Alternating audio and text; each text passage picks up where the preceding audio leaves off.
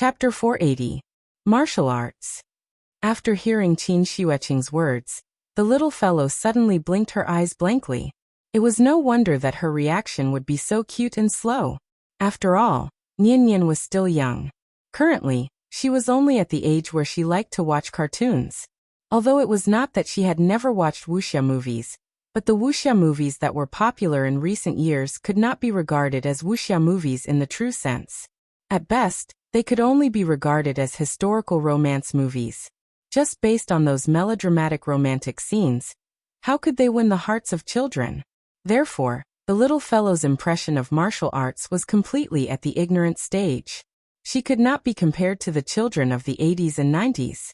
20 or 30 years ago, children usually liked to use a wooden stick as a long sword. They learned the martial arts moves on TV, and before they made a move, they must shout out the name of the move. For example, the 18 dragons subduing palms, 9 strategies beyond the swords, Buddha's palm and other martial arts skills. Basically every child knew 1 or 2 moves. Thinking about it, he felt a little regretful.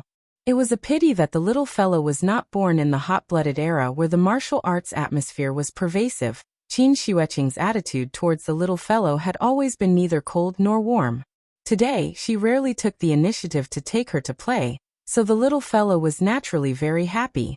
Therefore, she immediately blinked her big bright eyes, and then slightly tilted her head and asked in a coquettish voice, "Auntie, what is martial arts?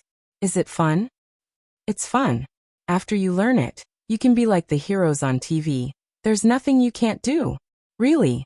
"Of course, why would Auntie lie to you?" At this moment, the smile on Qin Xueqing's face was really very bright. Looking at her proud look, she was simply like a demon holding candy to lure a little girl.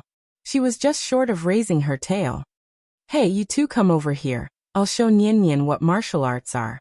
Qin Xueqing had always been taciturn. Today, in order to lure the little fellow to take the bait, she really used 120% of her strength. Seeing that the little guy seemed to be tempted, Qin Xueqing immediately let Changhua and Yiji come to the center of the courtyard, ready to use them as punching bags to show the little guy what martial arts were. Since he said it was martial arts, then he definitely couldn't use magic. Changhua and Yiji had been beaten up all this time, and under the influence of what they heard and saw, the two of them had learned a few fierce moves. As a result, a scene that shocked the little fellow appeared. In the center of the courtyard, Qin Xueqing was like a graceful butterfly, sometimes leaping up, sometimes crouching on the ground, twisting and turning, displaying her graceful figure. Perhaps it was because Qin Xueqing rarely sparred with others in the outside world, so even though her martial cultivation was extremely profound, she still lacked the fierce killing intent that came from mountains of corpses and seas of blood. Therefore, her martial arts looked more like a dance. "It's beautiful. Auntie is so beautiful." Since it was an exhibition match, Qin Xueqing's moves were naturally more gentle than usual, and it could be said that she didn't overdo it. The little fellow couldn't see the subtlety of it, but he was still completely attracted by her graceful dancing posture, so he excitedly clapped at the side. Looking at the little fellow's eager appearance, Qin Xueqing couldn't help but smile slightly. After forcing Changhua and Yiji back with one palm, she lightly landed beside the little fellow, then asked with a smile, "How is it, do you want to learn?" Hearing this, the little fellow immediately nodded his head like he was pounding garlic. "Yes. Okay, then come over here, Auntie will help you stretch your tendons and pull out your bones." "Okay." The little fellow didn't understand, only thinking that Qin Xueqing wanted to play a game with him, so he eagerly went over. Just as Qin Xueqing was teaching the little fellow the horse stance, Qinshi finally returned to the courtyard. This was the first time he entered the dark space, and he hadn't figured out the specific time ratio between the two worlds, so it caused him to come back slightly late. If it was in the past, it wouldn't be a problem if Qinshi came back a little late. But today was different. Qin Xueqing actually took advantage of his absence to start teaching the little fellow cultivation. Therefore, the moment Qinshi's figure appeared in the courtyard, the temperature seemed to drop a lot. "What are you doing?" Qinshi's tone didn't have any emotional fluctuations, as if he was talking about something very ordinary, but those who were familiar with him should know. This was a sign that he was angry. Chunxi was angry? After realizing that something big might happen next, Changhua and Yiji immediately looked at each other, then quietly left the courtyard. It wasn't good to stay here for long, leaving was the best plan. At this moment, the little fellow also noticed Chunxi's figure, so she immediately stopped what she was doing and ran towards Chunxi eagerly. "Daddy, you're back?" The little fellow happily jumped into Chunxi's arms. Chunxi gently pinched her little face, then directly carried her from the ground. "Yes, Daddy went out to do something just now, so I didn't have time to make breakfast for you. You're not hungry, are you?" "I'm not hungry." The father and daughter talked as if there was no one else around, while Qin Xueqing waited silently by the side. When Chunxi looked at her, Qin Xueqing calmly replied, "I'm teaching her martial arts." Hearing this, before Chunxi could reply, the little fellow happily interrupted and shouted, "Auntie is teaching me martial arts. It's very fun. Daddy, do you want to learn?" "Is that so?" Chunxi chuckled. He gently reached out and pinched the tip of the little fellow's nose, which immediately caused her to act coquettishly. Chunxi seemed to be trying to make the little girl happy, but a question suddenly popped out of her mouth. "Why did you teach her without my permission?" It had to be said that his sister-in-law's behavior today really annoyed Chunxi a little. After all, from the day he returned to Earth, he had made up his mind to create an ordinary and happy childhood for the little fellow, just like ordinary children, to enjoy the pure happiness that they should enjoy at their age. The road of cultivation was long, but childhood was only a few short years. Did he want to deprive her of even these short years? "She's willing to learn, I'm willing to teach, it's that simple." "Then did you ask for my consent?" "Do you need it? Don't you need it?" Hearing this, Qin Xueqing couldn't help but sneer, and coldly replied, "I started practicing martial arts when I was 3 years old. I had already practiced obvious strength when I was her age. Since learning martial arts is good for the body, why don't you let her learn? She's just a child." This time, Chunxi was really a little angry, so even his tone became much colder. Seeing this, Qin Xueqing was not afraid. Instead, she righteously retorted, "She is also a person with the ability to think independently. Please ask her whether she is willing to do it before you make a decision for her." "You." Being choked by Qin Xueqing, Chunxi was so angry that he couldn't even speak. At this moment, the atmosphere in the yard was really a little awkward. The little fellow lay on Chunxi's shoulder, looking left and right at her father, right at her aunt, completely not understanding what they were quarreling about. But fortunately, just when Chunxi and Qin Xueqing were in a deadlock, Qin Ruoying suddenly appeared. She was holding a bowl of hot porridge in her hand, which was the white fungus and lotus seed porridge that she personally cooked for the little fellow. "Nian Nian, come in and eat." Chapter 481. Eat. After hearing Qin Ruoying's call, the little fellow's eyes suddenly lit up.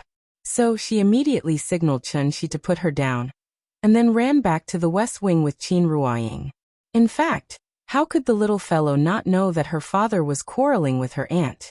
Although she didn't understand why the two were quarreling, it was the first time such a hostile scene appeared in the courtyard, so it made the little fellow feel very awkward. Therefore, after hearing Qin Ruoying's call, the little fellow directly ran away like Changhua and Yiji. "Sister, you judge. Do you think what I said makes sense?" Qin Xueqing had long known about Qin Ruoying's memory loss, but because she was now angry, she wanted to pull Qin Ruoying, such a strong foreign aide, to support her. After hearing Qin Xueqing's question, Qin Ruoying, who had already walked up the stairs of the west wing, also stopped. But unfortunately, Qin Ruoying didn't intend to turn back to support her. "It's none of my business, you guys can quarrel slowly." After saying this sentence very calmly, Qin Ruoying took the bowl back to the room. Qin Xueqing didn't have much reaction to this, because she already knew that with Qin Ruoying's current character, she wouldn't care about anyone other than Nian Nian. And the reason why she still chose to ask Qin Ruoying was because she didn't want to continue to be in a deadlock with Chunxi. Therefore, after hearing Qin Ruoying's answer, Qin Xueqing rolled her eyes at Chunxi, and then turned back to the east wing without looking back. "This is great." In the courtyard, which was very lively just now, in the blink of an eye, only Chunxi was left alone. Chunxi was really depressed in his heart, but there was nowhere to vent, so he could only return to the guest room with a stomach full of resentment like the two sisters. What could he do? Was he going to beat his sister-in-law? This was the first time that someone questioned Chen Shi's education philosophy. Long before Qin Ruoying lost her memory, Chen Shi had already discussed with Qin Ruoying whether to teach the little fellow to cultivate. Unlike Chen Shi's firm attitude, Qin Ruoying's attitude at that time was somewhat ambiguous. She neither agreed nor opposed, as if she wanted to leave this decision to the little fellow herself. But how old was Nian? How could she understand what cultivation meant? It was also because of this that Chen Shi never thought of teaching Nian cultivation. Qin Xueqing's words seemed to be very reasonable, but she had never even had a boyfriend, so raising a child, she knew nothing. Chen Shi sulked in the room. But after thinking about it, his mind was still haunted by Qin Xueqing's powerful question. She is also a person with the ability to think independently. Please ask her if she agrees before you make a decision for her. Am I really meddling too much? Across the wall, Chen Shi muttered to himself. Then, as if he had thought of something, he suddenly got up and quickly left the room, then came to the outside of the west wing, and looked at the mother and daughter in the room through the window. In the room, the little fellow was holding a big bowl of porridge and slurping it. Qin Ruoying sat next to her and whispered from time to time, "Drink slowly, be careful not to choke." What a beautiful scene this was. Seeing this scene, Chen Shi's depression in his heart suddenly disappeared. He silently waited outside the window. After the little fellow finished her breakfast, she looked back and saw that her father was still outside the room. She immediately became as happy as a little bird, opened her arms and threw herself directly into Chen Shi's arms. "Dad, the porridge made by Mom is delicious. But Mom also said that you can't eat it. Dad, are you envious of me, haha?"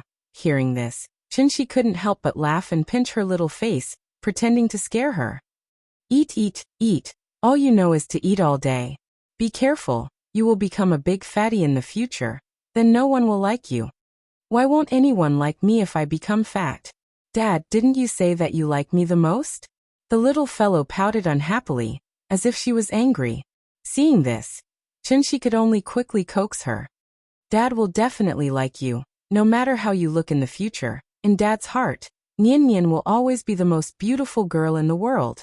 After hearing Chen Shi's answer, the little fellow rolled her big eyes and suddenly grinned. "What about Mom? Is Mom not beautiful? Mom is as beautiful as you." "Really? Of course you are Mom's child. How could you look different from Mom?" "That's right. Then when I grow up, I will definitely be as beautiful as Mom." As if she had encountered something extremely happy, the little fellow giggled, which made Chen Shi couldn't help but laugh foolishly with her. The father and daughter stood on the steps and whispered to each other. After Qin Ruoying cleaned up the table and prepared to go back to the kitchen to wash the dishes, Chen Shi offered to help her wash the dishes. Unexpectedly, Qin Ruoying didn't even look at him.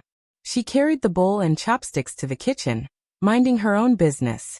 Chen Shi had long been used to Qin Ruoying's current attitude, so he didn't take it to heart. Seeing that his wife didn't need his help, he carried the little fellow back to the guest room where he was currently staying. Just as he returned to the room, Chen Shi put away the smile on his face, and with a very serious expression he looked at the little fellow and asked, "Nian, tell Dad honestly. Do you like the things that Auntie taught you?" Hearing this, the little fellow blinked her eyes, as if she didn't quite understand the meaning of his words. Just as Chen Shi expected, she was only a 6-year-old child. How could she understand what cultivation meant? It was like parents sending their children to learn music, art, and dance. Without the guidance of parents, no matter how talented a child was, it was impossible to be naturally interested in these things. And on this question, Chen Shi did indeed make a mistake. That was, he had never let the little fellow come into contact with cultivation, so how could he judge whether the little fellow liked cultivation or not? His sister-in-law wasn't wrong. Since Nian was a person with the ability to think independently, then she should have her own choice. Just like learning music, art, and dance, there were no disadvantages to cultivation. Instead, there were countless benefits. So, on the premise that he had the resources in this area, why couldn't he leave the choice to the little fellow herself? If Nian liked it, he would teach her. If Nian didn't like it, then it was fine not to learn. Therefore, after thinking this point through, Chunshi very solemnly handed the choice to the little fellow. Nian, tell Dad. Do you want to learn? 9 Heavens Divine Emperor. Chapter 482. Do you want to learn? The little fellow was not used to Chunshi being so serious. Therefore, while she was thinking hard about the true meaning of this sentence, she couldn't help but put her thumb in her mouth. While sucking on her finger, she tilted her head and seriously thought about her father's words.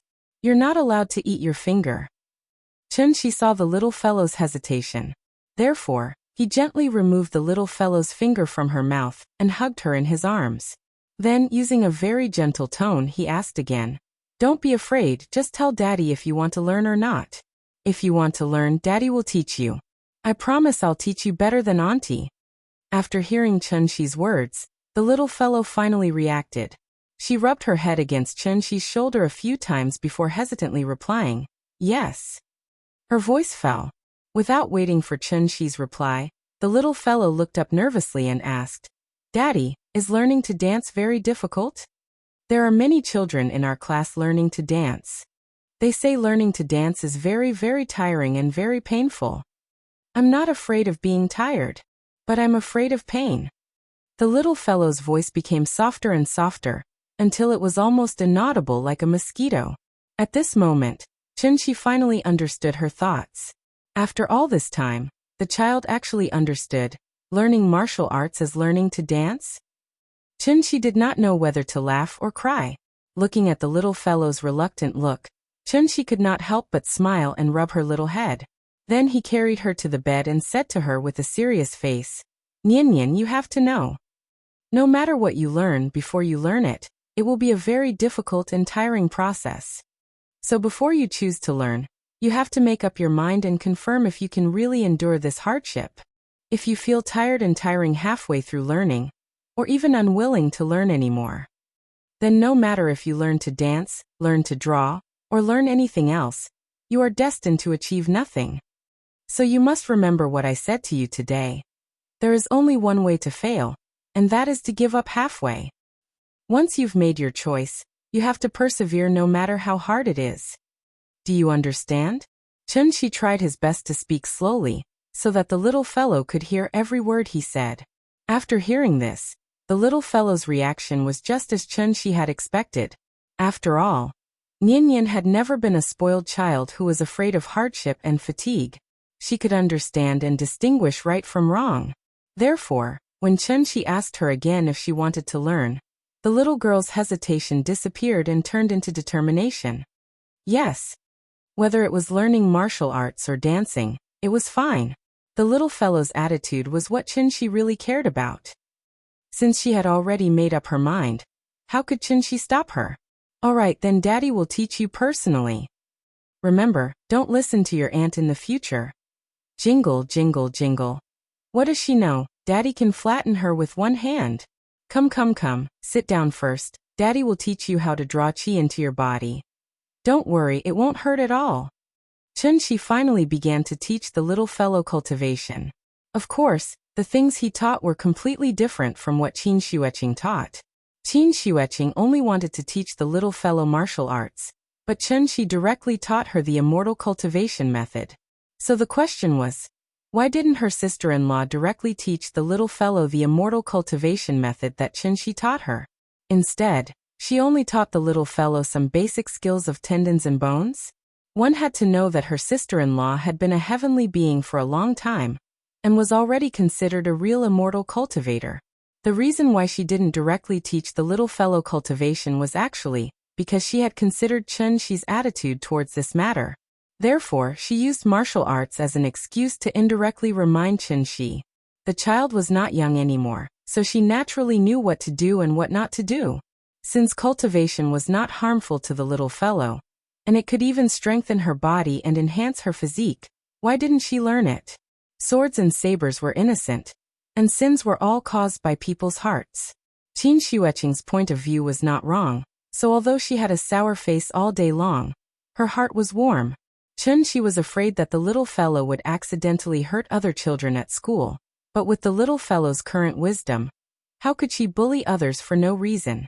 After all, She was now a class leader, a young pioneer, and a candidate for the school's 3 good students. Under Chun-Shi's careful guidance, the little fellow embarked on her own journey of cultivation in a daze. At the same time, Tuobashio hurried to Earth with her reinforcements.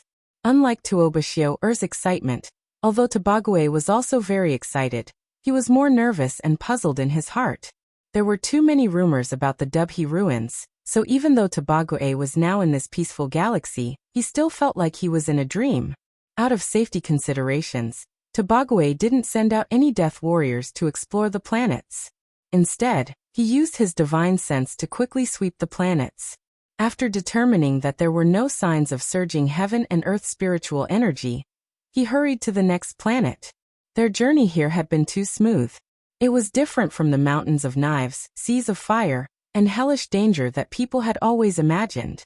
The so-called Dubhe ruins was in fact an ordinary galaxy that couldn't be more ordinary. There was only one star in this galaxy, and although the rest of the planets were large, they weren't life planets at all. There wasn't even a bit of heaven and earth spiritual energy in the periphery. There was no spiritual energy, no life.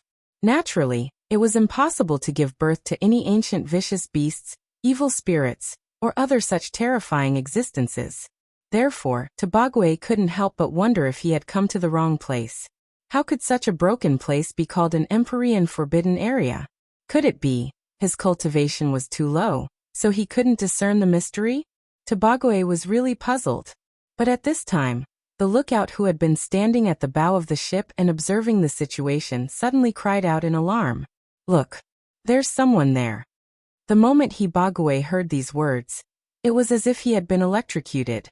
He suddenly shot up from his chair and flew to the bow of the ship at the fastest speed he had ever flown in his life. "Where is it?" Before Tobague arrived, Tobague's voice had already sounded in the lookout's ear. The lookout pointed. Just as Tobague was about to speak, Tobague had already turned and rushed to the helm of the ship. "Turn the helm and head to that planet. From now on, listen to my orders in all matters. Don't make a move without permission. If the situation changes, I will use the cup as a signal to kill all of you. Remember, remember." As Tobague issued a series of orders, the incomparably huge Star Cha also turned around and flew towards the seemingly small moon. Come. Wonderful Book House. Chapter 483.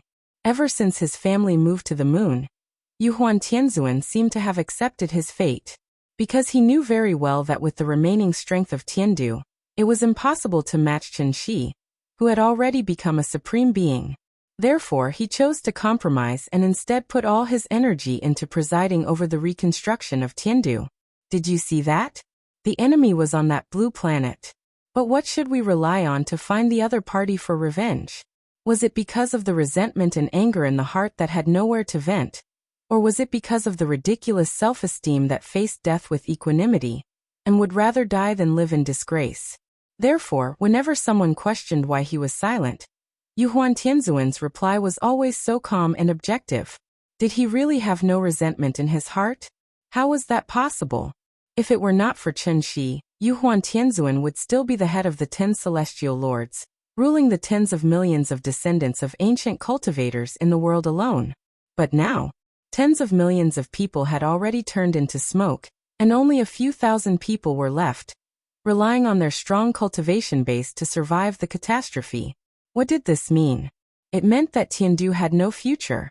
Could it be possible to rebuild a complete Tiandu with only the remaining celestial lords, divine generals, and celestial lords? What a joke! Therefore, Yuhuan Tianzuan's greatest wish now was not to kill Chen-Shi, but to be able to see Tiandu blossom in its former glory in his lifetime. In order to achieve this goal, Yuhuan Tianzuan lowered his always high head to Chen-Shi. As for whether others could understand his approach, it was not something he needed to worry about. Yuhuan Tianzuan decided to rebuild a new imperial palace on the moon. There was no Dragon Head Peak here, so he chose the highest mountain on the far side of the moon, and the materials were all taken from the ruins of Saturn's ring, which could be considered as making good use of waste. On this day, as usual, Yuhuan Tianzuan stood on the top of the mountain, silently examining the ugly new home in front of him. All of a sudden, He sensed a strong spiritual qi fluctuation above his head. Yuhuan Tianzuan subconsciously thought that it was Chun Shi again, so his face was immediately covered with a layer of frost. However, what Yuhuan Tianzuan didn't expect was, he raised his head, but what he saw was not Chun Shi's detestable smile, but a strange ship with a strange appearance and an incomparably large size. This ship was as big as a ship on the sea. At the same time that Yuhuan Tianzuan discovered the ship, the people on the ship seemed to have discovered him as well. Thus, the huge ship sped towards his location. In the blink of an eye, the giant ship landed about 500 meters away from the surface of the moon. And this distance of 500 meters just happened to be the edge of Chun Shi's seal. The people on the boat seemed to know that there was a seal here. As soon as the ship stopped, a figure flew out from it. The person who came was Tobagwe.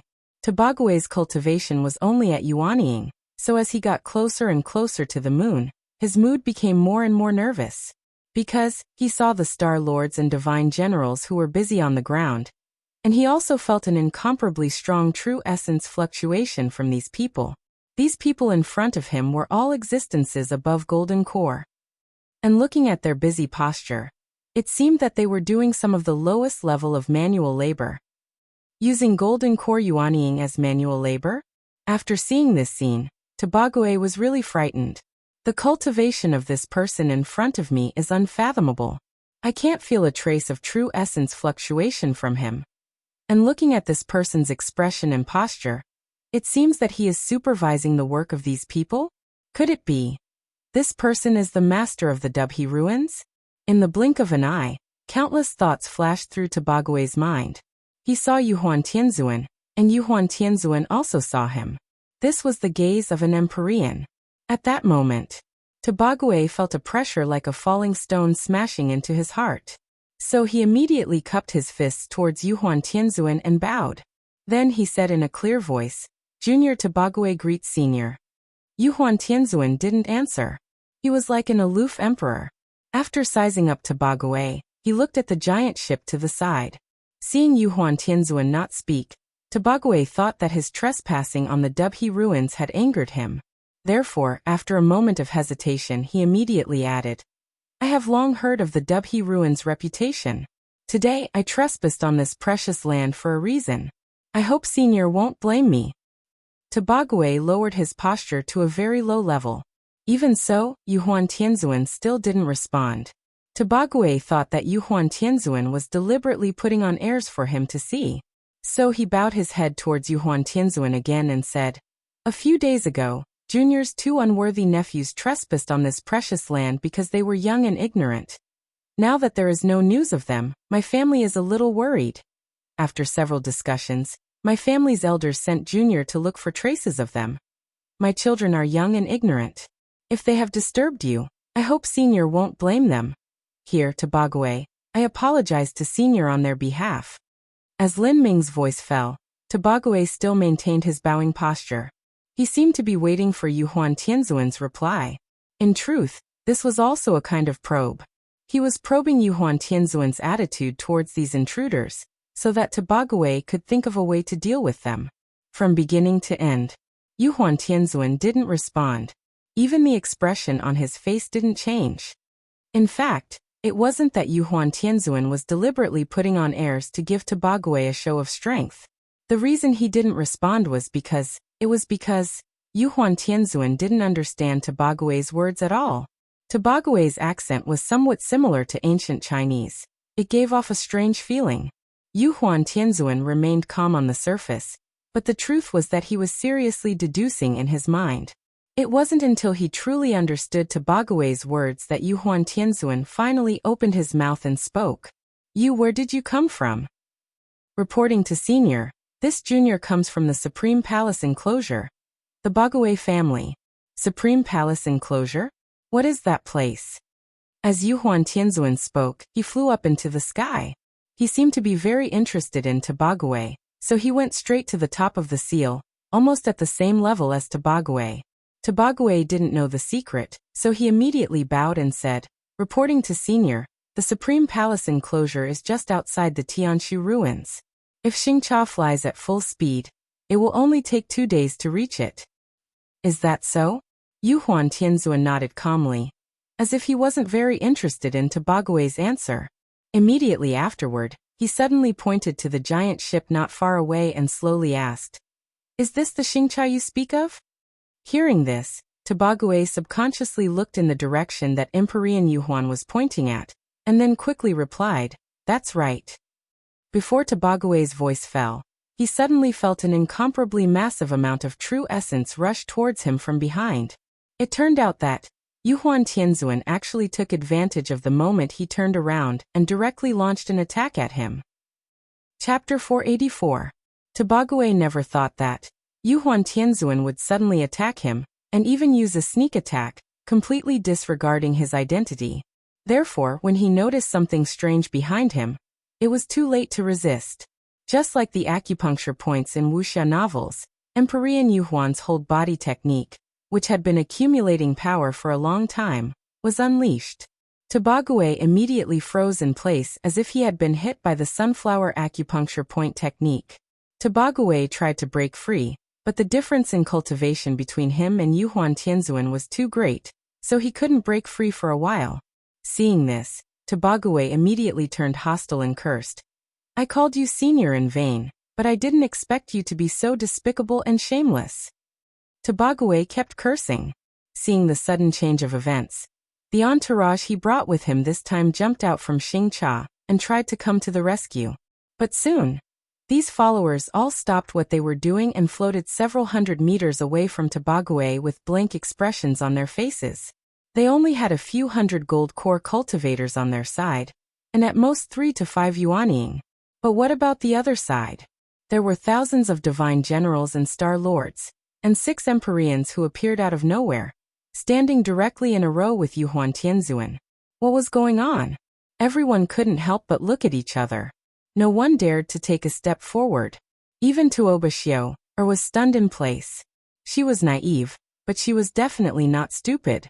In this tense situation, there was no need to guess. Her father should have accidentally angered the other side? So Tuoba Xiao, who didn't know what was going on, immediately walked out of the crowd and carefully came to Tobague's side. She followed her father and bowed respectfully to Yuhuan Tianzuan. "The Tuoba family didn't mean to offend senior. Please let my father go." Hearing this, Heavenly Venerate Yuhuan, who had a cold expression on his old face earlier, smiled and replied with a chuckle, "You are guests from afar, so why would this old man make things difficult for you?" After all, Tuoba Xiao, was still inexperienced, so she couldn't understand Yuhuan Tianzuan's strange behavior. Just as she stood rooted to the ground, thinking about how to resolve this conflict, Tobague, who was bound to the side, seemed as if he had suddenly discovered a secret. He couldn't help but shout out in shock, "Xiao, don't be afraid. They can't hurt father. Retreat. Everyone retreat. Get away from this formation. Just now, I only thought that this was the mountain protection array that you guys had set up. I didn't expect that. This formation is actually a prison used to imprison you." Tobague came from a branch family. Since he was able to serve as a commander of the clan at such a young age, he naturally wasn't an idiot. Just like how Yuhuan Tianzuan had been observing him, he had also been observing Yuhuan Tianzuan. Tobague always felt that something was wrong. It wasn't until Yuhuan Tianzuan made a move and the divine generals and star lords leapt out from below, but not a single one of them managed to pass through the array formation, that Tobague finally regained his composure. The truth was similar to what he had guessed. How was this a mountain protection array? It was simply an entrapment array that only allowed people to enter and not leave. When Chen Shi had laid down the array formation, he hadn't used any special magic treasures or flags. Thus, the strength of this array formation wasn't very high. It was also because of this that Tobague had mistakenly thought that this was a mountain protection array. Otherwise, with Heaven Capital's current strength, it wasn't impossible for them to escape from it. But this place was so close to Earth. If they really tried to break the array formation, they would inevitably alarm Chen Shi, the one who had laid down the array formation. Before they could succeed in breaking the array formation, the Great Demon King would have already descended to the moon to deal with them. And the reason that Empyrean Yuhuan was able to capture Tobague through the Great Array formation was entirely because his cultivation was far higher than Tobagawe's. Thus, he was able to mobilize the world's heaven and earth spiritual energy to capture Tobagawe. It was like a tourist playing with a tiger through a fence, and then accidentally having his clothes bitten by the tiger. It looked terrifying, but there wasn't any danger at all. In the worst case, he could just tear his clothes and give them to the tiger. With Tobagawe's cultivation, Yuhuan Tianzuan could only hold him for an incense stick of time. After an incense stick of time, he would naturally be able to escape. After figuring out the crux of the matter, Tobagawe completely calmed down. He calmly said, "Senior's cultivation is profound. If you insist on keeping this junior here to chat with you, then it is not impossible. But if you have other requests, then please forgive this junior for not accompanying you." Seeing Tobagawe put on an appearance like a dead pig that wasn't afraid of boiling water, Emperor Yuhuan didn't feel offended in the slightest. Instead, he chuckled and said, "Since you've already seen through the clues, then this old man will also be blunt. Actually, you don't need to make wild guesses. The reason this old man captured you is only to ask you a few questions. I hope you can answer truthfully." There were many people in Tiandu. Tobagawe didn't dare to tear apart Yuhuan Tianzuan, lest he cause more trouble. Therefore, after hearing Yuhuan Tianzuan's words, Tobagawe immediately replied, "Senior, please speak. This junior promises to tell you everything he knows." In fact, Tobagawe had already made up his mind. No matter what Yuhuan Tianzuan said next, he would never take half a step closer to this great array formation. As long as he could endure until the body lock technique was lifted, he would immediately take his people and leave this damned place. The reason was simple. Even a fierce character like Yuhuan Tianzuan was imprisoned here. Then, what kind of terrifying existence was the one who imprisoned him? So even if Tobagawe was given 10 times the courage, he still wouldn't explore the Dubhe ruins. Tobagawe honestly waited for Yuhuan Tianzuan to ask his questions. But after waiting for a while, Yuhuan Tianzuan seemed to have finished discussing with the other Emperors. Then he finally asked his first question. First question. How is my Tiandu's strength? How is it compared to your Tuoba family? Tiandu's strength is valiant, superior to the Tuoba family by 30%. Second question. With Tiandu's strength, what is its position in the Supreme Palace enclosure? Hearing this, Tobagawe couldn't help but be stunned.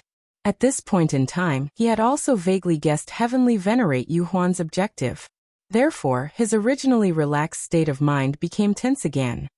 It is in the top 3, but if it is compared with Jade Clear Grotto Heaven, Tiandu may be slightly inferior. After hearing this, Yuhuan Tianzuan's face suddenly flashed with a trace of surprise. He probably didn't expect that, with Tiandu's strength, it was actually not the top force in the Supreme Palace enclosure. But this was also good, because only in this way could he be more confident in achieving his goal. So, after Yuhuan Tianzuan was silent for a while, he finally asked his third question. Third question. If my Tiandu is willing to unite with the Tuoba family in the form of marriage, can the Tuoba family accept my Tiandu to enter the Supreme Palace enclosure and become a force for the Tuoba family? Come. Wonderful Book House. Chapter 485. Enter the Supreme Palace enclosure. After hearing these words, even though Tobagawe had a premonition in his heart, he couldn't help but feel a little dizzy at this moment. Heavenly Venerable Yuhuan was really frank and straightforward, not hiding the thoughts in the depths of his heart at all. Was he tempted? Of course he was.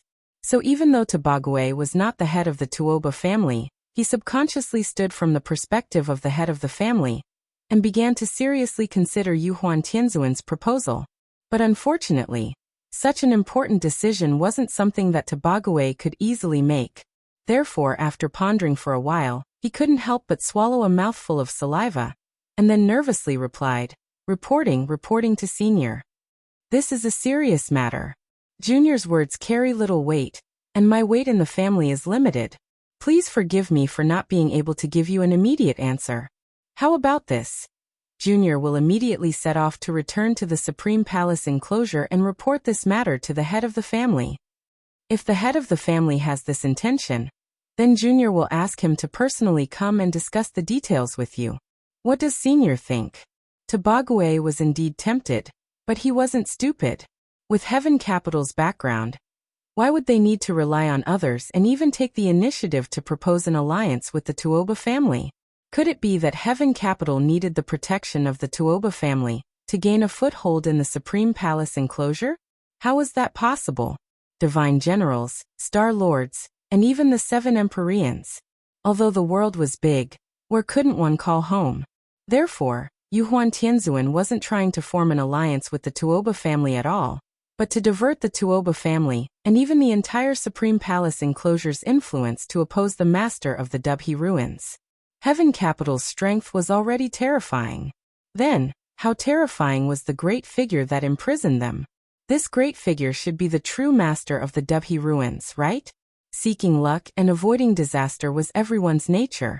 Therefore, after thinking about it several times, Tobague finally decided to stay out of it.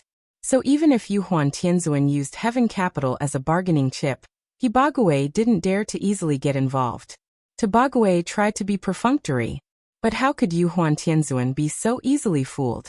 Thus, after seeing the hesitation on Tobague's face, Yuhuan Tianzuan immediately gave him a strong dose of medicine. Tobague was so frightened that he nearly broke free from his shackles. Go back and report to the patriarch. Ha!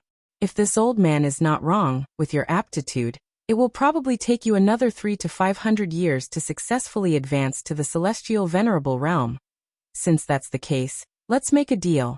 As long as you agree to this old man's request, this old man can guarantee that you will become a heavenly venerable within 60 years. What do you think? After hearing these words, Tobague was thoroughly shocked. Yuhuan Tianzuan's words were tactful enough. In reality, how could he not know how capable he was? Not to mention 300 to 500 years, even if he spent his entire life, with his talent he might not be able to successfully advance to Empyrean. Therefore, after hearing Yuhuan Tianzuan promise that he could successfully advance to Empyrean within 60 years, Tobague's heart was finally moved. I don't know what Senior's request is. If it is not beyond the scope of this junior's ability, this junior can give it a try. Hearing this, Yuhuan Tianzuan's face suddenly revealed a satisfied smile. Don't worry, I won't embarrass you. As long as you agree to this old man's request. This old man can even make a heart demon oath here, guaranteeing that I will fulfill my promise in the future. So, can we talk openly and honestly now? After a detailed discussion, Tobague and Yuhuan Tianzuan finally reached a consensus. Yuhuan Tianzuan's request was very simple. That was, Tobague would send out death warriors to wreak havoc on Earth in order to contain Qinshi. At the same time, Yuhuan Tianzuan would gather everyone's strength and take advantage of this opportunity to break the seal of the Great Array. As long as the Great Array was broken, the remnants of Tiandu would immediately board the giant ship and leave the Dubhe ruins with Tobague. Wasn't the plan simple? Whether this seemingly simple plan could be carried out smoothly or not, in fact, it would depend on how much Yuhuan Tianzuan knew about Qinshi. Qinshi was indeed a supreme, but he was not an omniscient and omnipotent god. As long as Tobague followed the plan and simultaneously launched a destructive attack on Earth from all directions, then would Qinshi rush over to stop them from breaking the array as soon as possible? Or would he rush over to deal with those ants that dared to cause trouble in his territory? For Yuhuan Tianzuan, the ancient immortal cultivators represented by Tiandu were obviously the true masters of Earth. Therefore, the Homo evolutus living on Earth were nothing more than ants to him. If it wasn't for Qinshi stopping him in time, causing him to fail in building the Soul Bridge, then Tiandu should have successfully descended to Earth by now. Once Tiandu succeeded in descending, what followed would inevitably be a massacre that would sweep across the globe. Dynasties would change, rivers and mountains would change masters. A new regime would always be built on the corpses of countless people. With Yuhuan Tianzuan's understanding of Qinshi, he could basically be sure that, once Earth was threatened, Qinshi would inevitably solve it as soon as possible. Then they could use this opportunity to break the seal and fly freely in the sky. Yuhuan Tianzuan used the entire Tiandu as a bargaining chip, and the Empyrean realm as bait.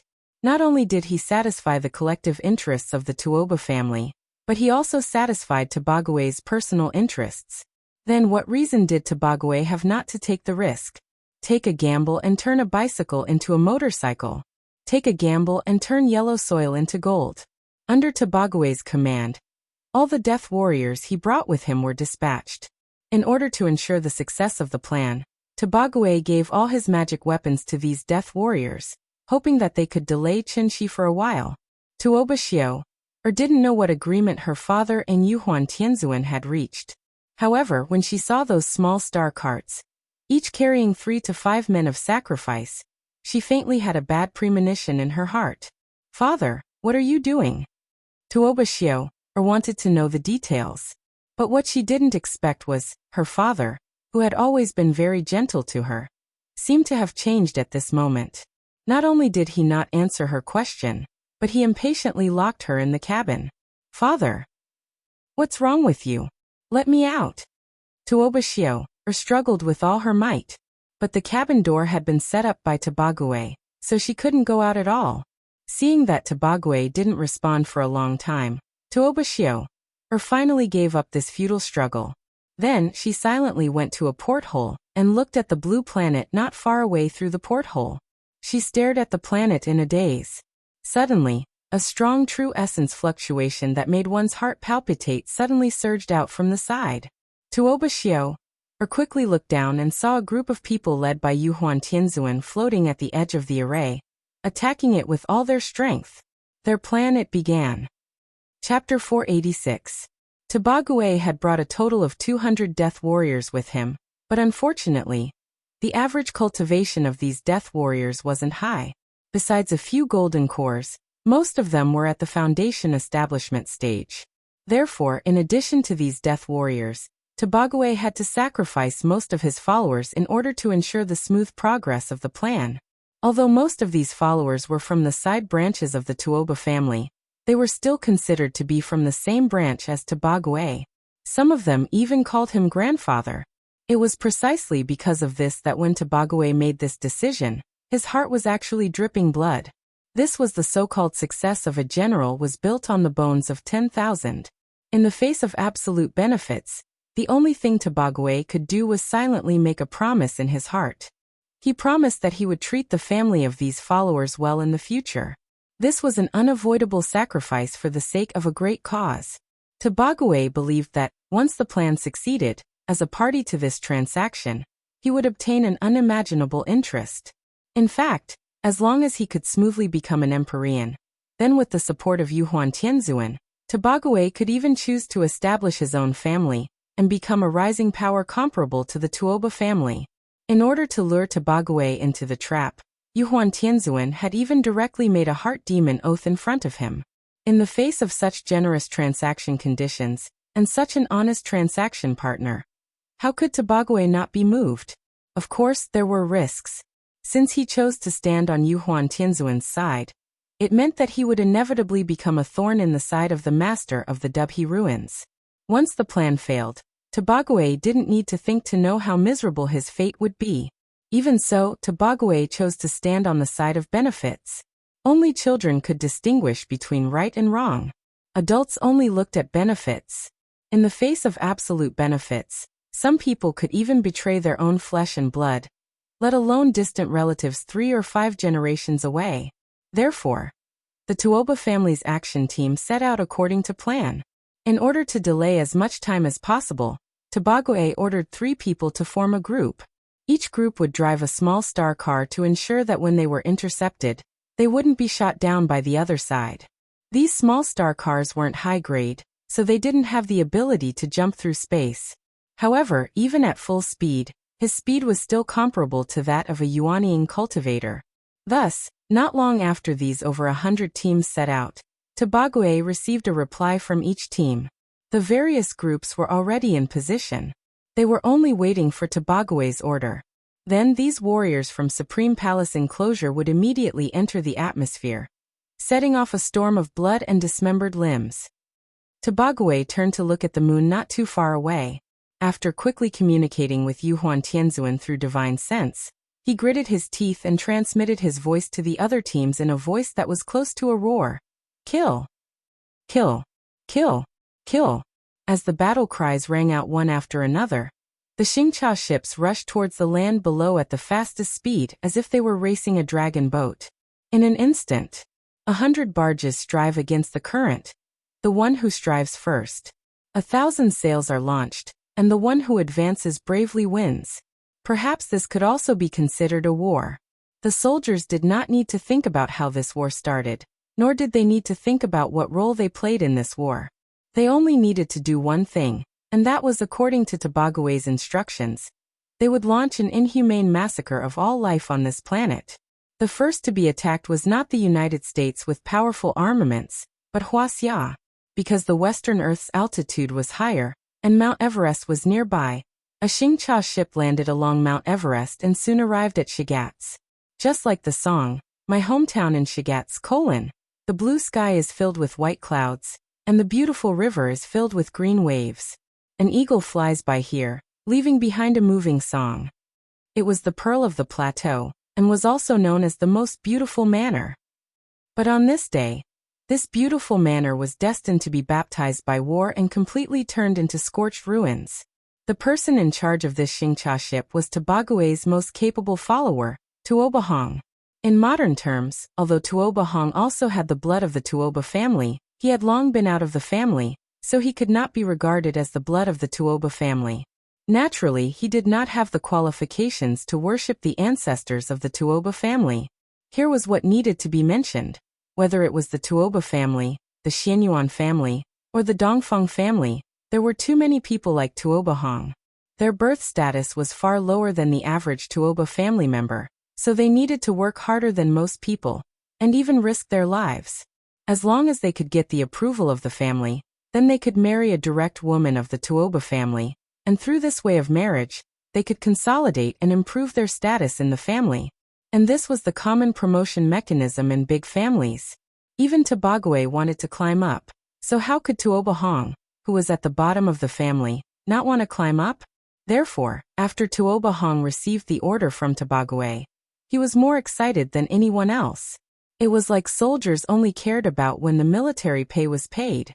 In Tuobahong's eyes, this was not a war at all, but a great thing for him to get credit for. Since Tobago had clearly stated that he wanted to kill everyone on this planet, then he would kill.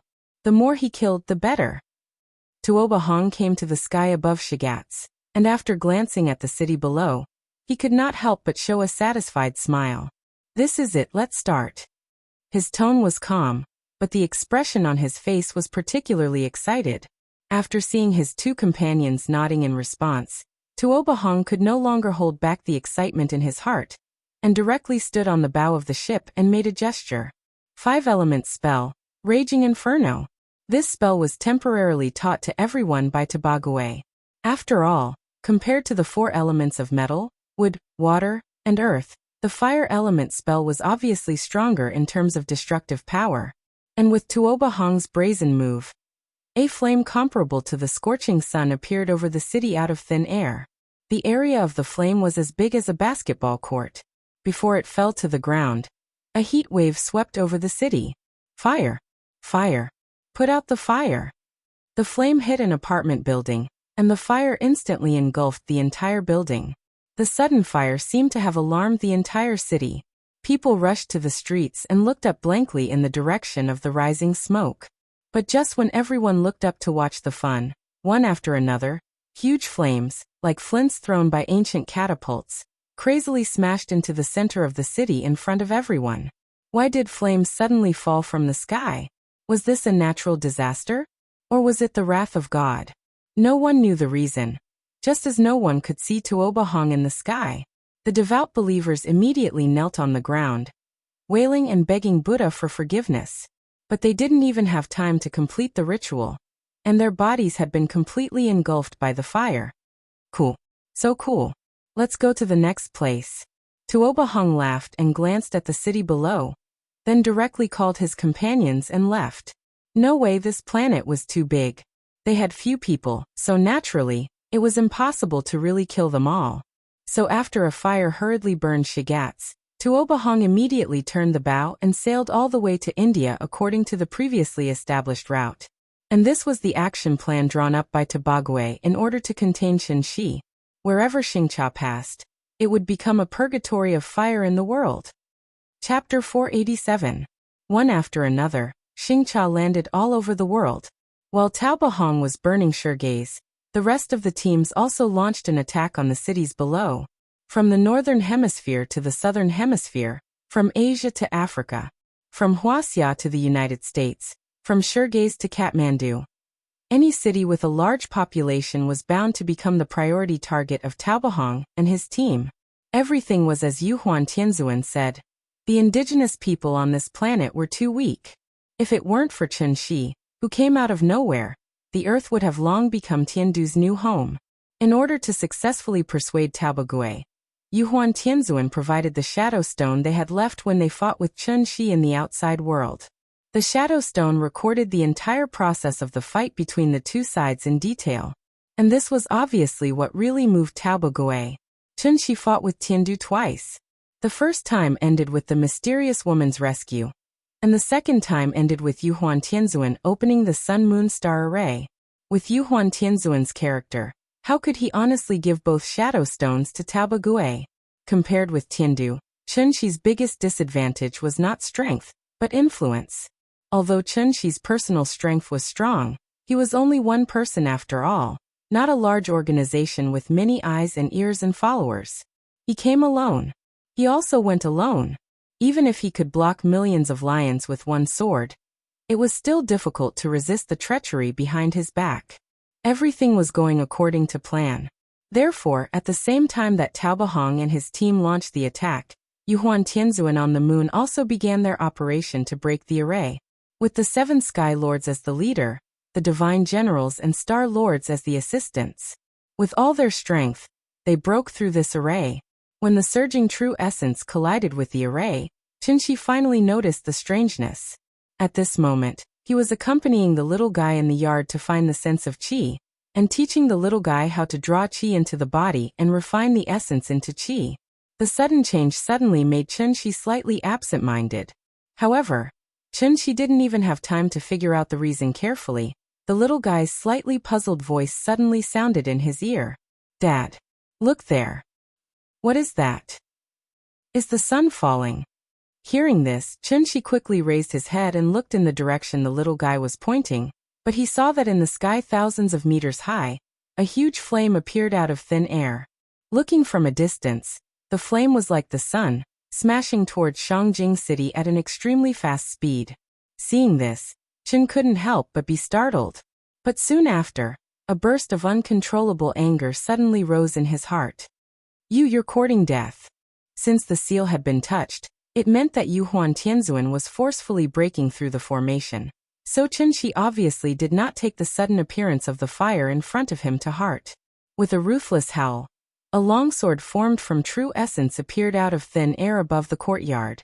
Then, like a meteor, the longsword instantly cut through the sky and shot straight towards the ball of flames. Bam! With a muffled sound, the ball of flames completely turned into a cloud of white smoke and dissipated. Fortunately, it was afternoon and the sun was shining brightly in the sky, so not many people noticed the abnormality just now. "Nian Nian, wait for me here obediently. Daddy will be right back." Just as Yuhuan Tianzuan had guessed, Chen Shi's first reaction was to rush to the moon to settle the score with him. However, as he soared into the sky and spread out his divine sense, Chen Shi suddenly discovered there were signs of True Essence fluctuations in the air. Chen Shi followed these fluctuations all the way and almost instantly came to the front of one of the Xingcha. "Who are you? Why are you making trouble here?" After using True Essence to forcibly stop the Xingcha, Chen Shi frowned and looked at the 3 people on the ship. Seeing this, the 3 men of sacrifice on the ship did not even bat an eyelid, and directly launched the fiercest attack towards him. Courting death. These men of sacrifice were only at the gold core stage. In front of Chen Shi, they were not even ants. The current situation was urgent. Yuhuan Tianzuan was still breaking the formation, so Chen Shi did not have time to play the game of torture with them. So he directly used a secret method on the 3 people on the ship. Soul snatching. Later, Chen Shi finally understood everything. Although these men of sacrifice were brainwashed every once in a while, they still clearly remembered the last order given by Taobagui. That was, kill. Wherever they go, kill without mercy. Since Chen Shi knew the cause and effect, There were only two choices in front of him. Either he immediately rushed to the moon and beheaded Tiandu on the spot, or he immediately rushed to all parts of the world to stop the killing of the Tuoba family's men of sacrifice. If he chose the former, then with the lethality of immortal cultivators to ordinary people, it was estimated that before Chunxi succeeded in defeating the 7 Sky Lords, human beings would be declared extinct first. What a vicious plan! What a vicious heart! Yuhuan Tianzuan was determined that he would not leave the earth alone. This was the angriest day in Chunxi's life. On one hand, it was because Yuhuan Tianzuan's behavior really touched his bottom line. On the other hand, it was completely because he was annoyed with his own inaction. Knowing that the 9-star alignment meant the opening of the seal, he did not make any defensive preparations in advance. The reason was very simple. Because Chunxi had always prided himself as an ordinary person, so from the moment of his return he only wanted to be like an ordinary person, to have an ordinary and happy family, to live an ordinary and happy life. Chunxi had truly achieved a small recluse in the wild, and a large recluse in the city. But it was precisely because of this he was found an opportunity by Yuhuan Tianzuan, and successfully exploited such a big loophole. Thinking of this, Chunxi couldn't wait to rush to the moon immediately and tear Yuhuan Tianzuan into pieces with his own hands. But the current situation forced him to stay on Earth. After all, if he delayed here for a second, another city might become a sea of fire. In the face of those ruthless immortal cultivators, what could the poor human beings do to resist? In desperation, Chunxi had to look up in the direction of the moon, and fiercely gritted his teeth and directly made his heart deem an oath. Yuhuan Tianzuan, Yuhuan Tianzuan. What a good Yuhuan Tianzuan! Don't you like to make a heart deem an oath? Then I, Chunxi, will also make a heart deem an oath today. If I don't kill you in this life, I swear that I am not human. His mouth contained the heavenly law, and his words were law. If there was any disobedience, there would be no hope for the heavenly law in this life. Chapter 488. It was broad daylight, and the universe was clear and bright. After Chunxi made the heart demon oath, the clothes on his body suddenly puffed up. Subsequently, a surge of incomparably surging true essence, like a huge tide, suddenly spread out with Chunxi's body as the center. They saw, he stood alone above the 9 heavens. His sleeves fluttered in the wind, making flapping sounds. When the divine sword Dharma idol condensed and took shape, Chunxi grabbed the sword hilt and took 7 steps in the air. After 7 steps, he suddenly pointed the long sword in his hand to the sky. At the same time he shouted with a fierce expression, "Rise!" In an instant, tens of thousands of divine sword Dharma idols connected and formed beside him. When he raised his sword, tens of thousands of swords suddenly arrived. I'd like to see. Who on earth dares to behave atrociously in my territory? Before his voice fell, Chunxi's entire person had completely turned into a stream of light, directly disappearing in mid-air. The densely packed divine sword Dharma idols followed closely behind Chunxi. From afar, the long swords in the sky were like giant dragons dancing in the air. They bared their fangs and brandished their claws as they pounced on any enemy they encountered along the way.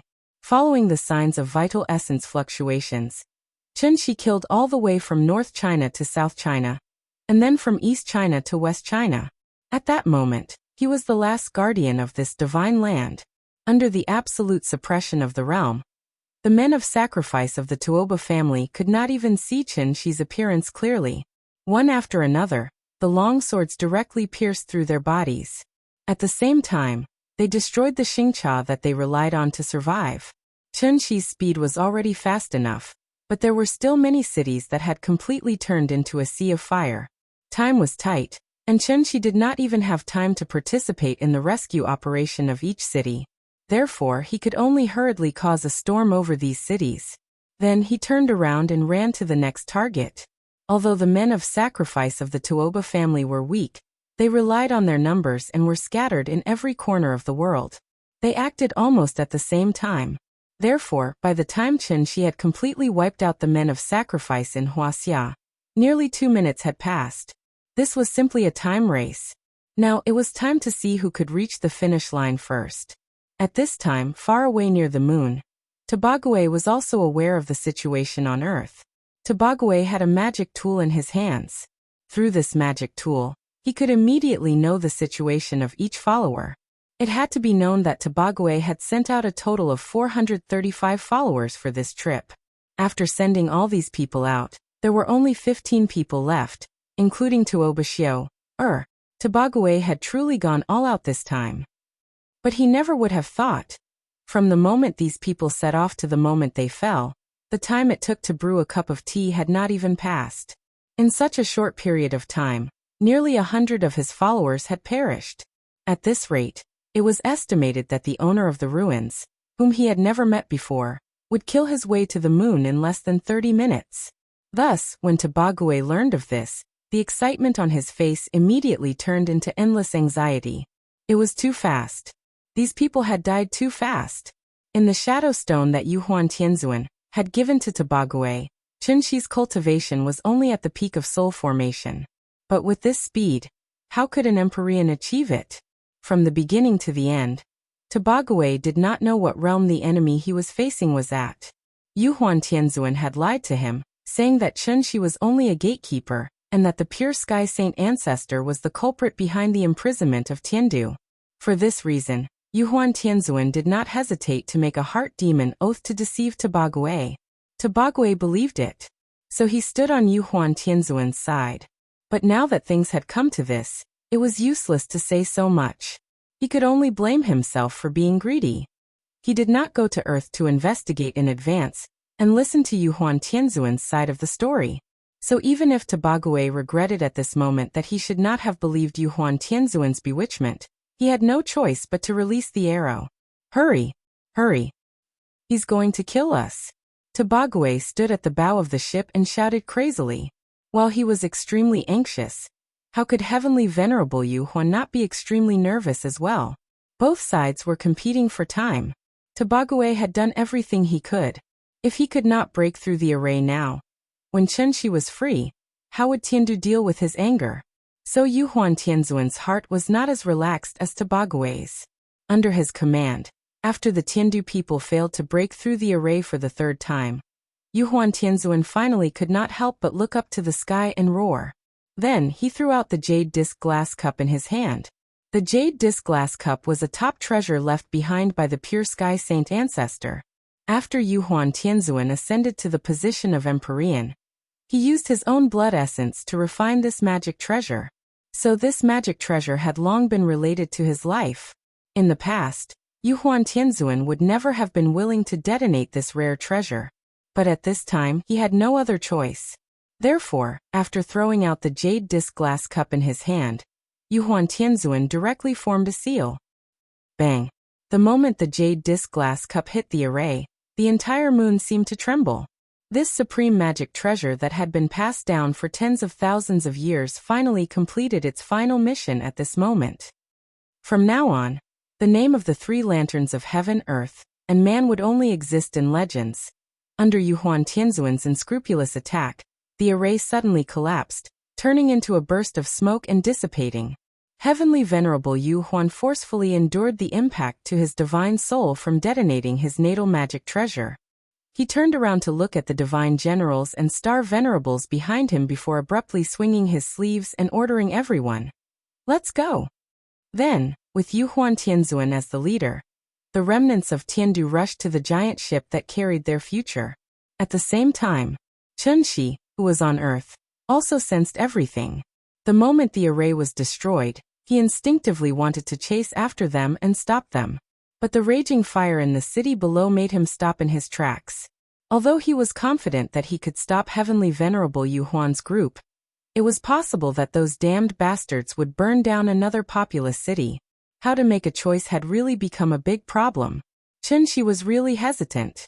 But at this moment, a voice that was not inferior to the sound of nature suddenly rang in his ears.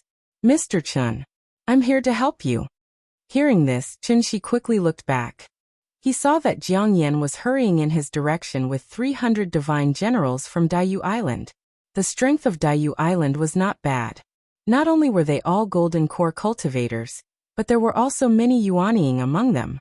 Therefore, as soon as Jiang Yan and his people appeared, Chunxi could not help but smile. "Good that you're here." I owe you today, and I'll repay you in the future. Hearing Chunxi's words, this cunning old man could not help but laugh.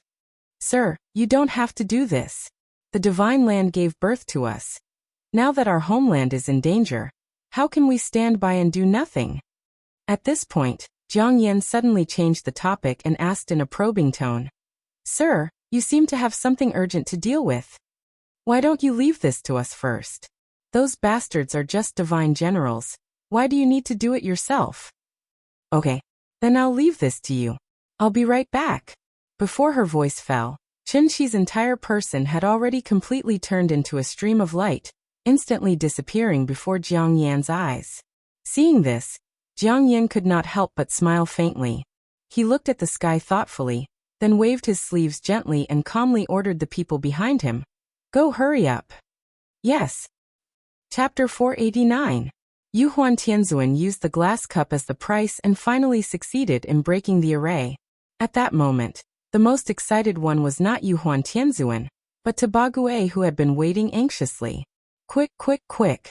Tabague stood at the bow of the ship and kept waving to everyone. In fact, at this time, why would he need to urge them? After the formation was broken, with Heavenly Venerable Yuhuan in the lead, the remaining several thousand people in Tiandu rushed toward the enormous star Cha in a grandiose manner. This was the third time Tiandu had to move. For the arrogant divine generals and star monarchs, when had they ever been in such a sorry state? Therefore, after everyone boarded the ship, they each found a corner and waited silently for the starship to start. The morale was a little low, but thinking about it, it was understandable. After all, Chunxi was like a dark cloud hanging over everyone's head. As long as they didn't escape from his clutches, this dark cloud would continue to bring endless trouble to people. Venerable, is everyone here? After Yuhuan Tianzuan boarded the ship, Tabague immediately put on a warm smile.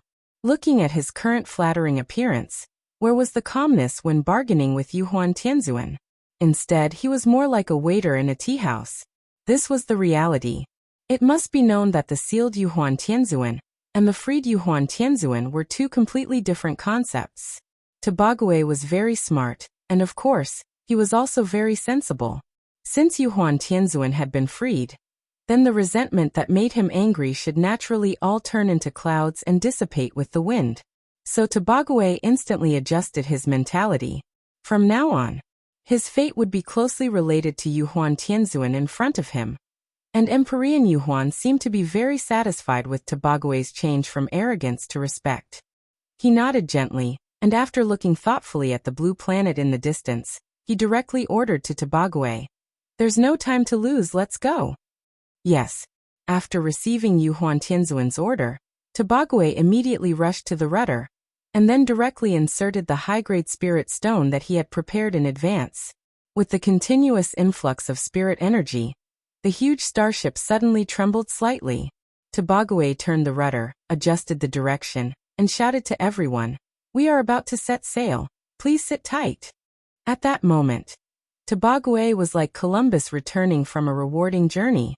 Although he had lost hundreds of loyal followers, compared to the harvest of this trip, what was that loss? As long as he successfully brought Yuhuan Tianzuan and the others back to Supreme Palace enclosure, then he would be the greatest meritorious service. What kind of impact would this have on the current situation of the Supreme Palace enclosure? Thinking of this, he couldn't help himself. But what Tabague didn't. Just as he gripped the rudder and was about to set off, a terrifying pressure that caused one's heart to palpitate suddenly came from afar. The strength of this pressure was enough to make one's legs go soft. What's more, there was obviously a monstrous killing intent. What's going on? Tabague was startled by this killing intent that seemed to have materialized into reality. After reacting, he wanted to control the starship enclosure to directly perform a space jump. But unfortunately, before the starship enclosure could perform a space jump, it must be in a high-speed flying state. So Tabague could only push the starship enclosure with all his strength, hoping to escape from this terrible place as soon as possible. The starship enclosure needed to be accelerated before it could perform a space jump, but Chunxi, who had already mastered the true meaning of the word void, didn't need to. Therefore, after a few breaths of time, His figure had already appeared not far behind the starship enclosure, and was clearly reflected in the eyes of everyone on the ship. In everyone's sight, Chunxi arrived suddenly on 10,000 swords, like a soaring dragon roaming in the void, like the Milky Way hanging upside down on 3 stone beams. Before he arrived, the strong and unparalleled pressure on his body had already pressed everyone to the point of suffocation. At that moment, a nightmare seemed to have become a reality. Everyone, listen to my order, array! Unlike Tabagui, who was at a loss, Yuhuan Tianzuan was obviously mentally prepared to be caught up by Chunxi in advance. Therefore, as soon as Chunxi appeared, everyone on the ship launched an attack at him at the same time. In an instant, a dense amount of true Yuan Qi shot out like laser cannons, bringing along a dazzling stream of light as it smashed towards Chunxi. Whether it was a Star Lord or a Divine General, everyone couldn't wait to use all their skills in an instant, only hoping that everyone could work together to strangle this terrible enemy here. In the face of so many people attacking at the same time, even Chunxi didn't dare to face them head-on.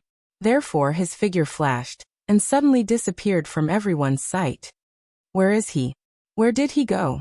The killing move that everyone on the ship had been preparing for a long time missed just like that. No one knew where Chunxi had gone, so they subconsciously turned their heads to look for her. Seeing this, Yuhuan Tianzuan immediately raised his arms and shouted, "Don't panic! Be careful! Don't let down your guard. Although this person's cultivation is high, we have many people in Tiandu. He definitely won't dare to fight us head-on, so he can only hide in the dark and wait for an opportunity to sneak attack, trying to defeat us one by one. Everyone, don't be distracted, don't fall into his tricks." After Yuhuan Tianzuan said this, everyone calmed down, so they released their divine sense, hoping to find Chunxi's trace in the first place. At this time, Yuhuan Tianzuan suddenly turned around and asked Tabagui anxiously, "How long will it take?" 3 breaths. Only 3 breaths. Note: 1 breath is about 2 to 3 seconds. Tabagui gave a very positive reply. Xingcha had been accelerating. As long as she successfully accelerated to the state of space jump, then even if Chunxi was a supreme, he wouldn't be able to attack them in this state. In fact, from the moment he saw Tabagui, Yuhuan Tianzuan had already made various plans in his heart. According to Tabagui's description, there should be many supreme-level existences in Supreme Palace enclosure. Therefore, if Chunxi was really determined to pursue and beat them up today, Heavenly Venerable Yuhuan would at most drag the battlefield to Supreme Palace enclosure. He didn't believe that no one could stop Chunxi. Heavenly Venerate Yuhuan had calculated everything, but the only thing he hadn't expected was, in order to kill him, Chunxi didn't even hesitate to make a heart demon oath. Therefore, the moment he talked to Tabagui, Chunxi's figure appeared from the void. This was the anger from Huaxia's bloodline. Of all the things Emperor Yuhuan shouldn't have done, the thing he shouldn't have done the most was to treat the lives of mortals as grass. Thus, he had to die. The moment Chunxi appeared, the long sword in his hand drew a cold light in the air. Moonlight Sword Art, 3rd Style. 10,000 swords returned to origin. Chunxi's appearance was very sudden. Besides Yuhuan Tianzuan, who was closest to him, almost no one reacted. Heavenly Venerate Yuhuan instinctively wanted to block it. But what he never thought was, Chunxi's sword tip didn't point directly at him, but at the side, to Bagui. Chapter 490. First of all, Xingcha could barely be regarded as a magic weapon. Especially this kind of large Xingcha. It needed the master's blood essence to feed it. After it was completely refined, it could be controlled at will. Therefore, the first thing Chunxi wanted to kill was not Yuhuan Tianzuan, but Tabagui. In addition, there was also an analogy here. If Chunxi was compared to a tiger, then Tiandu's group was naturally a flock of sheep. In terms of individual combat strength, a sheep could never be a tiger's opponent. But if thousands of sheep charged at the same time, even a ferocious tiger would have to obediently retreat to the side. The strength of an individual could never be compared to the strength of a group. Therefore, Chunxi could only use a sneak attack to drag the sheep out of the flock one by one, and then kill them one by one. From the beginning, Chunxi's goal was very clear. So as soon as he appeared, he perfectly displayed the strength of a supreme being. Moonlight Sword Art, 3rd Move. 10,000 swords returned to origin. The long sword behind Chun Shi was like a giant dragon. After emerging from the void, it smashed down at Tobagwe at an extremely fast speed. Its speed was fast and its momentum was spectacular. It was like a waterfall that swallowed mountains and rivers. In an instant, it brought a huge suffocating pressure to everyone present. Tobagwe was in the center of the vortex. His feeling was naturally more profound than others. And it was precisely because of this. As soon as Chun Shi appeared, Tobagwe keenly felt that he was locked on by Chun Shi's aura. So he immediately raised all the vital essence in his body and forcibly propped up a protective aura shield. At the same time, he did not forget to urgently send a voice transmission to Yuhuan Tianzuan. "Venerable, save me." At this moment, Tobagwe really regretted it. Chun Shi did not care about Empyrean Yuhuan, and instead made a special trip to find trouble with him, a small fry. Wasn't it obvious that he wanted to kill him, then seize control of the Xingcha, and finally slowly kill everyone on the ship? And at this time, if Tobagwe still didn't know Chun Shi's true strength, then he really would be too stupid. Supreme Martial Artist. This was a living supreme being. He was in big trouble today. In just a flash, tens of thousands of swords smashed into Tobagwe's protective astral shield. He didn't even have time to react before he spat out a large mouthful of blood from the shockwave of the true chi. Poof! His protective shield shattered with the sound. Tobagwe's eyes flashed with despair. A mirthless smile suddenly appeared on his face. Just what did he, Tobagwe, deserve to die under the sovereign's sword today? Thinking about it carefully, this seemed to be a kind of honor. Humans would always have some different feelings before they died. Tobagwe had already mentally prepared himself. But at this critical juncture, a figure suddenly appeared in front of him and risked his life to block this fatal blow for him. Of course, this person couldn't be Tuoba Xiao, Moreover, Tuoba Xiao, didn't have such ability. Therefore, when this person risked his life to block this blow for Tobagwe, even Chun Shi couldn't help but show a trace of surprise. At that moment, time seemed to stand still. The focus of the audience was on this figure. This person, wasn't it Yuhuan Tianzuan? No one could smoothly block the full blow of a supreme martial artist. Yuhuan Tianzuan was no exception. Therefore, the moment the tens of thousands of swords arrived, the energy around Yuhuan Tianzuan's body suddenly stagnated. The protective shield also cracked and collapsed. In front of an insightful Void Realm expert, a divine transformation realm expert had no ability to resist. But even so, Yuhuan Tianzuan had no intention of retreating. He looked up to the sky and roared. The defensive magic weapon on his body suddenly bloomed with a burst of brilliant light. Even if a supreme martial artist is above, I will not retreat half a step. In an instant, the body of the 10 celestial sovereigns, who had been in a high position for a long time, burst out with a tenacious fighting spirit that didn't fear death. Bang! Bang! Bang! 10,000 swords returned to origin was very different from other moves. This move's sword chi was vigorous and long. After the move was released, it was like a huge wave. Wave after wave bombarded the enemy's body continuously until the attack was completely eliminated. Under such a violent collision, the people on the ship naturally reacted at this moment. Then they spontaneously attacked Chun Shi. Seeing that things were not going well, Chun Shi could only hurriedly withdraw his true essence, and then escape into the void again. This was the method of an insightful emptiness. His movements were erratic and formless, making it impossible for others to detect his presence.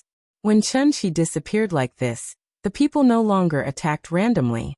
Instead, they rushed forward like a swarm of bees and hurriedly protected Yuhuan Tianzuan in the center. Seeing that Yuhuan Tianzuan's situation was not very good, Celestial Sovereign Xuanjin immediately stepped forward to support him. Then he asked with concern, "Yuhuan, are you okay?" "I'm fine." Yuhuan Tianzuan clearly suffered a heavy blow from Chun Shi, but at this moment, it was as if nothing had happened. Other than his pale face, Celestial Sovereign Xuanjin could not see any injuries on his body. Celestial Sovereign Xuanjin seemed to want to ask something. However, Yuhuan Tianzuan directly waved his hand and quickly ordered the people. "Formation. The crisis is not over yet. Don't be distracted." As expected, Before Yuhuan Tianzuan's voice died away, Chunxi's figure once again appeared in front of everyone's eyes. He had missed the best opportunity when he missed his attack just now. At present, most of the remaining Heaven Capital troops were concentrated near the rudder. Even Chunxi did not have the confidence to break their formation in an instant. Therefore, he could only move to the stern of the ship and concentrate all his true essence on his hand. This time, he did not use a sword. Instead, he chose a saber that he did not use often. The sword was nimble and the saber was strong and fierce. Great clumsiness turned into simplicity. One saber was enough. The third move of the Flaming Sun Saber technique. One saber cleaving the sky. They saw, the moment Chunxi appeared, he was already holding the saber with both hands. The tip of the saber was pointed at the sky. Such a powerful move.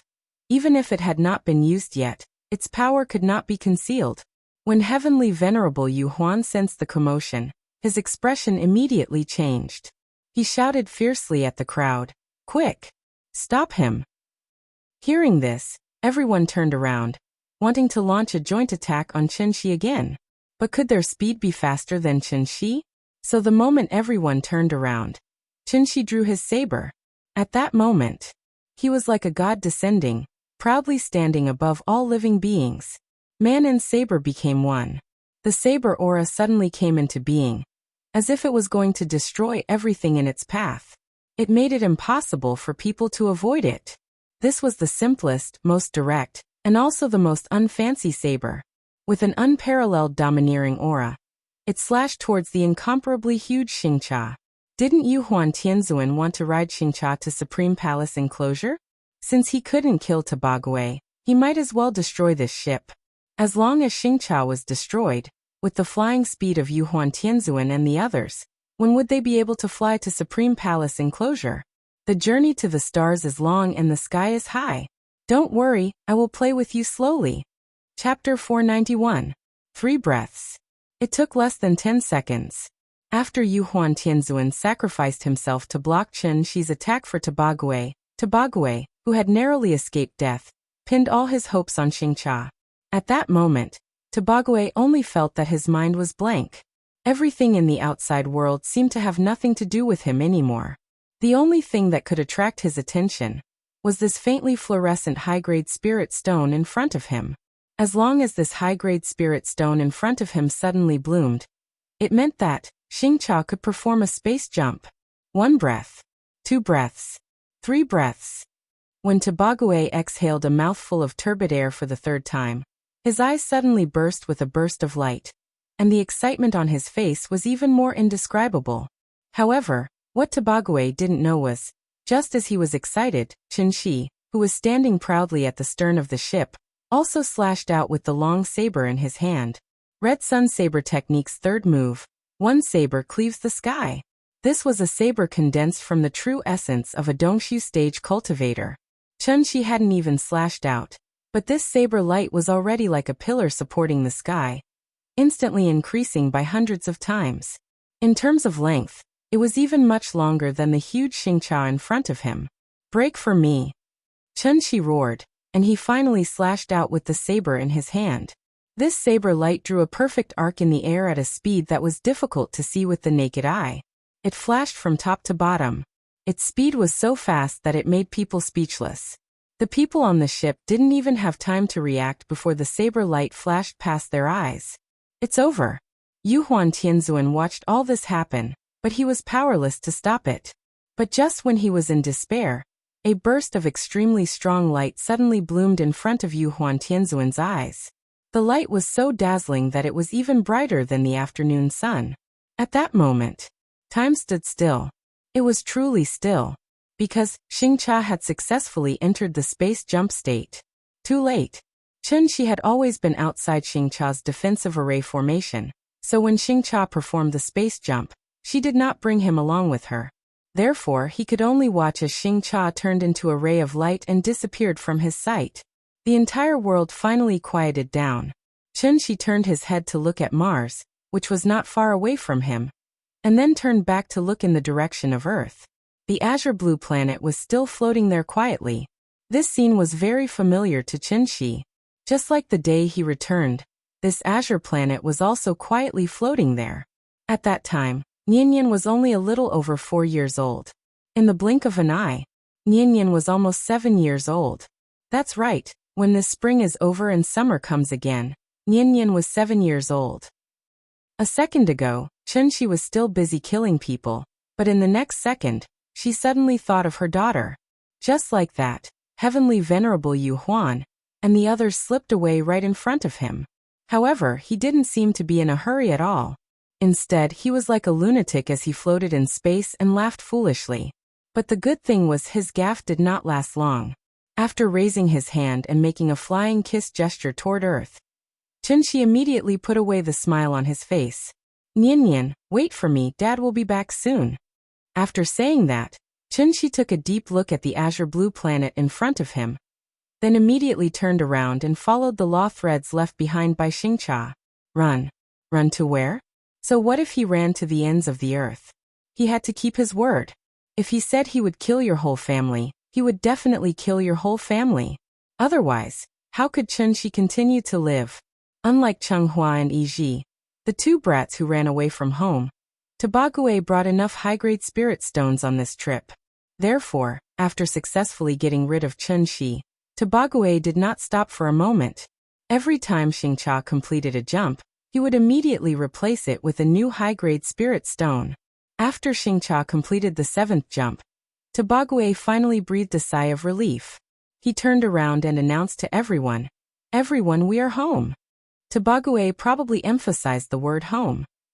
Naturally, there was no need to explain the meaning behind his words. We're home. Hearing this, everyone on the ship could not help but look at each other. Just a second ago, they were still struggling under the shadow of Chunxi. How did they suddenly reach their destination in the next second? So fast. You don't have to doubt, please look. This is the Supreme Palace enclosure. After saying that, Tobague came to the guardrail, then smiled and pointed to a place not far ahead. A continental plate quietly floating in the universe. If the universe was compared to the sea and the earth was compared to a basketball, then this continent was a small sampan in the sea. This was the Supreme Palace enclosure, an existence that seriously violated the common sense of physics. However, its existence also indirectly proved that the ancient people's conjecture was correct. That is, the sky was round and the earth was round. The Supreme Palace enclosure did not have a sea. At the end of the land was the boundless void of the universe. In addition, although the Supreme Palace enclosure was not a planet, it still had a layer of complex cloud structure similar to the atmosphere. Therefore, looking from a distance from Xingcha, it was actually more like a landscape rockery of a rich family. However, the area of this rockery was much larger than the earth. It was at least twice the size of the earth. Moreover, it did not have a large area occupied by the sea. The Supreme Palace enclosure has been divided into 9 provinces since ancient times. Shang, Han, Ning, Zhong, Lan, Wan, Yu, Yin, and Lei. My Tuoba family comes from the northernmost Ning province of the Supreme Palace enclosure. There is a saying, Ning province is in the north, Tuoba town is in the south. It means that my Tuoba family is in the south of Ning province. At such a close distance, it was impossible to use a space jump. Therefore, Tobague took advantage of this time to take the initiative to introduce the general situation of the Supreme Palace enclosure to Yuhuan Tianzuan. And when mentioning the Tuoba family, Tobague's entire state faintly changed. Thinking about it, was this the feeling of finding an organization? Tobague tried to introduce the strength of the Tuoba family to bring a certain amount of pressure to Yuhuan Tianzuan, so that Yuhuan Tianzuan would have no choice but to pay attention to him. But what he didn't expect was, even if the Supreme Palace enclosure was close at hand, Yuhuan Tianzuan's attention had not been on him. Instead, he looked back from time to time to look behind Xingcha. Seeing this, Tobague couldn't help but raise his eyebrows. He finally remembered that he was still being chased by a supreme powerhouse. Just now, I deliberately chose the wrong direction to jump back and forth twice. It should be impossible for them to catch up so quickly, right? A reply came from home, saying that the patriarch is personally bringing people to support. As long as the patriarch arrives, my little life should be saved, right? Seeing that Yuhuan Tianzuan was not in the mood to talk, Tobague also obediently shut his mouth. At this time, there was a sudden movement from the stern of the ship, so that everyone on the ship was like a bird startled by the twang of a bow. They were so scared that they all put on an attack posture. Gotcha. Everyone focused their eyes and saw that the Xingqiao was suddenly divided into two. The entire stern of the ship was cut off. It turned out that Qinshi's saber was not ineffective. It was just that at that time, Xingqiao had already reached the critical point of the space jump, so even if Xingqiao had been cut in half, she still successfully reached the Supreme Palace enclosure. It was a false alarm. It's fine, it's fine. Tobague was frightened out of his wits. After recovering, he immediately laughed and signaled everyone not to be nervous. If it was destroyed, so be it. Anyway, he was already at this position. Even if he flew slowly, it wouldn't take long to reach his destination. Chapter 492. I'm very puzzled. Why is there more and more rhythm recently? Is it the first day that I started to update every day? If I remember correctly, I've already updated every day for half a year, and there were 4 months in between where I updated every 2 days. Of course, I can understand. Saying that I'm slow is actually a disguised form of urging me to update. Covering face shyly. So, I want to thank everyone for their continuous support. Every comment, every monthly vote, every recommendation ticket, every tip you gave me. Actually, I've seen it all and remembered it in my heart. Now let's talk about the reason for updating every day. My reason is actually very good. Because I want to improve. From the external data, this book seems to be completely dead? But my royalties didn't decrease at all. Because of the channel bonus, if I update one more chapter every day, my monthly income will increase by at least 1 to 20,000.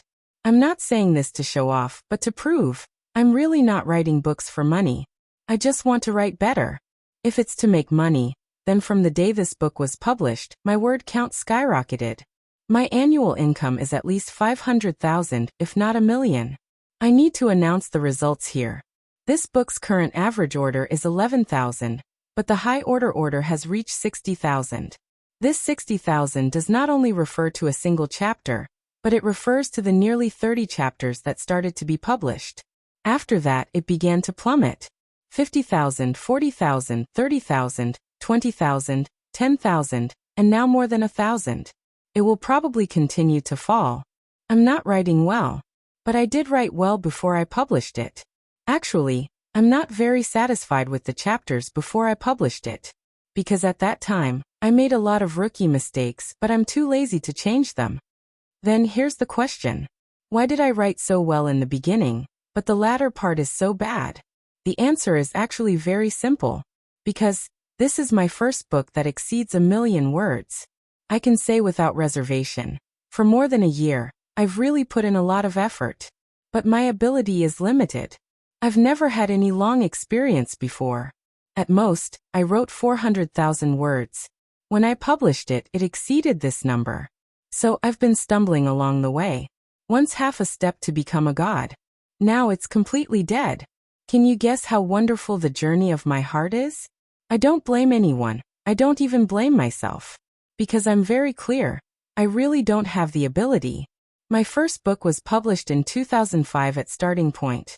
During this period, he kept writing, but he still couldn't reach the standard of signing a contract. It was only when he wrote this book that he seemed to have had an epiphany and suddenly became famous. So don't compete with me in terms of reading volume. And don't act all high and mighty in front of me. Because I really thought it was ridiculous. Let's not talk about those that we've seen before, for example, the most popular ones recently. Haunted House, Machinist, Best Friend, Best Son-in-Law. Even when the lifestyle game was just released, I could already guess that it had 10,000 subscribers when it only had 80,000 words.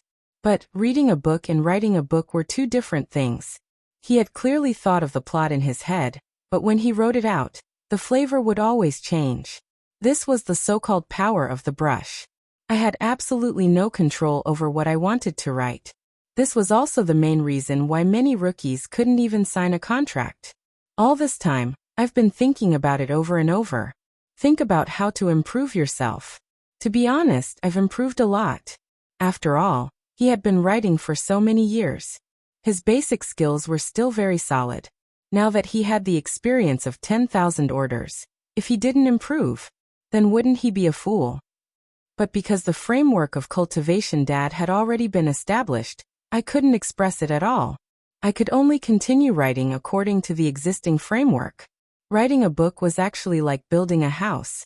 The foundation of this book was clearly the foundation of a villa, but after I built the foundation, I simply built a straw shed on top of it. Now, I didn't want to live in a straw shed. I wanted to build a villa on top of the straw shed. Then other than tearing it down and rebuilding it, was there any other way? This was writing a book. Many people would choose to tear down the bridge and rebuild it. I was different. Since I couldn't live in a villa, I would renovate the straw shed. That was my idea. It was such a simple idea that it was somewhat inexplicable. And this was also the fundamental reason why I continued to persevere. Because I had once stood at the top of the mountain, I saw a different scenery. Now I had fallen to the bottom of the valley. But because of that unexpected experience, I couldn't help but look at the top of the mountain. The mountain man asked me, "Do you have hatred in your heart?" I answered, "No hatred." Then he asked, "Why?" At that moment, my answer was so firm. "Thank you for letting me see the scenery at the top of the mountain. If I fell, then so be it. I'll just walk again. But the next time, I want to walk more steadily. Slower, more steadily." That was all. March 3, 2019, early morning. The west window opened.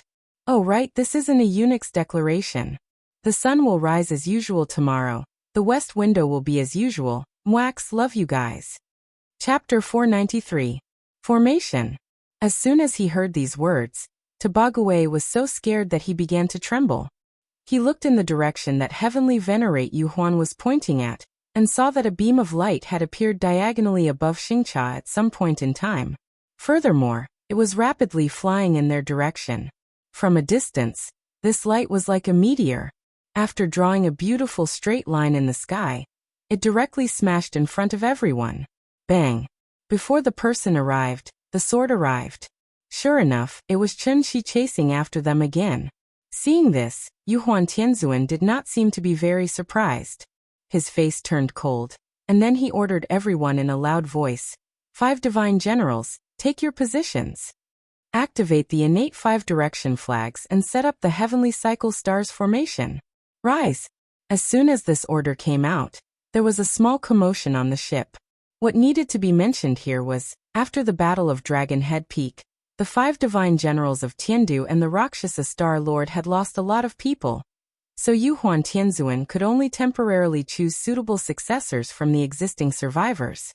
These people's strength was not bad, but they had not undergone systematic training.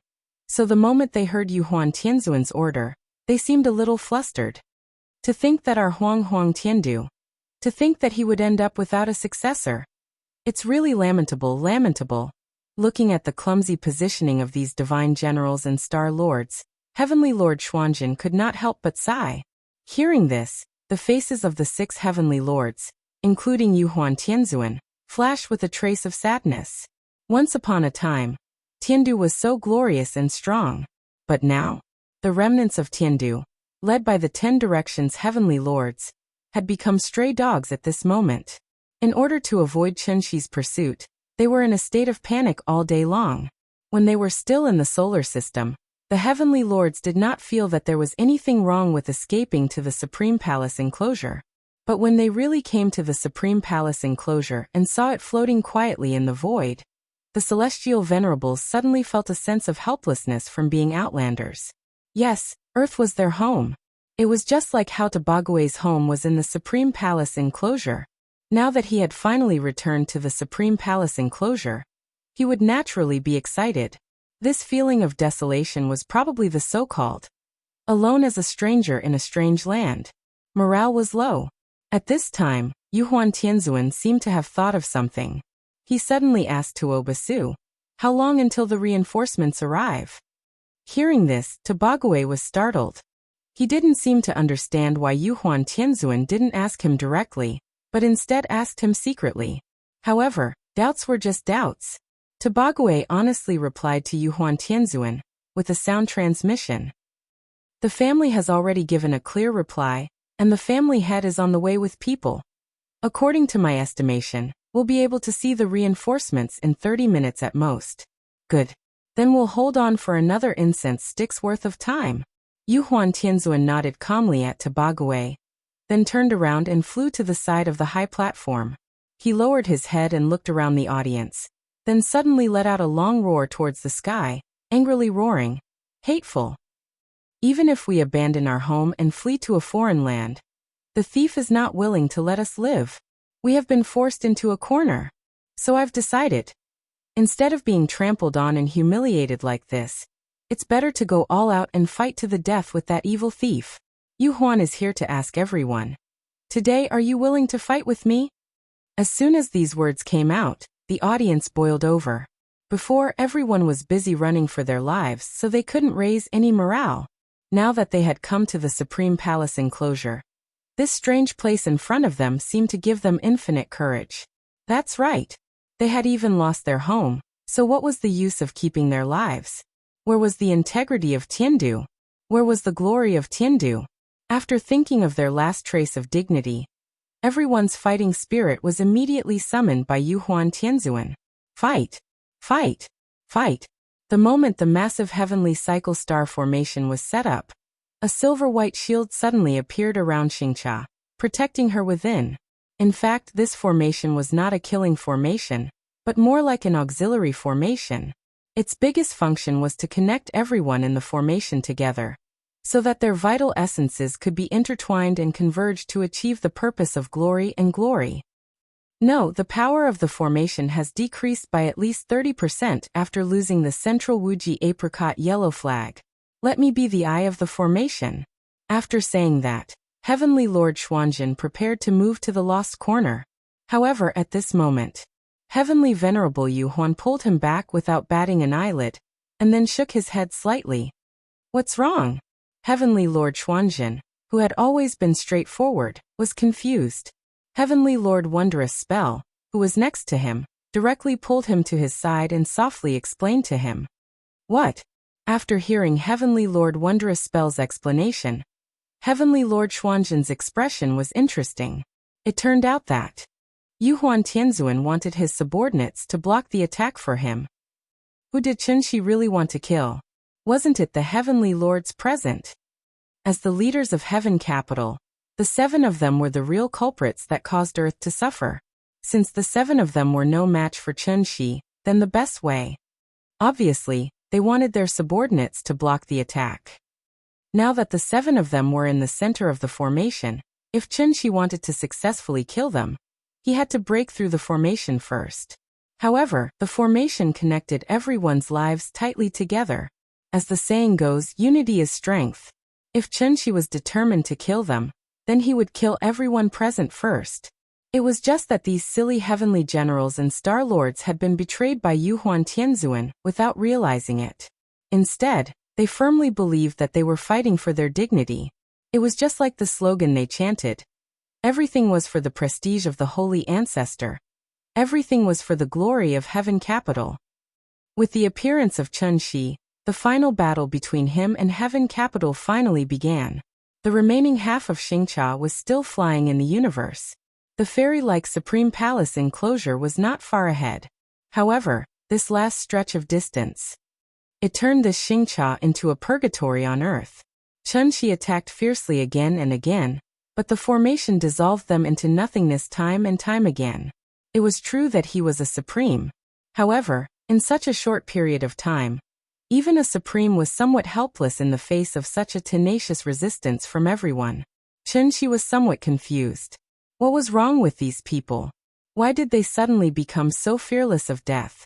As soon as he showed himself, all sorts of magical treasures and spells would be thrown at him. He slashed at the formation's shield again and again. With every slash, the violent impact caused by the collision of true essence would be instantly dispersed to everyone. In the face of such frequent attacks, those with lower cultivation would be shaken to the point that their heart meridians would be broken, and their 7 orifices would bleed. Even so, every time someone could not withstand the strong impact brought about by Qinshi, they would immediately rush out of the formation, and use their last breath to detonate their golden core, temporarily relieving some pressure on their companions behind them. The 7 celestial venerables stood on the high platform and watched everything in front of them. Although he could not bear it, Celestial Venerable Xuanjin finally listened to Celestial Venerable Wondrous Spell's dissuasion. He stood on the high platform with the other celestial venerables and constantly pretended to gesture. Those who could cultivate to this level were not fools. Even ants wanted to live, so how could the celestial venerables not want to live? After all, they were the core of Heaven Capital, and at the same time, they were the future spark of Heaven Capital. As long as they could force Chunxi to retreat and successfully enter the Supreme Palace enclosure, then Heaven Capital would usher in a new era. In the process of Xingcha flying to the Supreme Palace enclosure, the remnants of Heaven Capital fell one after another. Every time they self-destructed, it was like a festive firework, shining nonstop in this silent universe. After enduring for 3 breaths, another incense stick of time welcomed. Finally, after nearly half of the people on the ship were gone, a ray of light finally appeared in Yuhuan Tianzuan's eyes. Venerable One, look. That's the Tuoba family's flag. We're saved. Chapter 494. While the remnants of Tiandu were struggling to resist Chunxi's attack, Tobague's cry of "We are saved" was no less exciting than a stimulant. Hearing this, Emperor Yuhuan hurriedly turned his head and looked in the direction Tobague was pointing, only to see dozens of star carts flying over at an extremely fast speed. When these starships approached, Yuhuan Tianzuan finally saw the flag of the Tuoba family hanging high on the mast of the main ship. The flag was very exquisite and was definitely not ordinary. There were 2 words written on it, and the flag was embroidered with sea-water patterns and clouds. It seemed to imply that the Tuoba family had a long and prosperous history. The reinforcements Tobague had been waiting for. They had finally arrived. There were a total of 24 starships that came to support. When they were about to approach the location of Tobague's group, these starships immediately took the lead with the main ship, and the rest split into 2 sides and spread out in a goose formation. Looking at their momentum, there was a faint air of military formation. Seeing this, Chunxi temporarily withdrew his true essence, and then quietly floated in the void, as if he wanted to see why this group of people had come. Your Excellency is Mr. Chun? Tuoba Yi is here. Greetings, sir. After the starship stopped, a figure flew out at an extremely fast speed, and then went straight to Chunxi. The 2 faced each other in space. Chunxi sized up the other party, and the other party sized him up at the same time. This man, who claimed to be the head of the Tuoba family, had a cultivation base around the middle stage of divine transformation, which should be at the same level as Yuhuan Tianzuan. Perhaps because he knew that his cultivation base was far lower than Chunxi. As soon as Tuoba Yi appeared, he took the initiative to respectfully greet Chunxi. Chunxi naturally knew why Tuoba Yi had come. Therefore, he didn't even bother to waste time with the other party. After waving his hand indifferently, Chunxi said coldly, "Since I have chased you all the way here today, I have already made it clear that I will never let this matter go. Get out of the way. You can't stop me." After saying that, Chunxi's figure disappeared from Tuoba Yi's sight. By the time Tuoba Yi came back to his senses, Chunxi had already caught up with the dilapidated Xingcha in front of him, and continued to demolish it. Bang! When the sword light emitted by Chunxi once again collided with the large array, a strong wave of true essence instantly set off in the void. At that moment, the joy of seeing the reinforcements immediately fell to the bottom of the valley. Even though the Tuoba family's reinforcements had arrived, the situation didn't seem to have improved. Chunxi was still attacking the formation. Everyone was still struggling to hold on under his attacks. Inside the array, Yuhuan Tianzuan and the others looked at the sky with stern expressions. At this point, they could only place all their hopes on Tuoba Yi. They could only hope that everything was as Tuoba Gue said, that the Tuoba family was willing to offend a supreme in exchange for the alliance of the entire Heaven Capital. Otherwise, Yuhuan Tianzuan could only use his own method to deal with the catastrophe in front of him.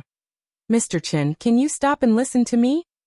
Chunxi's reaction was completely out of Tuoba Yi's expectations. It was true that Chunxi was a supreme. However, Tuoba Yi was not bad either. As the leader of the Tuoba family, Tuoba Yi represented the entire Tuoba family's will. Seeing Chen Shi's unreasonable and ruthless way of doing things, it seemed that he didn't put him in his eyes at all. Tuoba Ye's face darkened, and he had to quickly change his plan. Thus, he came in front of Chen Shi again and suddenly opened his arms, as if he wanted to stop Chen Shi from continuing to attack Xingcha. You want to die? Seeing this, Chen Shi did not hesitate. He raised the long sword in his hand and slashed at the array again. Not to mention Tuoba Yi. Even if the entire Tuoba family stood in front of him today, he would still eat Yuhuan Tianzuan alive. There was no way to talk. There was really no way to talk. Seeing that Chen Shi was treating him like he didn't exist, Tuoba Yi seemed to be a little angry. Thus, Tuoba Ye's eyes suddenly flashed with a trace of fierceness, and then he took out a fan-like thing from his arms. Swoosh! As soon as this magic treasure was taken out, Chen Shi noticed a trace of unusual energy fluctuation from it. He originally left some leeway, intending to give Tuoba Yi a chance to stay out of this. But since Tuoba Yi was so unappreciative, then don't blame him for being merciless. Therefore, the moment Tuoba Yi took out the folding fan, the long sword in Chen Shi's hand suddenly emitted a dazzling light, and then with an unparalleled power, it directly slashed at Tuoba Yi in front of him. Bang! There was no air in space, so naturally, sound couldn't be transmitted. With a flash of light, a strong shock wave with true essence as the medium suddenly spread out. Wherever the shock wave went, the meteorites immediately turned into dust and completely disappeared in this vast universe. The star Cha where the people of Tiandu were on was closest to the explosion, so the impact of this star Cha was naturally the strongest. Under such a huge impact, this star Cha was shaken and rolled quickly. After rolling for thousands of meters away, it was under the control of Tuoba Gue that the ship stabilized. Even with the protection of the array, Star Cha was blown away by the explosion, and Tuoba Yi, who took Chen Shi's sword head-on, seemed to be fine. So when the true essence Qi gradually stabilized, Tuoba Yi gently waved the folding fan in his hand, and then smiled at Chen Shi with a confident face. Mr. Chen, can we have a good talk now? Hearing this, Chen Shi's eyes suddenly flashed with a glimmer of light. A mere mid-divine transformation realm cultivator could rely on this fan to block his full-strength attack, and he was not affected at all. This meant that the folding fan in front of him should be the life treasure of a supreme being. And this supreme being was not far away. Thinking of this, Chen Shi immediately closed his eyes and began to carefully observe everything around him. Supreme being. Cave void. Sure enough, everything was as he expected. Wasn't there a tiny space crack on the Tuoba family's main ship? Pretending to be mysterious. Chen Shi snorted angrily. When he opened his eyes again, a golden light suddenly burst out from his eyes, shooting straight toward the crack. But the moment Chen Shi's eyes shot out the golden light, a slightly old voice suddenly sounded in everyone's ears. Ha ha ha ha. Fellow Taoist, don't be angry. This old man will show himself. As soon as the voice fell, an old man with white hair and beard appeared in front of Chen Shi out of thin air. And at this time, when Tuoba Yi saw the old man appear, he immediately held up the folding fan with both hands, and respectfully returned it to the old man. Tuoba Yi greets Spiritual Master Void Pierce Stage. Chapter 495. Even if it was a battle between cultivators, they would usually go through hundreds or even thousands of moves. Only when both parties were exhausted would the victor be decided. It was naturally the same for cultivators. Unless there was a gap in cultivation level, even Chen Shi, who was at the peak of divine transformation realm, could not take Yuhuan Tianzuan's life in 2 or 3 moves. Why was Tiandu able to withstand Chen Shi's attacks repeatedly? It was because they had gathered the strength of everyone on the ship. Several thousand immortal cultivators above the gold core stage were using the cosmic stars formation as a medium to gather everyone in the formation. Everyone was bound together for good or ill. And everyone was bound together for good or ill. Let's give a simple example. If Chen Shi's attack was compared to a flood, then the people of Tiandu were a dam. The dam was eroded bit by the flood. When the dam could no longer withstand the impact of the flood, the entire dam would immediately collapse and completely disappear in the torrential flood. Then there was a problem. Tiandu had gathered everyone's strength, but they could only barely hold on for a while. How could this Tuoba Yi, who was only at the middle stage of divine transformation realm, be able to withstand Chen Shi's sword attack without suffering any injuries? How could there be nothing fishy about it? Chen Shi immediately understood why Tuoba Yi could withstand his sword attack. The reason was very simple. Because there was an expert helping him in secret. The folding fan was Taoist Master Chongshu's natal magic treasure. Taoist Master Chongshu himself was a supreme existence. He could freely travel through the void like Chen Shi, because he had been hiding in the void and was not in the main plane. Even Chen Shi could not discover his existence immediately. Taoist Master Chongshu? After hearing Tuoba Ye's words, Chen Shi could not help but frown slightly and asked coldly, "You are not a member of Tuoba family?" Hearing this, Taoist Master Chongshu chuckled. The smile on his face was just like the spring breeze, which formed a sharp contrast with the indifference on Chen Shi's face. "My name is Master Chongshu. I am the sect master of Jade Clear Grotto Heaven." Jade Clear Grotto Heaven? Chen Shi had long heard of this name from Cheng Hua. Therefore, after hearing the old man's self-introduction, Chen Shi immediately understood everything. Jade Clear Grotto Heaven should be the strongest force in the Supreme Palace enclosure, right? With the current strength of the Tuoba family, even with the addition of Tiandu, they simply could not withstand the fury of Chen Shi. Tuoba Yi was very smart, but he was also very greedy. Just like Tobagwe. This was human nature. The moment Tuoba Yi received the news, he began to repeatedly weigh the gains and losses. As he thought about it, he finally couldn't resist the temptation and made the same choice as Tobagwe. Benefits always coexist with risks. If the ownership of Tiandu was viewed as a benefit, then Chen Shi was the greatest risk. Just like doing business, in order to ensure that the Tuoba family would not go for wool and come back shorn, Tuoba Yi made up his mind and took the initiative to find Immortal Chongshu, hoping to share the risk of the Tuoba family and obtain benefits in a more secure way. One had to know that immortal cultivators were all people who would not rise early without benefits. Therefore, although Reverend Chongshu appeared to be kind and harmless, he might have secretly done a lot of atrocious and inhumane things. Jade Clear Grotto Heaven? Why did Immortal Chongshu come here? Wasn't it because he wanted to get a share of the profits? Therefore, Chen Shi was too lazy to talk nonsense with him.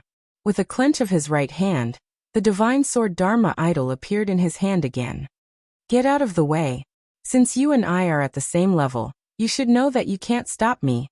It's not easy for me to kill you, but killing him is like killing a chicken." Before his voice fell, Chen Shi turned into a stream of light and disappeared in front of Immortal Chongshu. At this time, Tuoba Yi on the side did not even have any reaction. The divine sword Dharma idol suddenly appeared from the void, and then slashed down at him. Didn't Tuoba Yi feel very proud of taking Chen Shi's sword head-on just now? Therefore, Chen Shi wanted to see if Tuoba Yi could still be proud now. Chi. A cold light flashed, and Tuoba Yi suddenly opened his eyes wide with an expression of disbelief on his face. He never thought that Chen Shi actually attacked him so abruptly in front of Taoist Master Void Pierce. This sword strike was simply too fast. It was like teleportation. With the flash of the sword light, an extremely fine wound appeared between Tuoba Yi's eyebrows. And this was obviously the true power of the Moonlight Sword technique. The first move of the Moonlight Sword technique. A sword hiding in the void. This sudden turn of events caused Taoist Master Void Pierce to be stunned on the spot. Everyone was at the insightful void realm. Who could be faster than the other? Therefore, in the situation where Chen Shi had the upper hand, Immortal Chongshu had no time to rescue him. Arrogant. Arrogant to the extreme. I'm so angry. Reverend Chongshu let out a long whistle. The folding fan in his hand suddenly flew out like a sharp flying disc, following closely behind Chen Shi. Seeing this, Chen Shi smiled coldly and escaped into the void again. Insightful emptiness. Insight into the void, traversing freely. From the beginning to the end, Chen Shi had no intention of fighting with Immortal Chongshu. Did he really think that he could scare him by using an insightful emptiness? What a joke. Everyone was at the insightful emptiness, who could do anything to who? Chen Shi couldn't kill Immortal Chongshu, just like how Immortal Chongshu couldn't kill him. But although Chen Shi could not do anything to Reverend Chongsu, He could completely abandon Reverend Chong Su and turn his attention to Heavenly Venerable Yu Huan and the rest. Therefore, after Immortal Chongshu made his move, Qinshi didn't pay attention to him at all. Instead, he went near Xingqiao again and continued his forceful demolition. Pung! Pung! Pung! Qinshi flew in front with his long sword, while Immortal Chongshu chased behind with his fan. The two of them started a game of "you chase me" around Xingqiao. However, the long sword in Qinshi's hand didn't stop for a moment. As he continued to attack, the casualties of Tiandu also increased. In the end, almost no gold core realm cultivator could still stand on the ship. It's over, the great formation is about to break. Quickly support. As the saying goes, no egg can remain intact when the nest is overturned. Seeing that the situation was so critical, several celestial venerables no longer cared about preserving their strength. They had to jump into the eye of the formation and forcibly prolong the life of the tottering heavenly cycle star formation.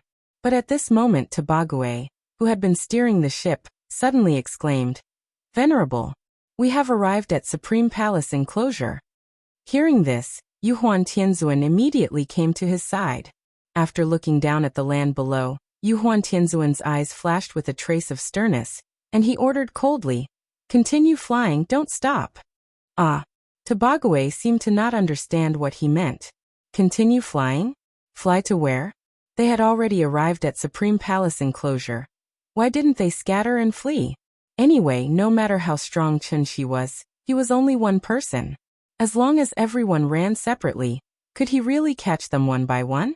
Seeing this, Yuhuan Tianzuan didn't have the slightest intention of explaining. Instead, he seemed to suddenly think of something and suddenly asked, "Where is Jade Clear Grotto Heaven?" "In Central State." "Then go to Central State, quick." Chapter 496. The Middle State was located in the middle of the Supreme Palace enclosure. There were many mountains in the territory, and one of them was the most well-known, the Heavenly Yu Mountain. The Heavenly Yu Mountain stretched for hundreds of miles. There were many rivers at the foot of the mountain, and many cliffs at the top. It could be said that the mountain was high and the river was dangerous. In addition, the mountain was shrouded in clouds all year round. The spiritual energy in the mountain was far superior to the outside world. Therefore, it was also called the first paradise of the Supreme Palace enclosure. The name of the Jade Clear Paradise came from this. On this day, many disciples of the Jade Clear Paradise were carrying out their daily cultivation in the square. Suddenly, a dilapidated large Xingqiao appeared in the clouds of the distant mountain. The disciples looked up and saw that the Xingqiao seemed to have entered an uninhabited land. After breaking through the mountain gates formation, it directly landed in the square. Boom! With a loud sound, the dilapidated Xingqiao finally completed its final mission and turned into a pile of debris in the martial arts practice field. Who is it? Who dares to break into the Jade Clear Paradise and destroy our mountain gate? Disciples, listen to my order. Take them down. Under the command of the Elder of Imparting Arts, all the disciples stepped forward, ready to capture all the people on the ship. But at this moment, a few loud sounds suddenly came from afar. At the same time, it was accompanied by an extremely strong wave of true essence. The strength of the two sides was so strong that even Elder Chuan, who had already stepped into the Yuanying realm, could not help but be frightened to the point of losing his sense of propriety. He did not even have time to order the disciples to immediately return to the main hall. A sword light suddenly fell from the sky and directly hit the wreckage of the Xingqiao in the middle of the martial arts practice field. Bang! At that moment, Elder Chuan's eyes widened and his eyes were about to burst. However, he could only watch helplessly as a burst of powerful true essence suddenly erupted on the martial arts practice field. It was like throwing a grenade in the middle of a busy street. The shockwaves from the explosion immediately shook all the disciples and made them vomit blood. Everyone was instantly sent flying dozens of meters away. Elder Chuan stared blankly at the center of the martial arts practice field. He saw a large formation slowly rising from the wreckage of the Xingqiao. It seemed to be defending against external attacks. What was going on? This sudden turn of events caused Elder Gong Chuan to lose his composure. At this moment, a loud and resounding bell sound came from the Jade Clear Grotto Heaven. It was a warning bell. It meant that there was an enemy attack. The moment the bell rang, 3 figures flew out of Jade Clear Grotto Heaven. After a short meeting, the 3 of them turned into streams of light and completely disappeared from the technique imparting Elder's sight. This is Tongxian Nanhua and Dongling. Elder technique imparting Elder was completely stunned. Profound enlightening Nanhua Dongling. If a void-pierced stage expert was included, then the 4 great reverends of the Jade Clear Heavenly Grotto Heaven would be gathered. The 3 ancestors had been in seclusion for many years, and had long stopped caring about worldly affairs. His sudden appearance today meant that the Jade Clear Grotto Heaven was about to face a great calamity. Thinking of this, Elder Gong Chuan suddenly felt a chill in his heart. Therefore, he no longer cared about Xingqia's remains in the middle of the drill ground. Instead, he led the group of disciples and quickly returned to the main hall. Wasn't Yuhuan Tianzuan and his group on the Xingqia ship that suddenly fell into the Jade Clear Grotto Heaven? Under Chen Shi's continuous attacks, the damage to Tiandu was getting heavier and heavier. Seeing that the Jade Clear Grotto Heaven was right in front of him, Yuhuan Tianzuan gritted his teeth and ordered everyone to withdraw the grand formation to reduce the pressure that they had to bear. The result of doing so was obvious.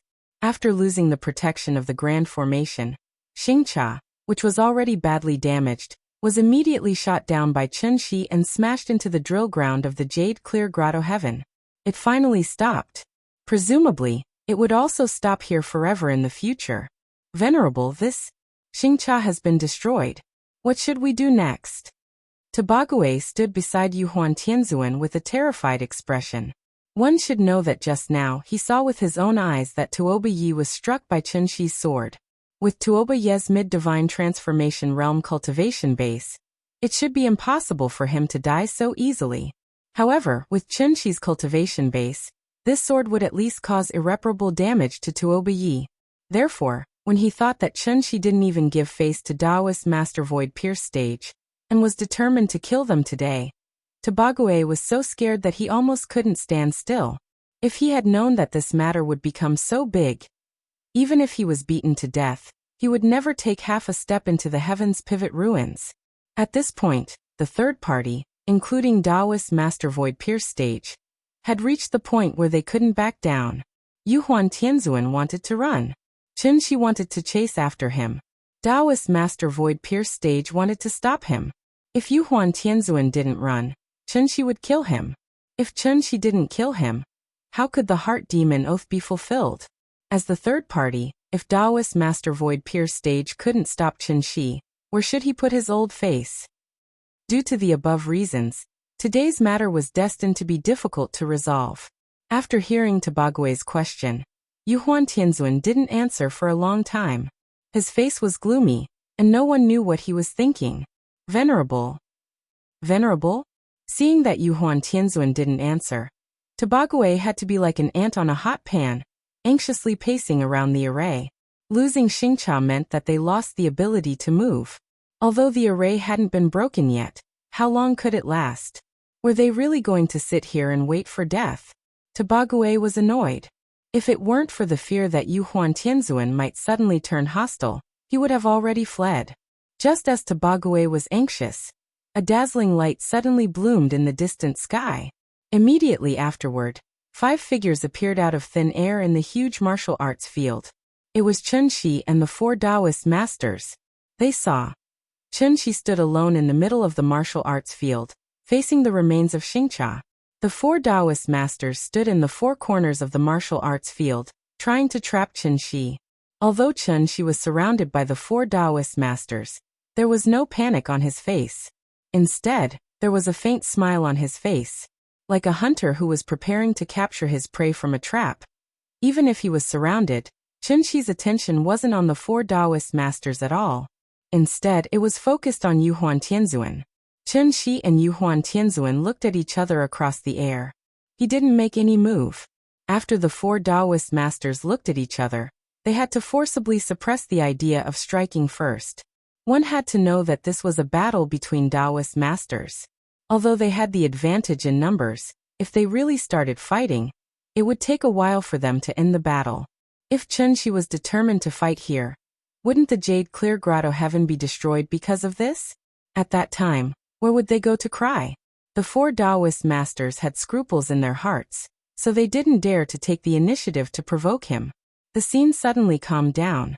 Chen Shi just looked at Yuhuan Tianzuan quietly, without any emotional fluctuations in his eyes.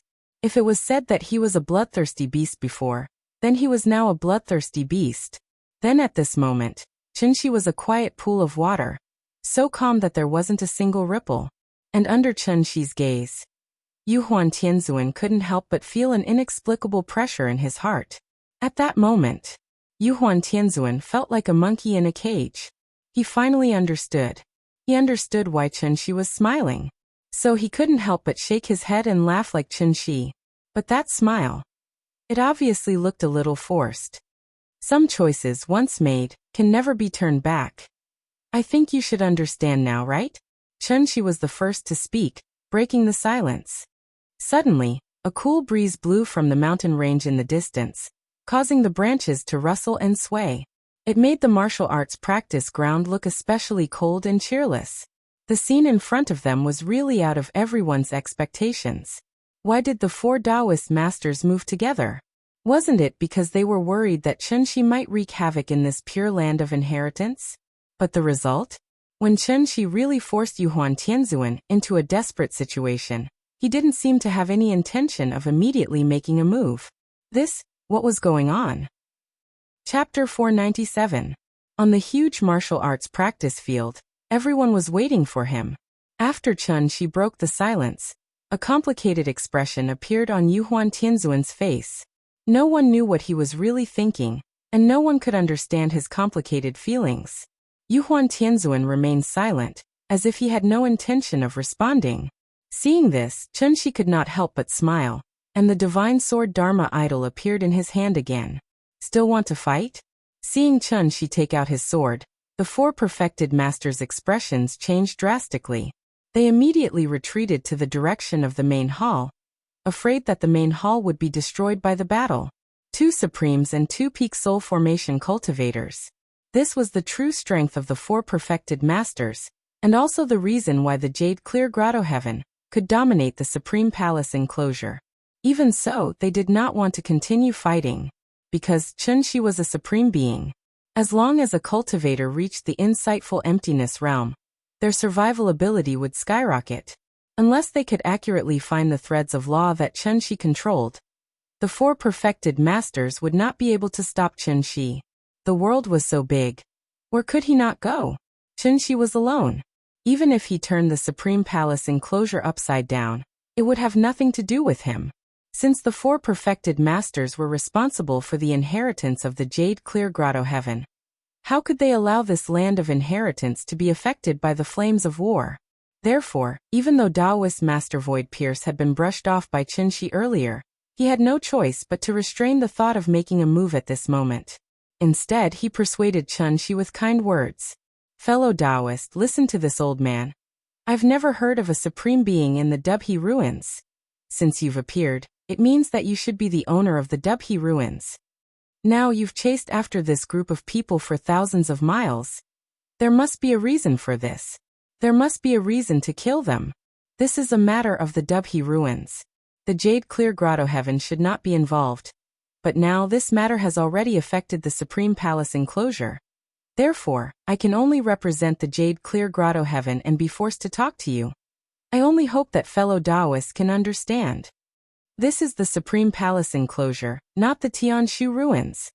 Fellow Taoist, if you are willing to stop and make peace with my Supreme Palace enclosure, this old man is willing to be the middleman. I guarantee that I will give you a satisfactory answer, okay?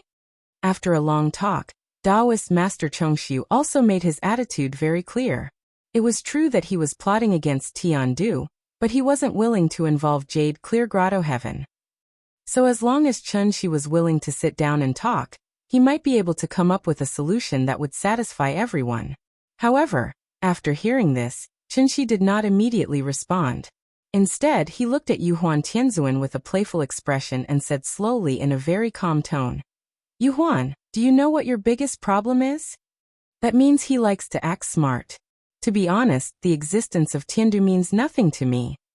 I remember that I once said that I would give you the appropriate treatment based on your performance. If you guys perform well, wouldn't I be less worried? At this point, Chunshi suddenly shook his head and continued in a sigh. What a pity, what a pity. You are too arrogant. This kind of arrogance has been deeply rooted in your bones. You are the master of Tiandu, so you can't tolerate being a prisoner at all. No matter how good the conditions I give you, as long as there is a chance, you will still choose to be my enemy. Am I right? Chunshi's voice came to an abrupt stop. He had said what he should say. There was no need to say what he shouldn't say. Why did he chase him all the way to the Supreme Palace enclosure? The Heart Demon Oath was only one of the reasons. In fact, Yuhuan Tianzuan's biggest mistake was actually, even if he guessed that Chunshi might care a lot about the mortals on earth, he did not guess the weight of these mortals in Chunshi's heart. If Yuhuan Tianzuan had not delayed Chunshi in such a brutal way, perhaps Chunshi might have turned a blind eye and let Tiandu live. So what if he was a celestial lord? In Chunshi's eyes, he was no different from an ordinary person. Although he had not returned to Earth, and was unable to determine how much damage this disaster had caused to mankind. But as long as he thought about it, he could come up with a rough figure in his heart. This was definitely an astronomical figure. And compared to these innocent victims, what were the mere thousands of people in Tiandu? So they must die. So what if they escaped to the Supreme Palace enclosure? So what if they found the 4 great spiritual masters? If I say I want to kill you, then I must kill you. This was Chunshi's attitude. The 4 great spiritual masters did not understand. However, Yuhuan Tianzuan suddenly understood. Remove the Great Formation. At that moment, he was like an old man on the verge of death, waving his hand dispiritedly to signal everyone to remove the Great Formation. Everyone could not help but look at each other, completely unable to understand what he meant. In this regard, Yuhuan Tianzuan did not explain much. Instead, he directly walked out of the protective range of the Great Formation in front of everyone present. Mr. Chun? Yuhuan Tianzuan paused for a moment, then suddenly lowered his head to Chunshi and said, "This old man knows his mistake." Chunshi did not reply. Seeing this, Yuhuan Tianzuan could not help but reveal a bitter smile. This old man is the head of the 10 celestial sovereigns. Everything in Tiandu is decided by this old man alone. Today's matter is all because of this old man. This old man knows that his sins are grave, and does not dare to ask for Mr.'s forgiveness. I only hope that Mr. can give these poor children a way out on account of the fact that my Tiandu has long since ceased to exist in name. As he spoke, Yuhuan Tianzuan turned his head to look at the remnants of the Tiandu battalion. Behind him. At this time, everyone finally understood what he wanted to do, so they all tried to dissuade him. Sky Sovereign, we are not afraid of him. Come back quickly. We can still hold on. At most, we'll just die in the bird's nest. What are we afraid of? Right. We're not afraid of him. For the prestige of the sacred ancestor. For the glory of Tiandu. These people in front of him were the last hope of Tiandu. Yuhuan Tianzuan silently looked at the crowd, but the corner of his mouth suddenly revealed a faint smile. Then he turned to look at Chunshi. Didn't Chunshi want him to give a reasonable explanation? Then try your best. Since things have come to this old man is only willing to use my blood to quell the anger in your heart. I only hope that Mr. can let them live. Sigh. After a deep sigh, this Yuhuan Tianzuan, who had been in charge of Tiandu for hundreds of years, completely turned into a cloud of smoke and disappeared in front of everyone's eyes. However, even though Yuhuan Tianzuan had died on the spot, the sword in Chunshi's hand still did not disappear. He looked at everything in front of him indifferently. It seemed that he was not very satisfied with this result. Seeing this, the remaining Empyreans couldn't help but look at each other. Then, as if they had made up their minds, they all walked out of the range of the Great Array. The successive deaths of the 10 Empyreans seemed to announce the end of the era that belonged to Tiandu. And with their fall, everything that happened today was destined to be recorded in the annals of history. On this day, Chunshi alone, in the Supreme Palace enclosure's jade-clear grotto heaven, forced back the 4 great spiritual masters, and forced the 10 Empyreans to their deaths. The Lord of the Sky's core. From this, his might shook the Supreme Palace enclosure. Chapter 498. After the death of the 10 Empyreans, Tobagwe naturally couldn't escape death. In this regard, Qinxi's face didn't show much emotion, as if he was looking at a very ordinary thing. After taking a deep look at the hundreds of people left in Tiandu, the long sword in his hand turned into a wisp of smoke and dissipated in front of him. Since the culprits had all been killed, Qinxi was too lazy to kill them all. It was just to give some face to the sacred ancestor, so that the inheritance of Tiandu would not be cut off because of this. Then, Qinxi finally cast his gaze on Taoist Master Void Pierce again. He did not have a good impression of these 4 greedy old bastards. Thus he hastily cupped his hands and bowed. Then he coldly said, "This matter is over. This Qin will not disturb you all any longer. Goodbye." As soon as his voice fell, without waiting for Taoist Master Void Pierce's reply, Qinxi had turned into a stream of light and completely disappeared from Jade Clear Grotto Heaven. Taoist Cave Spirit seemed to be a little dissatisfied with Qinxi's arrogant attitude, so after a cold snort, he wanted to move forward to stop him. However, just as Taoist Cave Spirit was about to move, Taoist Master Void Pierce suddenly stopped him. "Junior brother, don't act rashly. This person's cultivation is almost the same as mine, and his grasp of the true meaning of the word void is quite proficient. Even if the 4 of us join forces, we don't have full confidence that we can stop him today. In that case, why would Jade Clear Grotto Heaven want to make such a strong enemy for no reason? Let him go, today's matter is over. In addition, regarding the aftermath of Tiandu, everything will be handed over to Junior Brother Tongxian to deal with. Junior Brother Cave Spirit, come with me, Senior Brother has something to say to you." Qinxi left the Supreme Palace enclosure just like that. He didn't even bother to think about any problems related to Tiandu, because everything that happened next had nothing to do with him. And the reason why he didn't kill Tiandu was actually because of this. The 4 Taoist masters seemed to have lost face, but in the end they also got the benefits they wanted, namely, the remnants of Tiandu. Tiandu represented an era that was completely different from the Supreme Palace enclosure. The 4 spiritual masters could tolerate Qinxi brushing away their face, but they absolutely could not tolerate Qinxi killing the remnants of the Tiandu division in front of them. If that was the case, wouldn't it mean that all their hard work today was in vain? Although the celestial sovereigns of the 10 directions had fallen, the sacred ancestor Taiching's inheritance had been passed down. This was the inheritance from the Dubhe ruins. How could the Jade Clear Grotto Heaven not be tempted? And this was the bottom line of the 4 sages. If Qinxi's bottom line was to kill all the culprits, then Yuhuan Tianzuan's bottom line was to let Tiandu's inheritance continue. All 3 parties had their own bottom lines. In the end, it was obvious that the final result could only be produced under the condition that these 3 bottom lines were not touched. Back to Qinxi. After leaving the Supreme Palace enclosure, Qinxi did not rush back to Earth immediately. Instead, he stayed near the Aot Nebula for a while. Everything that had happened before could be considered as a reminder to Qinxi. After losing the protection of the grand formation of sun, moon, and stars, the solar system had long been reduced to a vegetable market where everyone could enter and exit freely. Naturally, Qinxi was very dissatisfied with this. The universe was so big. If the Supreme Palace enclosure could appear today, who knew what kind of terrifying monster would appear tomorrow? The current Earth was still too weak and could not withstand such repeated torment. Therefore, the matter of reactivating the grand formation of sun, moon, and stars was imperative. Thinking of this, Qinxi took out the soul mirror and studied it carefully. However, this broken mirror had been in a sealed state ever since he forcefully brought out the remnant soul of his sister-in-law. Even if Qinxi used all kinds of methods, he could not successfully activate it. Helpless, Qinxi could only temporarily put aside the idea of reactivating the grand formation of sun, moon, and stars, and use his own method to build a barrier for the solar system. The Taiching divine ancestor used the grand formation of sun, moon, and stars to seal the entire solar system. Such a shocking move could not be done by a mere insightful emptiness realm cultivator.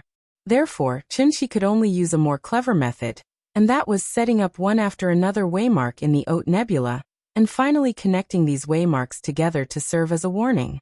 Although the waymarks could not prevent outsiders from entering like the grand formation, Chinshi could be informed of the news immediately and set off to check it out.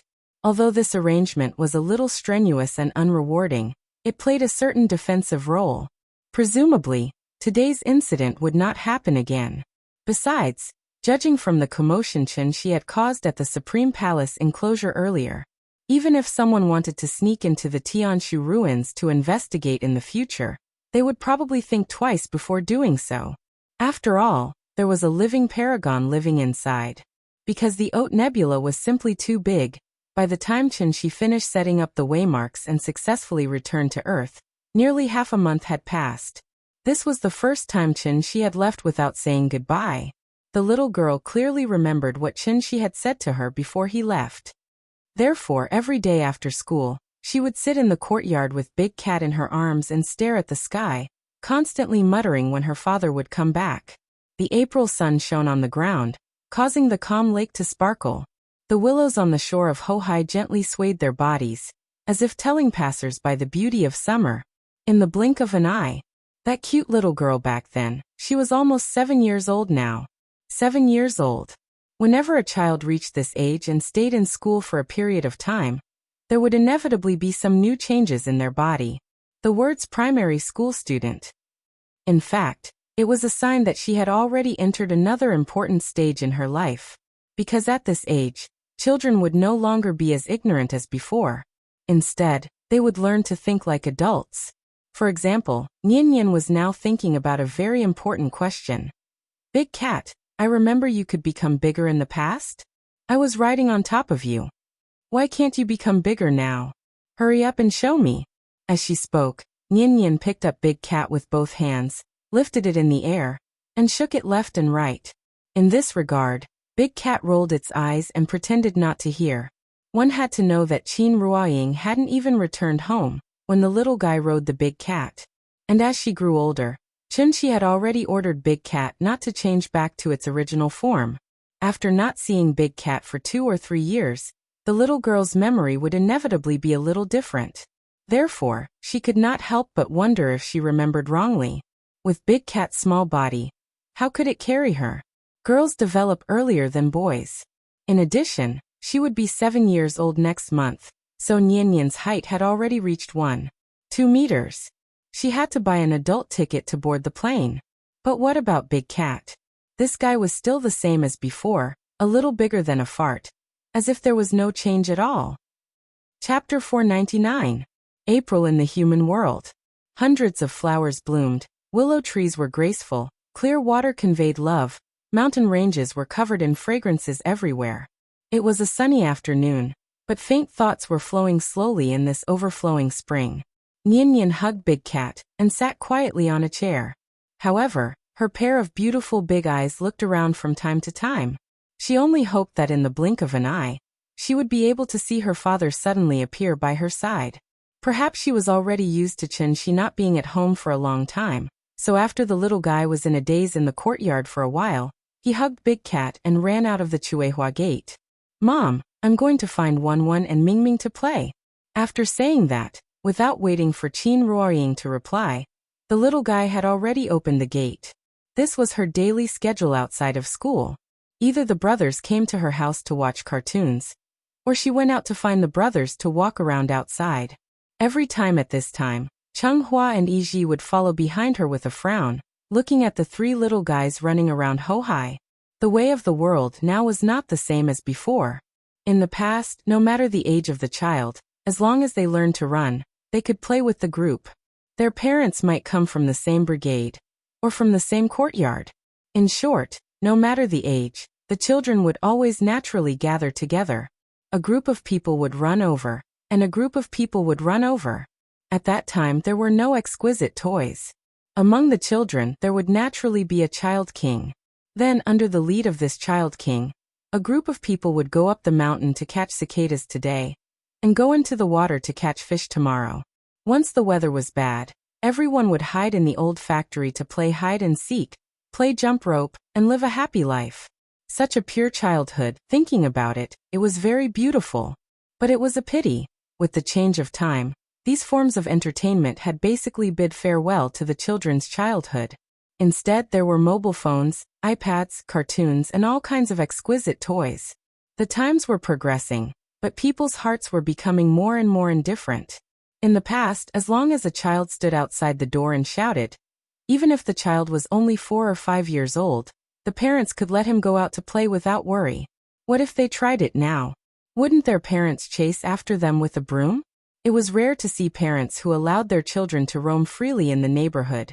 More and more children were restricted by their parents to a safe range that they could accept, which also led to the children having less and less contact with peers of the same age.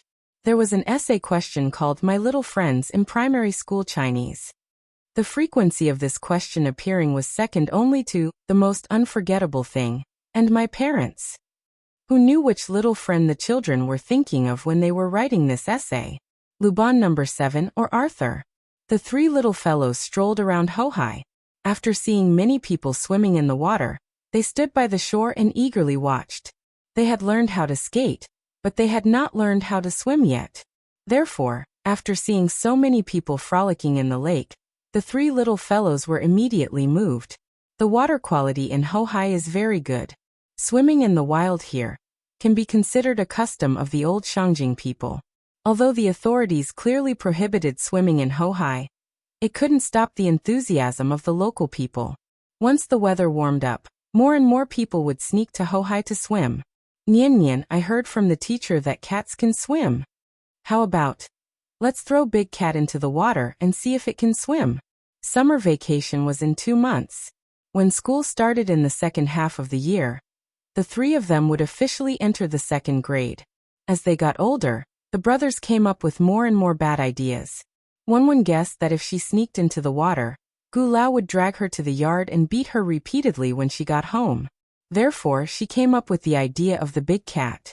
The old man strictly forbade them from swimming in the river, but he didn't say that Big Cat was not allowed to swim in the river. Therefore, after hearing Wenwen's suggestion, the little fellow was obviously moved. She had been to the sea, and she had also been to the water. However, the turbulent water was obviously different from the calm lake in front of her. And because she had seen the sea, the moment she heard Wenwen's suggestion, Nian was slightly excited and said to the big cat, Big Cat, do you like swimming? Swimming is fun. I'll take you to swim, okay? The big cat was lying lazily in her arms and taking a nap. The moment it heard the little fellow say that she was going to take it to swim, its feline instincts made its hair stand on end. Meow. The three children were standing by the lake, and there were steps under the river embankment. According to Nian's idea, after letting the big cat swim in the water, they could stand here and take the big cat back. Therefore, she didn't even wait for the big cat to come back to its senses. As soon as she finished speaking, she suddenly let go and threw the big cat directly into the back of the lake. Meow. This time, the big cat was really panicking. As a cat, it was one thing to be able to swim, but it was another thing to be afraid of water. Therefore, the moment it was thrown out by Nian, the big cat began to twist its body crazily in the air. It wanted to borrow strength, but it couldn't find any place to do so. It could only watch as it got closer and closer to the deep lake. Me. With a shriek, its body suddenly expanded by 30% in the air. It was instinctive to be afraid of water. Driven by its instincts, it obviously didn't care about Qinshi's constant warnings. Therefore, the moment the big cat was about to fall into the water, its body grew at least 2 to 3 times its original size. But at this moment, a ray of vital energy shot out from nowhere, and then it forced the big cat back into its domestic cat form. Splash! With the sound of falling into the water, the big cat seemed to have suffered a great grievance, and soaked in the water, it meowed miserably. Nian, look. I told you it could swim. Seeing that the big cat didn't sink into the water, the two brothers immediately shouted happily. However, when Nian saw the big cat's pitiful appearance, she suddenly thought of something, so she quickly walked down the steps, then stood on the shore and waved at the big cat. Big cat, come over quickly, the water is cold. As she spoke, Nian reached her hand into the lake. The lake was indeed very cold. Big cat, I'm sorry.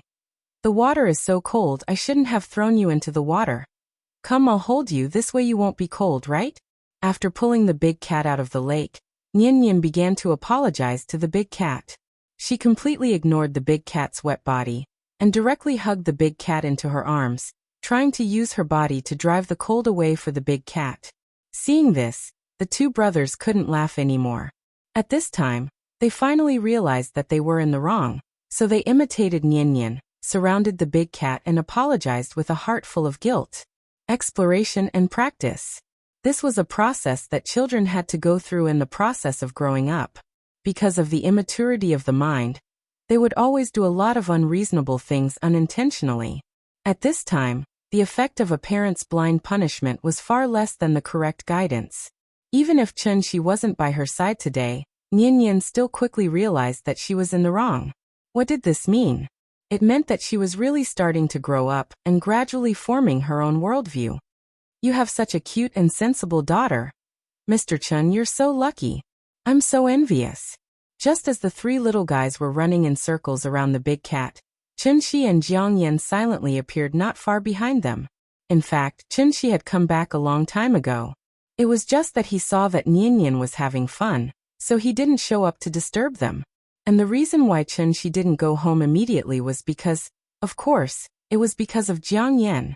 After all, if Jiang Yan hadn't arrived in time, Heavenly Venerable Yu Huan might have been served with good food and drinks by the Tuoba family right now. Chapter 500. If Jiang Yan had not arrived in time, Yu Huan Tianzuan and his group would have successfully entered the space jump and reached the Supreme Palace enclosure as quickly as possible. Although Chun-Shi could chase after Yu Huan Tianzuan to the Supreme Palace enclosure after dealing with the Tuoba family's men of sacrifice. But by that time, Tiandu's group might have already broken up into pieces and scattered in the Supreme Palace enclosure. Could it be? Could Chun-Shi plow through the Supreme Palace enclosure and find everyone in Tiandu even if he had to dig 3 feet into the ground? Even if Chun-Shi really had the leisure to do so, he did not have so much time to waste in the Supreme Palace enclosure. Therefore, it was obviously the best result to be able to catch the remnants of Tiandu before they scattered. Chun-Shi was very satisfied with this result.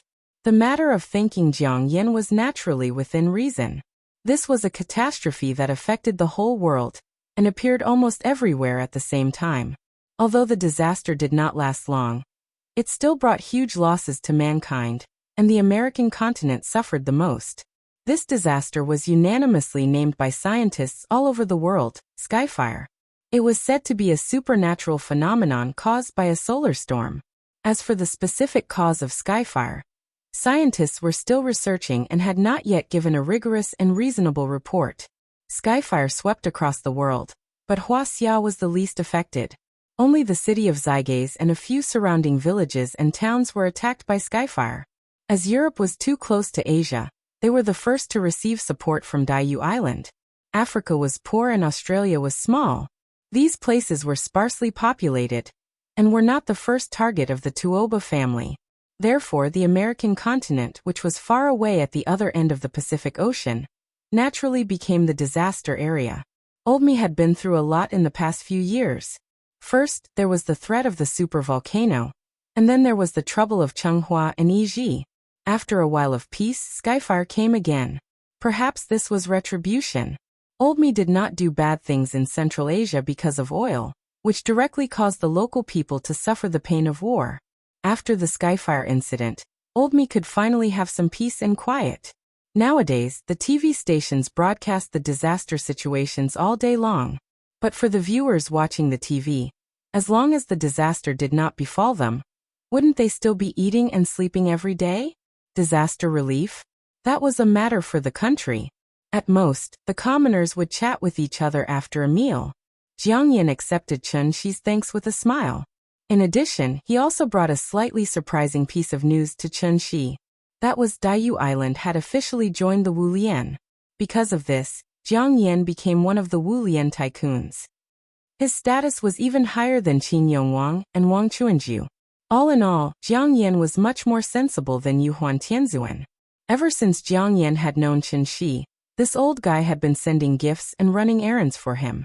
The only thing he hadn't done was to enshrine Chun-Shi in the ancestral hall. As the saying goes, the older the wiser. Combining the information collected by the 9 serenities and the bits and pieces of information he heard from Chen Shi, Jiang Yan immediately connected the dots and guessed most of it. Seeing that Chen Shi had even taken care of Tiandu, if he still dared to jump around under Chen Shi's nose, wouldn't he be tired of living? Therefore, Jiang Yan immediately changed the management strategy of the 9 serenities. Since he couldn't beat you, he might as well join you. After all, the 9 serenities was different from Tiandu. Jiang Yan didn't have as much self-esteem as Yuhuan Tianzuan, who didn't want to work with. Since there were benefits to following Chen Shi, why would he waste time blindly thinking about it?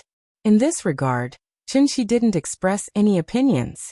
After all, he didn't own Wu Lian and Jiang Yan wasn't his subordinate. Why should he worry so much? If he had the time, he might as well spend it playing with Nian Yan. The days returned to normal.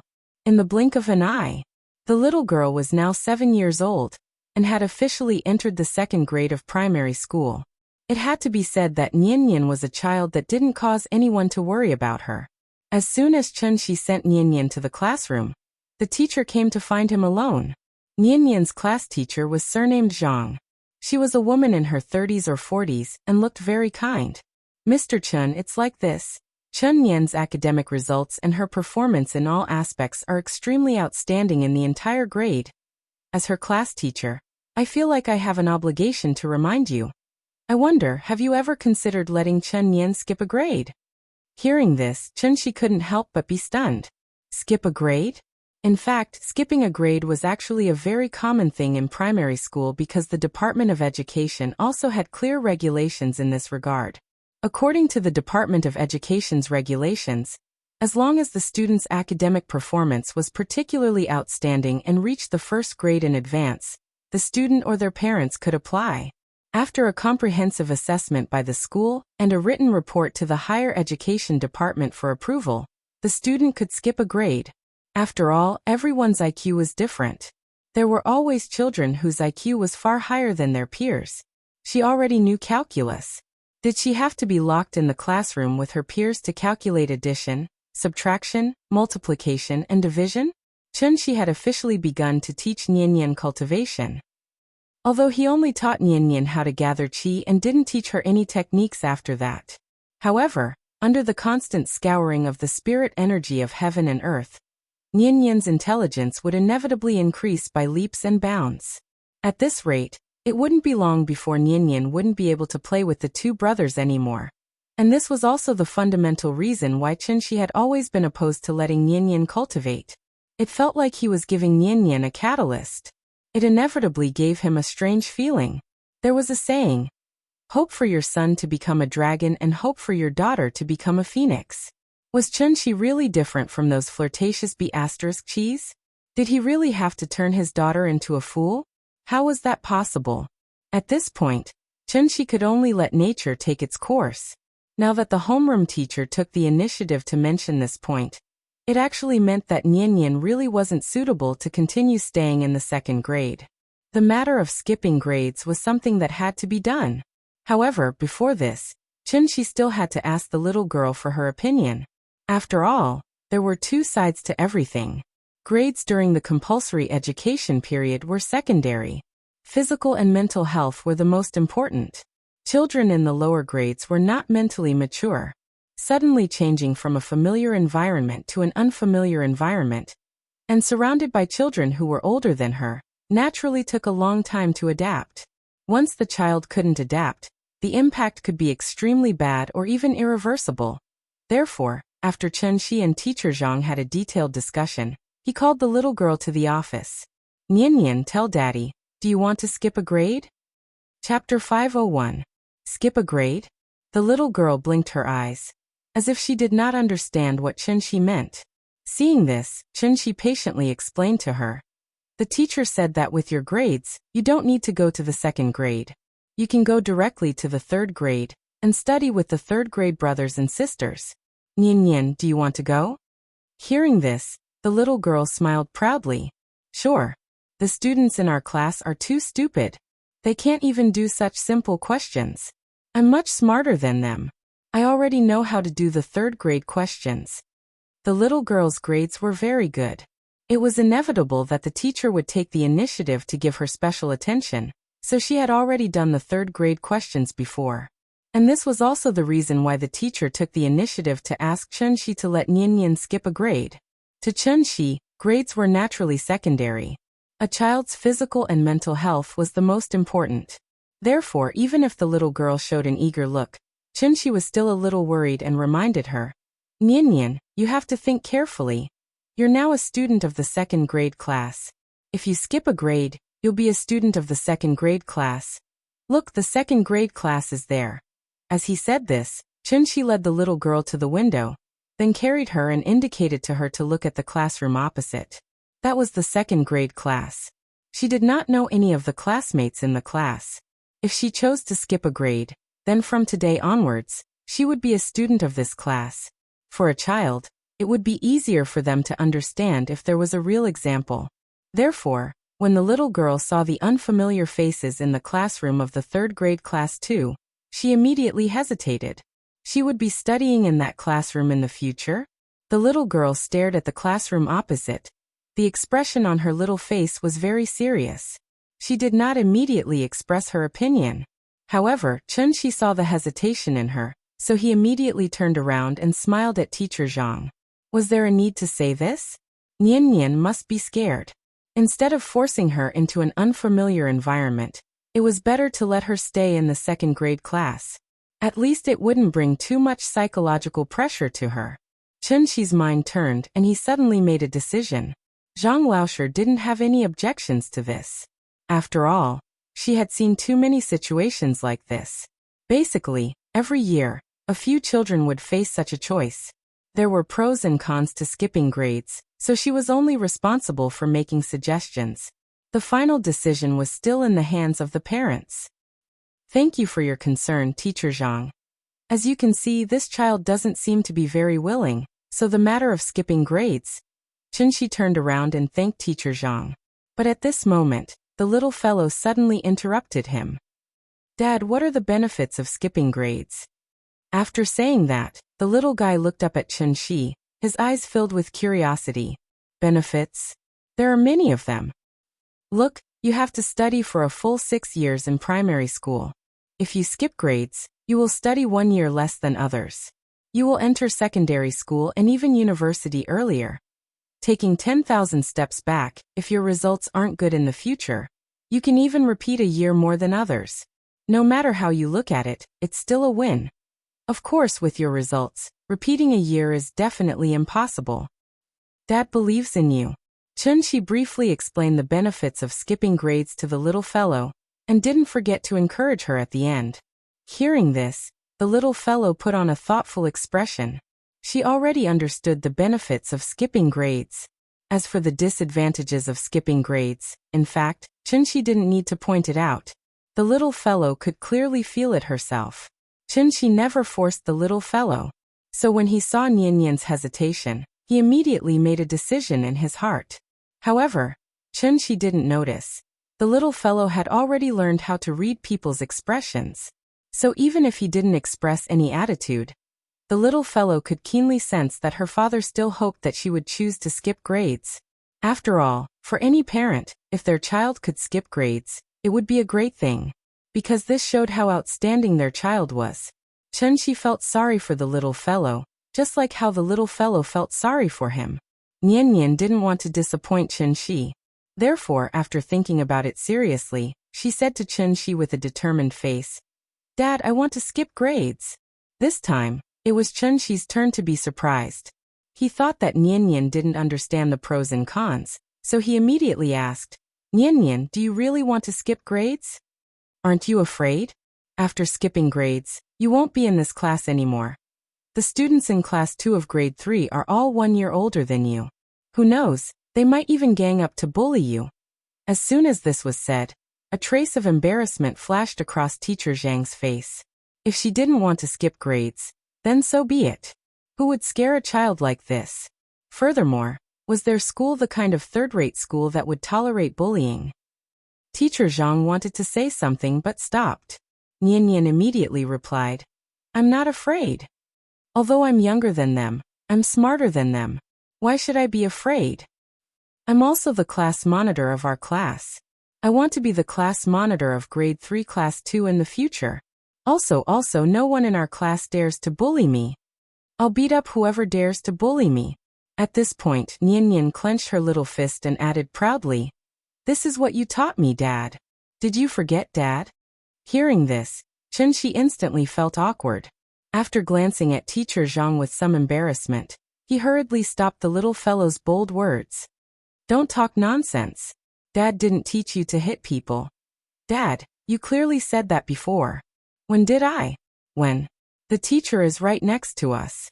Don't talk nonsense." I did. Dad is shameless." The father and daughter joked around for a while. When Teacher Zhang saw this, he didn't take it to heart. Instead, he went back to his seat and smiled as he handed a form to Chen Shi. "Mr. Chen, this is the child's grade skipping application form.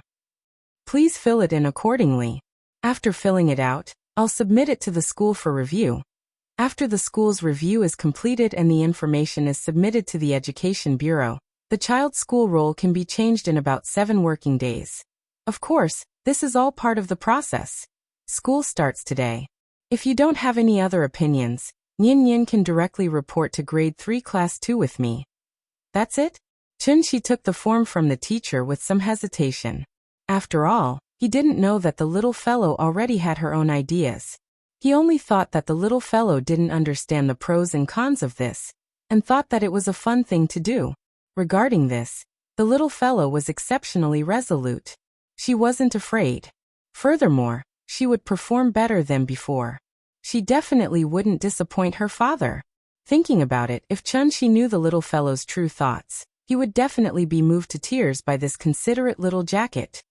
"Sorry, I've been sorting out the plot for the past 2 days, so the update is a little slow. Please forgive me." Chapter 502. The little girl's 3rd grade life began abruptly. According to the school's arrangements, today was the day that the new teaching materials were distributed. Hence, after the little girl returned to 2nd grade class 2 and picked up her backpack, she left the classroom that was supposed to belong to her under the watchful eyes of her classmates. At that moment, Chunxi saw a proud expression on the little girl's face. It had to be said that this child really made her father proud. Under the guidance of the teacher, Nian quickly arrived at the entrance of 3rd grade class 2. The form teacher of 3rd grade class 2 was also a middle-aged woman with the surname Li. She was slightly chubby and looked exceptionally amiable. It should be known that the form teachers of elementary schools were usually not changed easily. From the day the child entered school, the form teacher would always be by their side for the next 6 years until the child graduated. Hence, the moment Teacher Li saw Nian, her face was so happy that flowers were about to bloom. Since this child could skip grades, it meant that she had huge potential. In Huaxia, the child's results were naturally the teacher's achievements. Wasn't this equivalent to her picking up a huge bargain? Teacher Li was so happy that she wanted to help Nian carry her backpack. But she didn't expect that. Her suggestion was politely rejected by the little girl. "Thank you, teacher. I'm a student. I should carry my own backpack." Seeing the little girl's obedient manner, Teacher Li was instantly delighted. "Io, this child is so sensible. You're called Chunyan, right? I like you." It was class time now, so after a simple exchange of words with Teacher Zhang, Teacher Li directly put her hand on the little girl's shoulder and walked her into 3rd grade class 2. The 3rd-year students were basically all old foxes.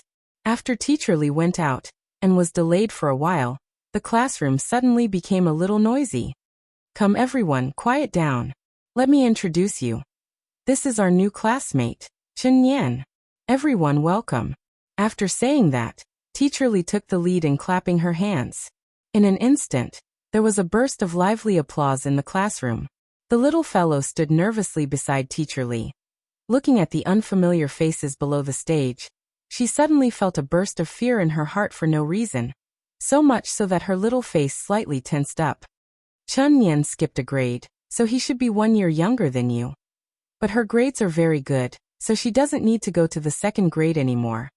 Now that she's in our class, she'll be the youngest student in our class. As Chun Yan's elder brother and sister, you should." Speaking up to this point, Teacher Li deliberately paused for a moment. then raised his hand to signal the students present to answer together. Seeing this, the students in the class were also quick-witted. Even if they hadn't rehearsed it beforehand, they all replied in unison. Take care of her.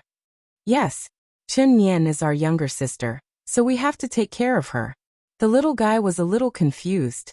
The students in the class were too enthusiastic. After hearing such warm applause and cheers, the tension on the little guy's face slowly dissipated, and he gradually revealed a shy smile. Chen Shi stood silently in the corridor, smiling as he watched his daughter reintegrate into a new big family. This scene was somewhat familiar. That smart and sensible little baby had finally grown into a shy flower bud. Girls matured earlier, and Nian Nian was on the tall side. Even in the 3rd grade, she was considered average height, so the teacher could only arrange for her to sit in the 3rd row from the back. One had to know that the little brat now was incredible. Not to mention the 3rd grade, even kindergarten had the phenomenon of puppy love. Regarding this, many parents' reactions were, the child is still young and doesn't know anything. It's just two people together for fun. On this point, their understanding was too one-sided. Actually, children also knew what it meant to be in a relationship. It was just that their thinking was still very simple, and they couldn't understand the meaning of the word sex. What was wrong with children?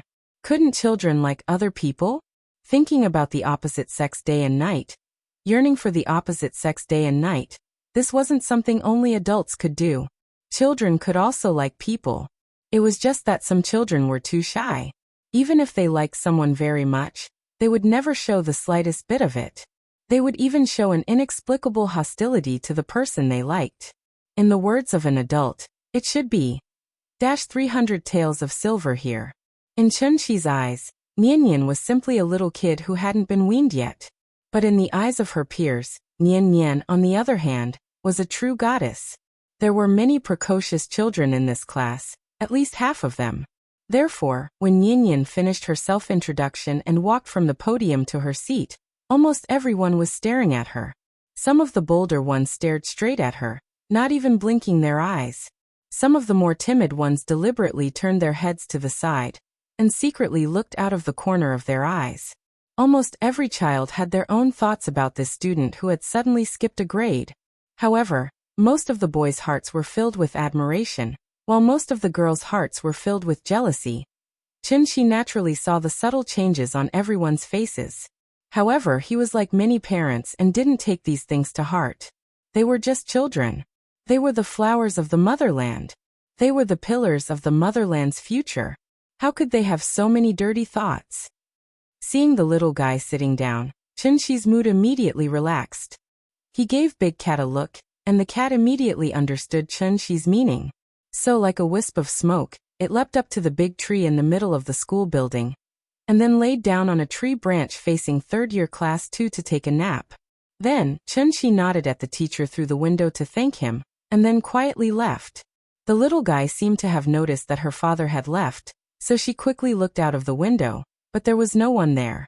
Seeing this, a trace of disappointment flashed across her face. But soon, this disappointment disappeared with the new teaching materials handed out by the teacher.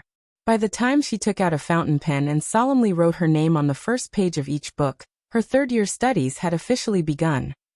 Thieves in 1st grade, thieves in 2nd grade. No one chased after the 3rd grade beauties. Love letters from the 4th grade flew everywhere. Piles of homework from the 5th grade. Pairs of lovebirds from the 6th grade. This is our class song. Once it was too loud and alarmed the teaching director. Then the whole class was scolded by him. Well, at that time I was in 3rd grade. The last few lines are more serious, so I won't write them here. Chapter 503. After settling the little girl down, Chen Qi left the school. As soon as he walked out of the school gate, he looked up and saw Qin Ruoying in a white dress, waiting quietly by the side of the road. In fact, Chen Qi had already said that there was no need for 2 people to pick up and drop off the child, but Qin Ruoying did not pay attention to him at all, and completely treated sending Nian Nian to school as something that she had to do every day. Ying, okay, where do you want to go today? I'll go with you. Before he arrived, Chen Qi's voice came from afar. Qin Ruoying thought for a while, but shook her head gently, and then responded very indifferently, I won't go shopping today, let's go home first. I have a few questions about cultivation that I want to ask you. Ask. Hearing this, Chunshi was suddenly happy, so he quickly went over and said politely, "What's the relationship between the two of us? Do you still need to use the word ask?" Qin Ruoying rolled her eyes at him and did not say anything. Seeing this, Chunshi did not feel offended at all. Instead, he happily reached out his hand to hail a taxi. After this period of time together, Qin Ruoying's attitude towards him had improved a lot.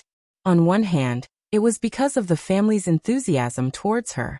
On the other hand, it was entirely because she gradually found many traces of her existence in her daily life. For example, the familiar feeling of walking in the alley, the flowers in the yard, and the photos in the phone. All of these things seemed to be saying, she was the mistress of this family. Therefore, Qin Ruoying's attitude towards Chunshi gradually improved. Although she had not recalled any memories of the past, at least she had regained the feeling of cultivation under the reminder of her sister-in-law. In addition, it seemed that only when she was cultivating, she could faintly find the intimate feeling that she had with Chunshi. The many changes in Qin Ruoying were naturally seen by Chunshi. Therefore, every time he thought of this problem, he could not help but feel a burst of joy in his heart. If it continued to develop at this rate, wouldn't it not be long before he could climb into Yingying's bed again? They didn't wander around today, so when the couple returned to the Sai courtyard, it was only 9 in the morning. As soon as Chunshi pushed open the door, the sound of punches and kicks could be heard from the courtyard. It was his sister-in-law and her 2 punching bags. After this period of actual combat, Changhua and Yiji's martial arts had greatly improved. When the two of them joined forces, they could even easily survive 200 to 300 rounds against Qin Xueqing. Chunshi didn't want to disturb them. After nodding slightly to his sister-in-law, he followed Qin Ruoying to the west wing. However, although Chunshi didn't intend to interrupt them, Changhua directly jumped out of the battle circle the moment he appeared, then quickly came in front of him and said hurriedly, "Mr. Chen, thank you for taking care of me during this period of time. I thank you in advance."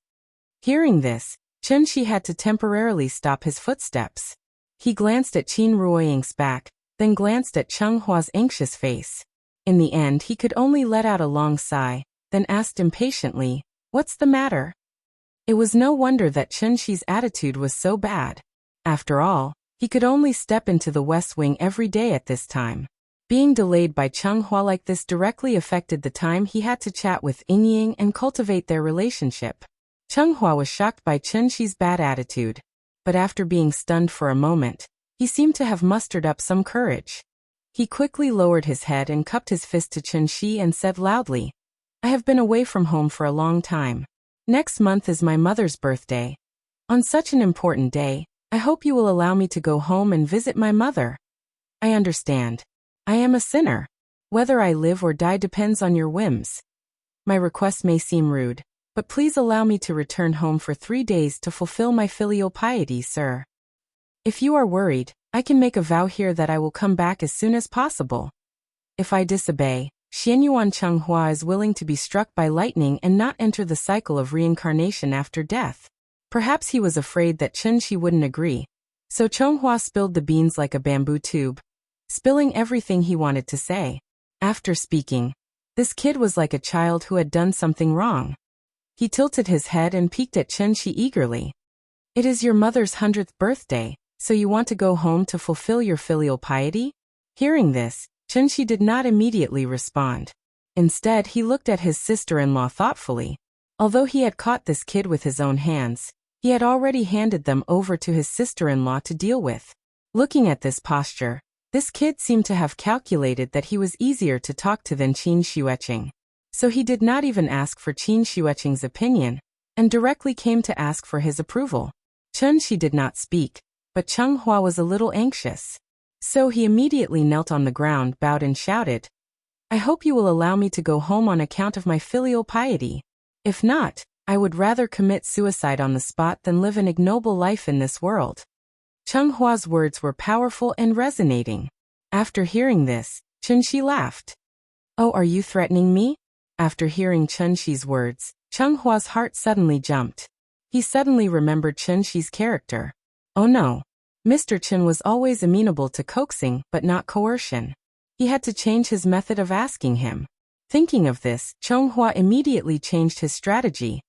Instead, he looked at Chunshi with grief and indignation. At the same time, he looked at Chunshi with a pitiful expression. Seeing that this kid had stopped talking and was looking at him so pitifully, Chunshi was too lazy to tease him anymore.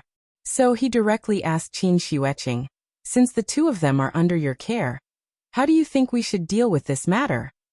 Hearing this, before Qin Xueqing could speak, a trace of despair flashed across Chenghua's face. They had known each other for so long. Chunshi would invite the two of them to sit down and eat together when he had nothing to do. But what about Qin Xueqing? Every day, she would beat them up violently. She had never been kind to them. Therefore, the moment he heard Chunshi ask for Qin Xueqing's opinion, Chenghua's heart had already lost all hope. But what Chenghua did not expect was, Qin Xueqing's answer was 10,000 times better than he had imagined. Everyone has parents. Since he is so filial, this request is not too much. But the two of you remember, this trip can't be delayed for too long. I heard that it takes 4 days to go back and forth from Earth to the Supreme Palace enclosure. In that case, I'll give the two of you 7 days off.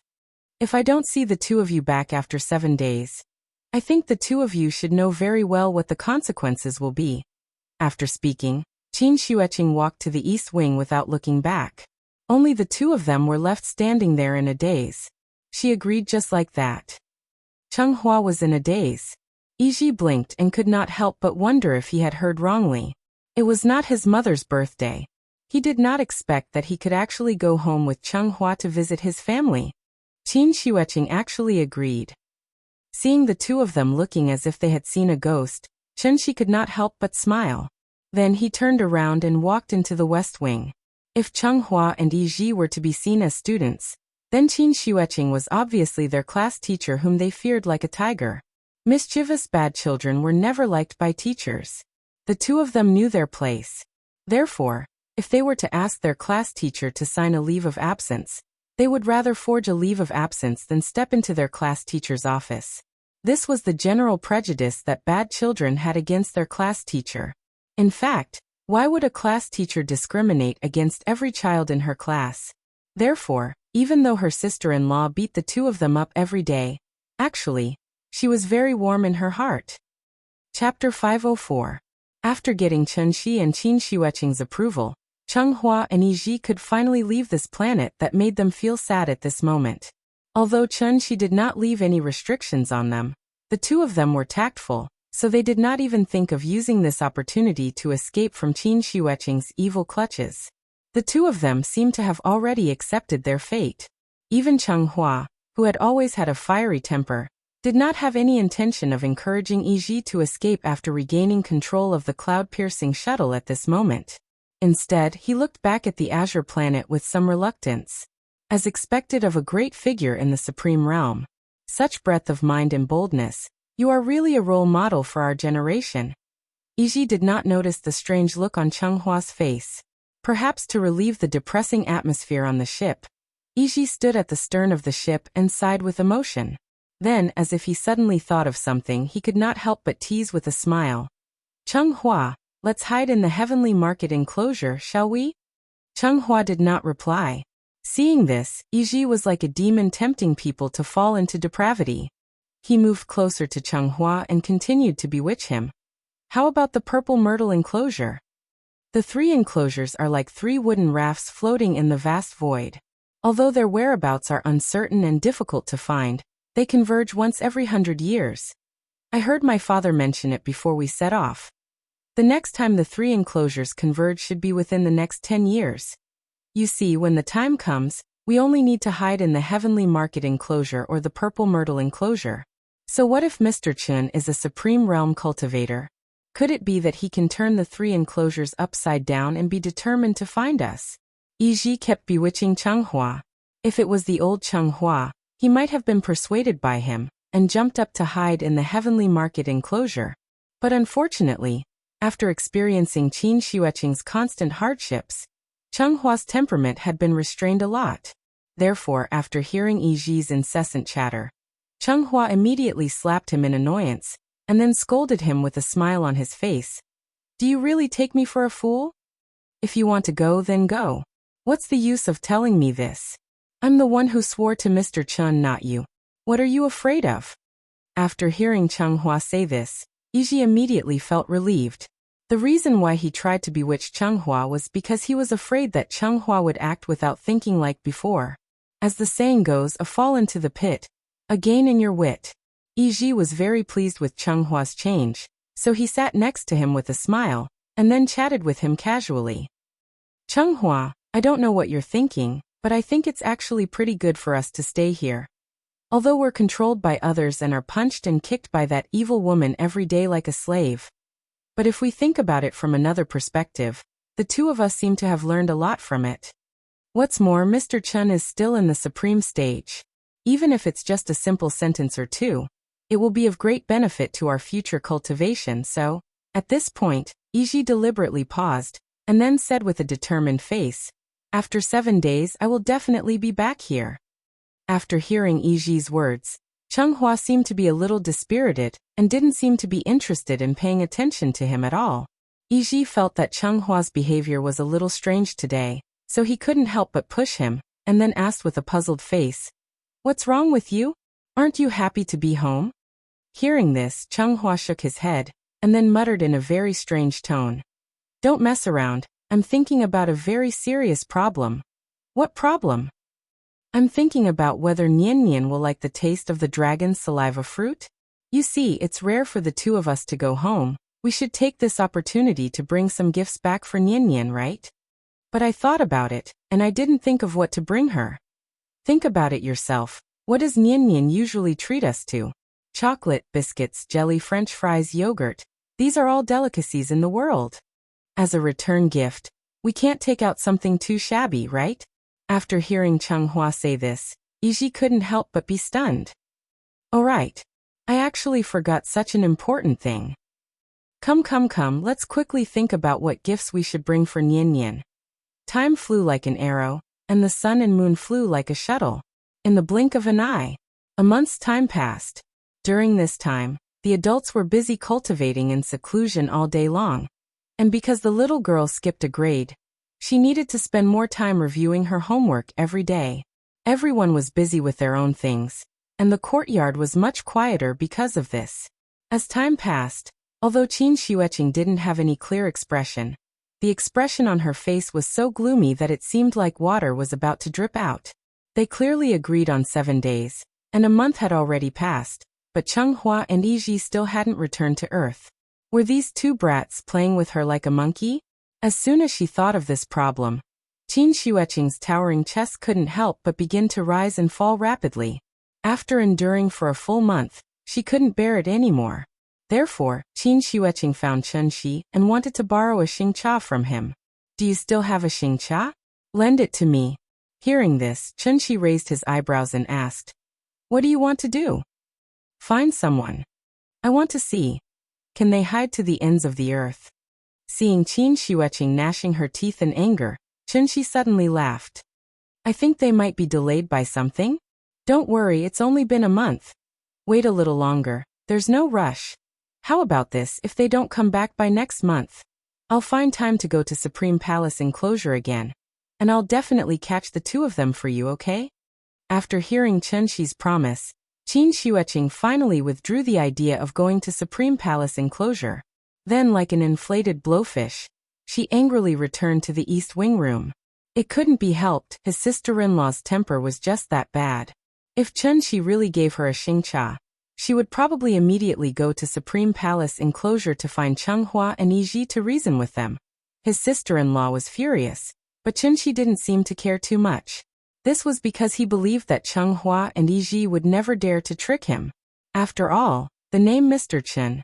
Now even if it was at Supreme Palace enclosure, it could be considered a golden signboard. Come. Wonderful book house. Come. Chapter 505.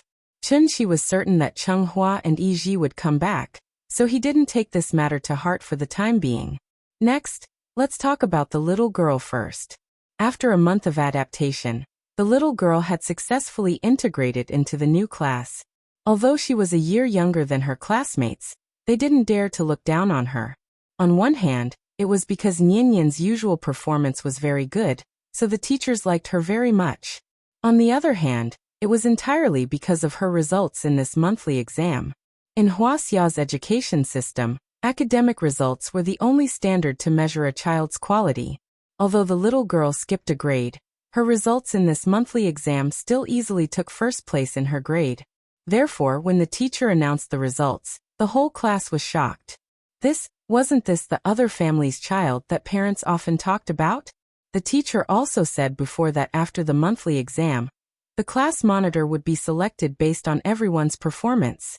And in this so-called comprehensive performance, wasn't the exam results the most important indicator? The teachers didn't like children who were unreasonable. Those children who were obedient and sensible, but their grades weren't good enough to convince the masses. Nianyan's performance and results were very good, plus she was the class monitor in the first grade class, so what reason did the teacher have to not let her be the class monitor? Outstanding children would always be singled out as an example. Therefore, this little girl who had just skipped a grade and entered the third grade, after a monthly exam, her name had already spread throughout the entire grade. On this day, as usual, after the little girl waved goodbye to Chunxi, she quickly walked to the classroom and prepared to organize everyone to start the morning reading as the class monitor. This was the first task she received after becoming the class monitor, so she was especially attentive to it. As soon as she sat down, she couldn't wait to take out the language textbook from her bag and neatly placed it on the table. It wasn't time for class yet, so only half of the students were there, but the classroom was especially lively. Nianyan looked back and saw that the most mischievous children in the class were chasing each other with brooms. Therefore, she immediately shouted to stop them. "Quiet! Class is about to begin." It was the class monitor's responsibility to maintain discipline. Now that she had become the class monitor, she naturally had to take on this responsibility. Following her outburst, the classroom suddenly became much quieter. Seeing this, the children who were chasing each other stopped and quickly returned to their seats. They were not afraid of Nianyan, but they were afraid that Nianyan would tell on them to the teacher. Nowadays, a class leader who doesn't snitch, is that still the class leader? If Nianyan's prestige in Year 1 Class 2 was earned through her fists, then her prestige in Year 3 Class 2 was earned through her own outstanding performance. It was the third year. No matter how late a child matured, he should be more sensible by now. Teacher Zhang stepped into the classroom just as the bell rang. Looking at the silent classroom, Teacher Zhang couldn't help but nod his head in satisfaction. Then he gestured for Nianyan to come to the podium and lead everyone to start the morning reading. The text for today's morning reading was Xiaozhou Bridge. It was a simplified version with pinyin annotations. The whole text was less than 500 words. After Nianyan led the students to read the text twice, the teacher nodded his head in satisfaction and officially began the day's lesson. There were a total of 46 students in their class. It wasn't a large number, so the desks and chairs were all a single set and not a two-person set. After Nianyan returned to her seat, she took out the textbooks and put them in her drawer as usual. At this moment, she suddenly realized he didn't know when this strange thing appeared in his drawer. Nianyan took out the thing and saw that it was a letter folded into the shape of a heart.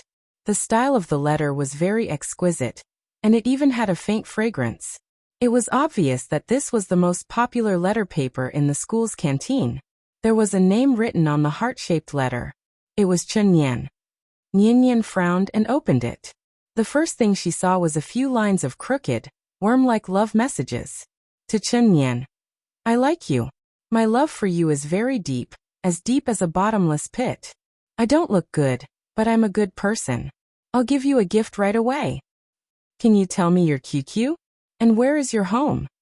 My body won't go with you, but my heart will go anywhere with you. Moi heart, heart, heart, heart. Of course, this was the translated version. There were many wrong words in the original text. The child who wrote this didn't seem to know how to write love. After writing it wrong several times, he directly drew a lot of hearts on it. This was a love letter? Nianyan expressionlessly read the contents of the letter. Then, as if nothing had happened, She directly tore the letter that carried the strong love of others into pieces. No one, including the teacher, noticed anything strange about her. She was silent like this, as if she suddenly had something on her mind. In fact, Nian already knew what a love letter was and what it meant. But she never thought that one day, she would also be the one to receive a love letter. Then there was a problem. When faced with such a situation, what should she do? Should she tell the teacher, or should she tell her father? It was probably because the writer had forgotten to sign the letter, so she didn't even know who wrote this strange love letter. What should she do? What should she do? The little girl had something on her mind, so she was obviously a little muddle-headed for the rest of the day. Finally, the crisp and melodious school bell rang. After the teacher assigned the homework for the day, the little girl uncharacteristically rushed out of the classroom with her bag. She ran as fast as she could. Soon she ran to the school gate. Then through the school gate, she saw her father standing in the crowd and waving at her. Unlike the teacher, Chunshi almost instantly noticed the strangeness on the little girl's face. So he immediately walked out of the crowd and squatted on the ground, smiling and motioning her to come out. Dad. As if she had suffered a great grievance, the little girl ran out of the school gate and threw herself into Chunshi's arms. Seeing this, Chunshi's eyebrows suddenly twisted. Nian, what's wrong? Were you bullied at school? Don't be afraid. Tell Dad what happened. Dad will help you. When I was writing, I suddenly thought of a song. Let me recommend Love Letter by Jackie Chungo. Unfortunately, love is not a few drops of tears or a few love letters. This may be a little cruel. People who wait for others to give them happiness often don't live happily. Chapter 506. Looking at his daughter's depressed look, Chunshi's heart suddenly clenched. After he walked out of the crowd with the little girl, he immediately squatted on the ground, then hugged her and asked patiently, Nian, what's wrong? Did someone bully you? Although the little girl's face had a somewhat aggrieved expression, it did not look like she was bullied. Moreover, with her current physical condition, if she was really angry and went berserk, there would be no problem for her to beat up children of the same age. Therefore, the first thought that came to Chunshi's mind was actually, Nian was ostracized by her classmates? After all, she was a child who skipped a grade. It was normal for her to not be able to integrate into the new group in a short period of time. Chunshi had already mentally prepared himself for this, so he immediately began to think about how he could enlighten the little girl. A person's life was a process of constant adaptation. If she wanted to shrink back because she could not adapt to skipping a grade, how could Nian smoothly adapt to other environments in the future? He had to persuade her properly. But on second thought, Chunshi had an idea in his mind. But at this moment, the little girl suddenly said timidly, Daddy, someone wrote me a letter. Ah, a letter? What letter? Suddenly hearing Nian's words, Chunshi's train of thought was suddenly disrupted. A letter? What did she mean? He did not react at all. The father and daughter stood by the street, staring at each other blankly. In an instant, Chunshi only felt a flash of lightning in his mind, and almost instantly, he vaguely understood the meaning of the little girl's words. So he immediately squeezed out a smile, then pretended to be relaxed and asked, Nian, who wrote you a letter? Can you show it to Daddy? As soon as his voice fell, Chunshi pretended to look at the little girl with a face full of anticipation. However, what he did not expect was the little girl who had always been obedient to him, this time after hearing his words, shook her head at him for the first time. It's over. Seeing the little fellow's performance, Chunshi's heart sank. She thought about how the cabbage she had painstakingly planted had been eaten by the pig next door before it was time for it to bloom and bear fruit. At that moment, Chunshi even had the urge to kill. It must be those bad kids who bullied Nian for her ignorance. Otherwise, how could a child like her understand such things? Lousy school. I will tear it down tomorrow. As a kind and open-minded father, Chunshi firmly believed that his daughter could still be saved. Therefore, he immediately tossed those inexplicable guesses to the back of his mind and exhaled deeply. Then he put on an extremely solemn expression. No matter what, he had to make the little guy realize the seriousness of this problem today. However, just as Chunshi was about to reprimand her, The little girl seemed to have suddenly thought of something and replied calmly, "I tore up the letter." Torn? Chunshi was stunned. Then he took the little girl into his arms and laughed excitedly. "My youngest daughter is sensible. Well done. Well done." He had long heard that children nowadays were very mature. But he also did not expect to think that children nowadays would mature to such an extent. Nian was only a little over 7 years old. Although she had skipped a grade and her classmates were generally 1 or 2 years older than her, they were still only 8 or 9 years old children. "Don't you want to watch cartoons anymore? Not playing Mobile Legends?" Actually had the leisure to come and flirt with his daughter? Fortunately, Nian did not let him down. If it were not for the many parents at the school gate, Chunshi was afraid that he would be so excited that he would shout to the sky, "Well done!" Chunshi was very satisfied with the little fellow's way of dealing with it. But on second thought, he could not help but feel a little worried. After all, the problem of puppy love was more serious than being unable to adapt to skipping a grade. Looking at the cute little girl in front of him, Chunshi could not help but feel a little lost. How should he put it? In Chunshi's eyes, Nian was simply a child who did not even show any gender characteristics. Children were children. Children were not differentiated by gender. But now, someone had actually started to write a love letter to Nian. Although Nian tore the letter, this could only treat the symptoms and not the root cause. In fact, Chunshi was very clear in his heart. As the child continued to grow up, Nian's charm would only increase. Just like Ying in the past, the grown-up Nian only needed to stand there, and it should be enough to attract the attention of all the opposite sex nearby. Now that the first love letter had appeared, there would definitely be a second one, a third one, and even countless of them. Then there was a problem. As a parent, what should he do? Even when he was besieged by the 4 immortals, Chunshi was not so nervous. He frowned tightly and kept telling himself not to think too much, but he still could not help but think of the worst. Some things, the more he thought about it, the more terrifying it was. Chunshi frowned and didn't say anything. The little girl waited for a long time. After seeing that her father was still frowning, she tilted her head slightly and pondered. She was a very smart child and naturally knew what her father was worried about.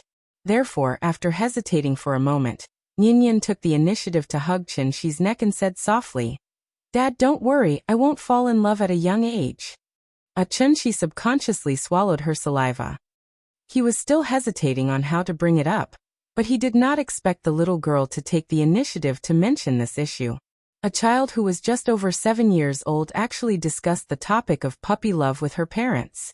Such a scene, just thinking about it, would feel a little awkward and strange. "Nian, do you know what puppy love means?" "I know, there used to be a lot of people in our class who fell in love at a young age, but I didn't tell the teacher." "Really?" Chunshi was shocked. Obviously, the class that the little girl mentioned was the first year, second class. A first-year child learned how to fall in love. What was going on with this world? It had to be said that Chunshi's worldview was greatly impacted. But on second thought, he was a little relieved. The situation should not be as serious as he thought. After all, the information on the internet was too advanced now. The amount of information that children could obtain was far more than children in the 80s and 90s. Naturally, they would know more than children in the 80s and 90s. Falling in love was a popular word at the moment. Children were very curious, so naturally, they would learn this slightly novel way of getting along with each other from various channels. Coupled with the special nature of the school environment, it was not surprising that there were many young couples in a class under the vicious influence of spreading rumors. Chapter 507. Nian if. At this point, Chunshi could not help but pause. After hesitating for a moment, he nervously probed, "If you have someone you like in the future, you know what it means to like, right? It means that you really want to play with someone every day, and that person also likes to play with you. Will you fall in love early like other students?" For parents, this question was indeed a bit awkward. Children were not sensible. Their understanding of early love was naturally very different from the understanding of early love of adults. In fact, for children under the 4th grade to fall in love early, at most, it was a hazy good feeling. And this kind of good feeling was very easy to change.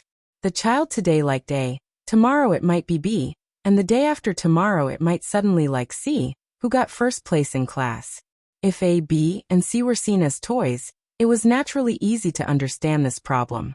Children were both curious and liked to explore at the same time. Therefore, when encountering this kind of thing, it was best for parents not to be too agitated to the extent of going overboard. Correct guidance was the best way to solve the problem. As the saying goes, it is better to let go than to block. Chunshi tried to use a hypothetical method to let the little girl understand the disadvantages of early love. But what he did not expect was, as soon as he said his hypothesis, the little girl directly shook her head and then replied with a firm expression. No, I won't like anyone, and I won't fall in love with anyone. Hearing this, Chunshi could not help but ask, Are you so sure? Why? Because they are too stupid. I don't like to play with them.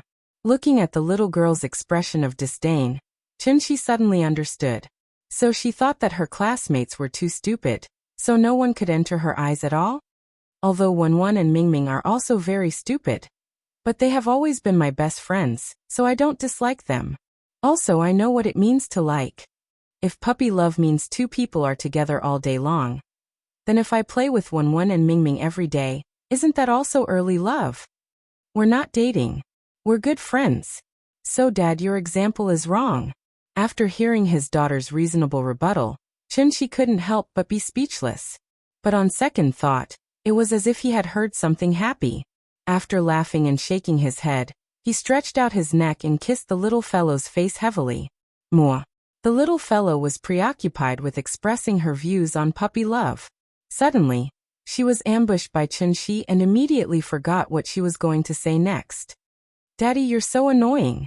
After saying that, the little thing buried its head in Chunshi's shoulder, seemingly a little shy. Silly child, are you shy now? After today's conversation, Chunshi finally realized Nian Nian was really starting to grow up. Time is always relative. Now let's rewind time to 1 month ago.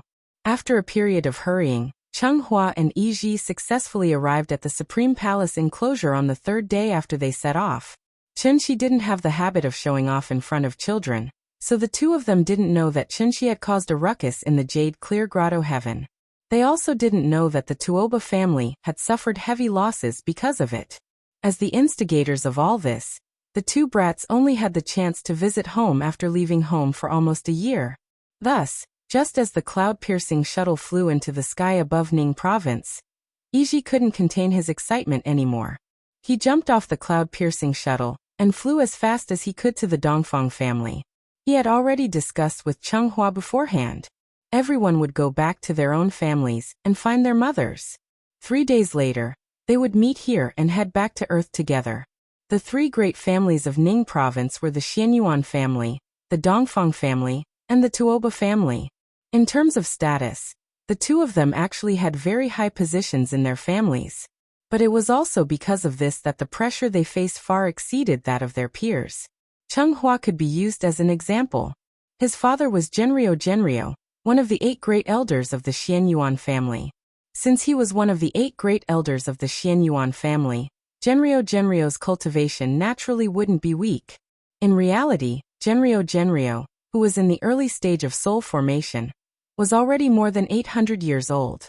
Immortal cultivators had long lifespans, but when it came to bearing children, they were far inferior to mortals. As the saying goes, the unseen world has its own will. Under the influence of the laws of heaven and earth, the higher one's cultivation, the lower their chances of bearing children. Genryo had 9 sons and 4 daughters in his life. Changhua was Genryo's youngest child, and at the same time his last child. Chenghua's talent wasn't bad. In addition, Genryo had a child at an old age, so it was inevitable that he would especially spoil this youngest child. Logically speaking, Changhua should have lived a very comfortable life since he was born in one of the 3 great families of Ning province, and his father was one of the 8 great elders of the Xianyuan family. After all, he was a rich second generation. But it was a pity. Reality was always slightly different from what outsiders imagined. In reality, Chenghua's life wasn't good at all. Chenghua's mother was called Zhang, and she came from a small family in Ning province. Because of her outstanding appearance, Genryo made an exception and took her in as a concubine. What needed to be understood here was how long a cultivator's life was. If one didn't have someone to accompany them on the long road, wouldn't their life be very lonely? Because of this, cultivators usually viewed status as extremely important. Even though Yuanliang had countless women, other than his first wife, First Madam, the only one who had a proper status with him was the second Madam, Madame Zhang. From this, it could be seen that Zhang was definitely not someone to be trifled with. However, although Zhang's methods were powerful, she was still a woman, so there were many things that Zhang couldn't decide. For example, Cheng Hua's eldest brother always used the excuse of training as an excuse to often throw Cheng Hua into an extremely dangerous place, and left him to fend for himself there. And this was the fundamental reason why Cheng Hua dared to recklessly enter the Tianshu ruins later on. As a mother, Zhang saw everything, but she couldn't think of any way to help her son, who asked Cheng Hua to only have one big brother left. Both of them were flesh and blood. In addition, his eldest brother always had a reasonable explanation, so Genryo wouldn't help his youngest son at all. Instead, he would think that his eldest son did the right thing. No matter how noble their birth was, cultivators would face all kinds of unexpected difficulties and crises in their lives. If they could make it through, it would be an opportunity. If they couldn't make it through, it would be fate. Everyone was already used to this. Cheng Hua should have had many brothers and sisters. Unfortunately, most of his brothers and sisters had fallen. Now, only the powerful fifth brother and eighth sister, who had already married into the Dongfang family, were left. Genryo didn't want to be sad, so from the day Cheng Hua was born, his fifth brother became the eldest brother, and his eighth sister became the second sister. Under normal circumstances, siblings should help each other and complement each other. Cheng Hua's family was an exception. If one had to use a word to describe the relationship between the two brothers, then this word must be, like strangers. Chapter 508. Cheng Hua's eldest brother was Genyuan Zhengqi, who was over 300 years old this year. Ever since he broke through to Yuanying, Genyuan Zhengqi had been given a position in the family as a steward. He was considered to have officially stepped into the core management of the Xianyuan family. It was important to note that any child with the blood of one of the three major families in their veins, regardless of whether they were from the main family or the side family, had to work hard to gain the family's approval.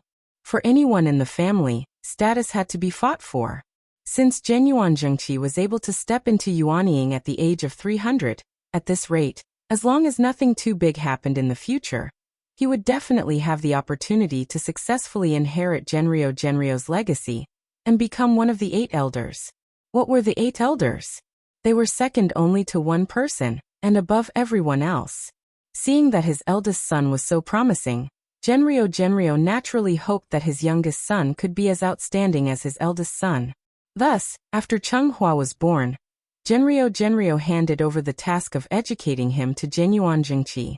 And this was the beginning of Cheng Hua's tragedy. Genyuan Zhengqi didn't seem to like this little brother of his. After all, they weren't born from the same mother. When Cheng Hua was still an infant, Genyuan Zhengqi used the excuse of cleansing his meridians to soak Cheng Hua in all sorts of strange potions. He even called it a medicinal bath. Zhang had secretly investigated this so-called medicinal bath. Based on the dregs of the medicine left behind, she could roughly confirm that the medicine inside was poisonous. Because of this, Zhang didn't hesitate to have a big argument with Genyuan Zhengqi. She always felt that Cheng Hua's half-brother had ulterior motives. He might want to murder Cheng Hua, so she didn't want Genyuan Zhengqi to get close to Cheng Hua. Zhang originally wanted to use this opportunity to completely drive Genyuan Zhengqi away from Cheng Hua.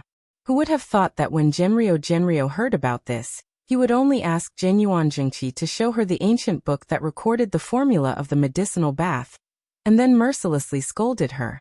This ancient book was painstakingly obtained by Zhengqi from the Jade Clear Cave Heaven. I have already checked it beforehand. The herbs used in the book seem to be poisonous, but in fact the principle of using poison to fight poison is used. Therefore, the effect of the medicine is better than ordinary herbs. Zhengqi is my child and so is Cheng Hua. Since they are brothers, Why would Zhengqi hurt Chenghua for no reason? I think you are measuring the heart of a gentleman with the yardstick of a villain. Don't blame me for not reminding you. Chenghua's talent is slightly better than Jingqi's. If he ends up with nothing in the future, don't blame me for not caring about the relationship between husband and wife. Genrio was one of the 8 elders in the family, and also the head of the family. His words naturally carried a lot of weight. After this, Zhang lost the right to raise Chenghua. Mother and son could only see each other on certain days. For the rest of the time, Chenghua could only bitterly endure all kinds of inhumane torture in Genyuan Jingqi. Of course, Xianyuan Jingqi would never torture Chenghua himself. He would only be like a god who was high up in the sky. He would give his younger brother all kinds of death-seeking missions, and he would call it training. Fortunately, no matter how difficult these experiences were, Chenghua still managed to pull through in the end. As for the love and hate entanglement between Chenghua and his older brother, I won't go into too much detail here. Let's get back to the main story first. Today was Zhang's birthday, which was also her 100th birthday. 100 years old. No matter how long a cultivator lived, how many hundred years could they live in their lifetime? What's more, for someone like Zhang who wasn't very talented, there was basically no hope of yuannying in this lifetime. If it had been someone else, they would have definitely thrown a big party when their birthday was coming to an end. Genrio originally planned to do this as well. After all, he was one of the 8 elders of the Xianyuan family. Whenever there was a happy occasion in the family, even the head of the family would personally come to congratulate him. But it was a pity. Ever since Zhang found out that Chenghua had entered the Tianshu ruins, she shut herself in her room and refused to see anyone. Genrio originally wanted to take advantage of her birthday to comfort her, but he didn't expect that Zhang would mercilessly block him outside the room. Now that Huarer's life is uncertain, as his mother, I really don't have the leisure to do that. Please don't blame me. Genrio didn't force his way in, nor did he use his divine sense to probe the situation in the room. This was because he heard a trace of despair in Zhang's voice. That's right. Now that Chenghua's life was uncertain, how could Zhang still smile? Ever since the day she wreaked havoc in the Jade Clear Grotto heaven, everyone had a new understanding of the Tianshu ruins. Although the truth wasn't as mysterious as the legends, at least everyone knew that there was at least one supreme being living in there. What's more, this supreme being could even fight the 4 perfected masters of the Jade Clear Grotto heaven alone. Then, with his methods, could it be that he couldn't block the heart flame lamp senses? Therefore, even if Chenghua's heart flame lamp hadn't been extinguished, Genrio found it very hard to believe that Chenghua was still alive in this world. Sigh. After a deep sigh, Genrio could only silently turn around and leave. In order to not let anyone disturb Zhang, Genrio didn't forget to remind the servants not to let anyone take half a step into the courtyard after leaving. Now he could only hope that Zhang could walk out of this shadow as soon as possible. After all, Genrio had lived for several hundred years, and was already used to seeing life and death. Therefore, when he learned that Chenghua might never come back, he didn't appear too sad or emotional. It was impossible to say that he wasn't sad. But what was the use of being sad? As an immortal cultivator, Genrio had experienced too many life and death separations in his life. That old heart of his had long been numb. But it was precisely because his heart had long been numb that Genrio didn't know at all. This woman who had locked herself in her room all day because of the loss of her son, in such a state of despair, what terrible things would she do? In a dim room, Zhang sat quietly by the bed alone, holding an old ragdoll in her hand. This ragdoll was personally sewn for Chenghua. It was also Chenghua's favorite toy when he was young. Perhaps she was thinking of him when she saw it. Zhang gently stroked the ragdoll with her fingers as she softly muttered, don't worry. Mother has already reached an agreement with the Holy Church. Very soon, they will let Big Brother accompany you to the Tianshu ruins. Her voice was very soft, but the expression on her face was very strange. Sometimes she chuckled, sometimes she was sad. As if she was possessed, it gave people a horrifying and strange feeling. 9 Heaven's Divine Emperor. Chapter 509. The first madam had passed away many years ago, so apart from Genrio, Zhang had the highest status in the family. However, so what if she had a high status? Genrio still thought that Zhang's cultivation was too low, and that she was not talented enough to guide Cheng Hua properly. That was why he had left Cheng Hua in the care of his eldest brother since he was young. But what happened in the end? Now that Cheng Hua's fate was unknown, Zhang naturally took it to heart. She felt that Cheng Hua was forced to his death by his eldest brother and father. Her son was forced to his death, so as Cheng Hua's mother, how could she continue to remain calm? One had to know that when a woman went crazy, she would not recognize her own family. To Zhang, although the Xianyuan family was huge, there was nothing in it that she was reluctant to part with. Cheng Hua's trip to the Tianshu ruins could only end in death. As a result, Madame Zhang's heart was filled with hatred. She hated everyone, including Genrio. Just as she had said before, if something really happened to Cheng Hua, she would make sure that the entire Xianyuan family was buried with him. The Holy Church had already responded, so Zhang believed that her plan would come to fruition soon. Zhang silently planned. At this moment, a figure completely ignored Genrio's ban and forced his way into her courtyard. Genrio had set up a restriction on the entrance of the courtyard, allowing only people to leave and not enter. Thus, this person could only use all his strength to break through the restriction and try to force his way in. Soon, this commotion alerted the guards in the courtyard. Seeing that the guards were rushing over, the intruder turned around and shouted at them excitedly, "Open the restriction. I want to see my mother." As soon as he appeared, the guards were stunned.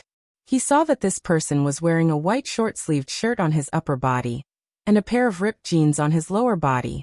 Coupled with his short hair, he looked somewhat out of place with the surrounding environment. His attire was a little strange. After careful observation, the guards finally dared to confirm that the person in front of them was the long-missing second young master. Second young master really came back. What are you waiting for? Hurry up. Seeing that everyone was hesitating, Cheng Hua no longer bothered with them. He looked around and found that the secret key to open the restriction was on one of the guards' waist. He walked over to the person and snatched the key. The guard instinctively wanted to stop him, but he was instantly intimidated by his fierce glare. How could this person not be the second young master? Seeing Cheng Hua swagger into the courtyard, the guard in charge of keeping the secret key seemed to have suddenly thought of something. He couldn't help but shiver, and then with a face full of excitement he shouted, "Quick, report to the master. Second young master is back." Cheng Hua's return was like a stone heavily smashed into the water. As the restriction was opened, Zhang finally heard the commotion outside. She frowned and opened the door. Just as she was about to scold him, she unexpectedly saw the figure that made her worried the moment she raised her head. "Mother, I'm back." When Cheng Hua saw that Zhang had come out, he immediately knelt on the ground and bowed. At that moment, Zhang felt as if she was struck by lightning. She had an expression of disbelief on her face, as she stood there in a daze for a full 3 seconds. Then she subconsciously cried out in shock, "Hua-er? Mother, it's me. I'm back. Hua-er, it's really you? Come here quickly, let mother take a good look at you." The scene of mother and son reuniting after such a long time was really touching.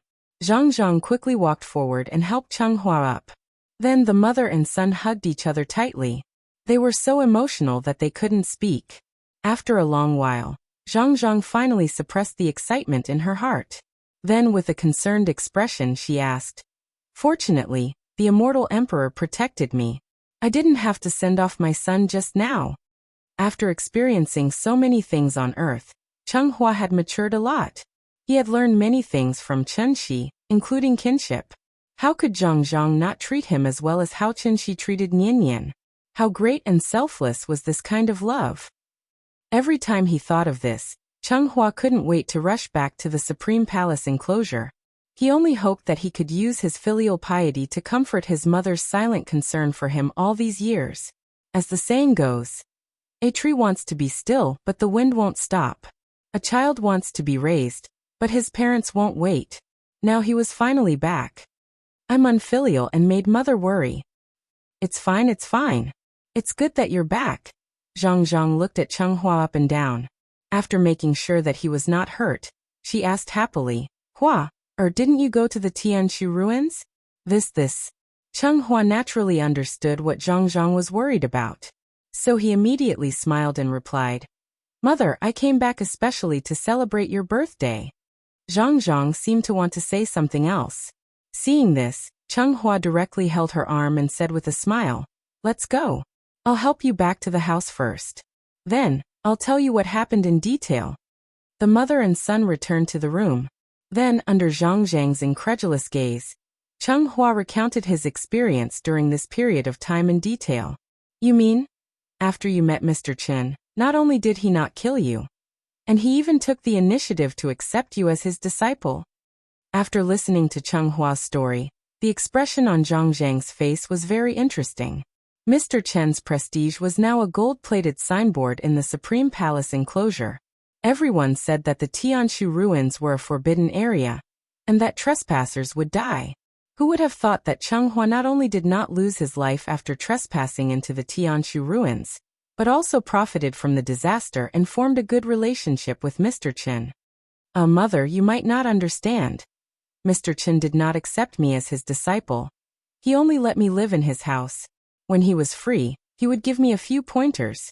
In order not to worry his mother, Chung Hua concealed most of the facts.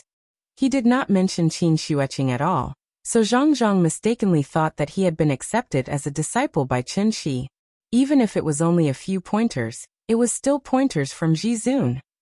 Mr. Chen is a peerless master who can defeat the 4 perfected masters alone.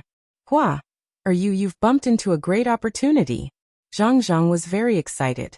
Who knew what kind of great luck Chung Hua had had to be lucky enough to become Jizun's disciple? Looking at her son who was becoming more mature and steady, Zhang could not help but smile from the bottom of her heart. But immediately after, she seemed to have suddenly thought of something terrible, and a trace of worry flashed across her eyes. Chung Hua's return was indeed a great thing. But what should she do with the Holy Church? Unilaterally break the contract? Would she dare? Thinking of this, Zhang's heart could not help but sink, and she instantly became a little worried. Chung Hua was immersed in the joy of reuniting with his mother, so he did not notice the strange look on Zhang's face. He thought that Zhang was blaming him for trespassing on the Tianshu ruins, so he was thinking of something to say to make his mother happy. But at this moment, there was a sudden commotion outside the courtyard. A large group of people was seen hurrying towards Zhang's room. The leader was Genrio. Other than Chung Hua's elder brother, Zhenyuan Jingqi, who was with him, there was also the current head of the Xianyuan family, Xianyuan Wuwang. Chapter 510. Outside the courtyard, the head of the family and the 8 elders arrived together. From this, it could be seen how shocking the news of Chung Hua coming back alive from the Tianshu ruins was. Where is he? Xianyuan Wuwang looked to be about 60 years old. He was wearing an exquisite dark green robe with a simple jade pendant hanging from his waist. It was obvious that he was the one with the highest status in the group. This was Genrio's courtyard. Although Xianyuan Wuwang was the head of the family, the servants did not recognize him. After all, there was no television in the Supreme Palace enclosure. The guard didn't know Xianyuan Wuwang, but he vaguely recognized a few of the 8 elders. Therefore, when he heard Xianyuan Wuwang's seemingly random question, the guard was stunned. He didn't know how to answer at all. Seeing this, Genrio immediately walked out from the back of the group and quickly scolded in a low voice. Fool, the head of the family is asking you a question. Why aren't you answering? Where did Chung Hua go? After hearing the head of the family scolding, the guard replied with a look of realization. Master, the second young master has been staying in the second madam's room ever since he came back. He did not go anywhere. All right, get out of here. The Xianyuan family was very large. If one had to describe it, the Xianyuan family could be considered a county. The head of the family was the county head, and the 8 elders were the mayors of the various towns. Now that the county head was here, it was understandable that the servants were slightly negligent. Although Genrio was very impressive all day, in front of the head of the family, he was very much like a bootlicker who only knew how to nod his head and bow his head. And this was the specialty of the Supreme Palace enclosure. That was the feudal hierarchy. Under the rules of this system, the head of the family's authority could not be challenged. Fortunately, Xianyuan Wuang seemed to be in a good mood today. Therefore, after hearing the guard's answer, Xianyuan Wuang did not show any intention of blaming him. After casually waving his hand, he strode into the courtyard. When his entourage saw this, they all followed behind him and swarmed into the courtyard like a swarm of bees. At this time, Chenghua also heard the commotion outside the house. After signaling his mother not to get up, he walked to the door and pushed it open. At that moment, everyone's eyes were focused on him.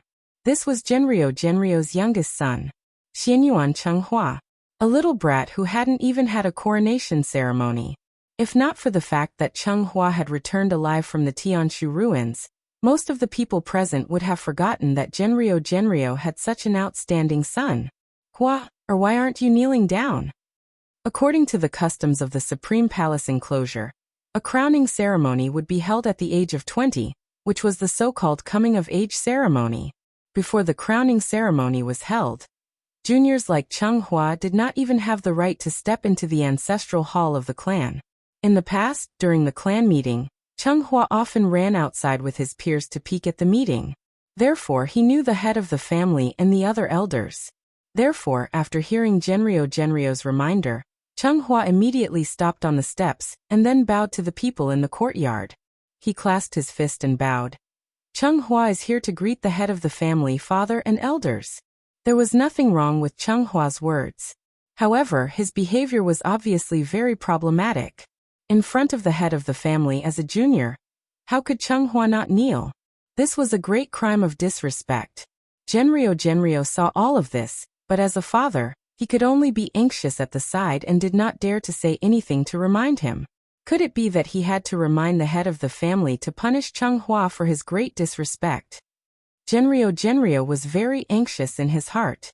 That was because he did not know that Chenghua had changed. Chenghua had been by Qinxi's side for too long, and had also lived for a long time in modern society. Therefore, unknowingly, Chenghua's understanding of this world had undergone a great change. The two of them are also human, everyone is equal. It's just a meal, what's the big deal? Come, sit down and eat together, try my cooking. Qin Xueqing did not allow the two of them to take half a step into the inner courtyard, but Qinshi opened his mouth and let the two of them directly sit at the dining table. This was just a small matter, but this small matter left an extremely deep impression on Chenghua. From the daily diet to the leisure time, Qinshi's every move affected him and Yiji almost all the time. The reason why they did not notice anything unusual in the past was that the two of them had not returned to the Supreme Palace enclosure yet. It was also because of this that when Chenghua returned this time, he realized that he seemed to be somewhat out of tune with the things around him. It was not that he did not know etiquette. It was purely that he did not want to kneel. Why are you kneeling? Stand up. Haven't you heard that men have gold under their knees? Stand up straight for me. At this moment, Chenghua's mind was filled with a myriad of thoughts. So much so that he even started to miss Earth. Xianyuan Wuang did not know what Chenghua was thinking. Moreover, he did not know what Chenghua was thinking at all. Yuan Liang, lead the way. Let's talk somewhere else. Xianyuan Wuang came here today with a purpose, so he did not want to waste too much time on these trivial matters. At his command, the master let Genrio lead everyone to sit in the main hall of the courtyard one by one. After that, in front of everyone present, Chenghua repeated everything he had just said to Zhang. His reaction was more or less the same as Zhang's. After everyone heard that Chenghua had been living in Mr. Chen's house all this time, the expressions on their faces were as interesting as it could be. After Chenghua roughly recounted his experience, he stood to the side and quietly waited for the master to ask questions. After pondering for a while, the master frowned and asked softly, "In other words, Mr. Chen has already taken you in?" It was no wonder that everyone understood this. After all, the Supreme Palace enclosure was not Earth. Other than Chen Shi, who would take a captive in their own house and provide them with good food and drinks. Master, Mr. Chen did not take me in as a disciple. He just let me live in his house and gave me a few pointers when he was free. Chenghua tried his best to explain. Hearing this, Xianyuan Wuwang replied with a look of sudden realization. I think it's because your cultivation levels are too low. Mr. Chen was afraid that you two would embarrass him, so he didn't give you a master and disciple status. If that's the case, you really can't claim to be his disciple. As soon as this was said, the 8 elders suddenly seemed to have figured something out. They could not help but nod in agreement. Master, you're right. Seeing that this misunderstanding was getting bigger and bigger, Cheng Hua hesitated for a moment, but in the end he forced himself to swallow the words that had already been on the tip of his tongue. Anyway, there was nothing wrong with being Mr. Chen's disciple. Since everyone had to understand it this way, he could only let it be. At worst, he would go back and explain it to Mr. Chen properly. Anyway, he did not use Mr. Chen's name to swindle people everywhere. Cheng Hua believed that he had a clear conscience, so he did not dwell on this issue any longer. Since Xianyuan Wuwang had asked what he wanted to ask and understood what he needed to understand, Cheng Hua guessed that it was time for them to leave, so he tactfully excused himself and left the main hall. Of course, he did not go far. Instead, he waited silently outside the house so that he could send the elders off later. Cheng Hua stood outside the door and waited, bored to death. However, at this moment, his name suddenly rang out in the main hall. Yuan Liang, you really have a good son. This child is called Cheng Hua, right? What are his birth characters? Is he betrothed now? Coincidentally, I have a niece.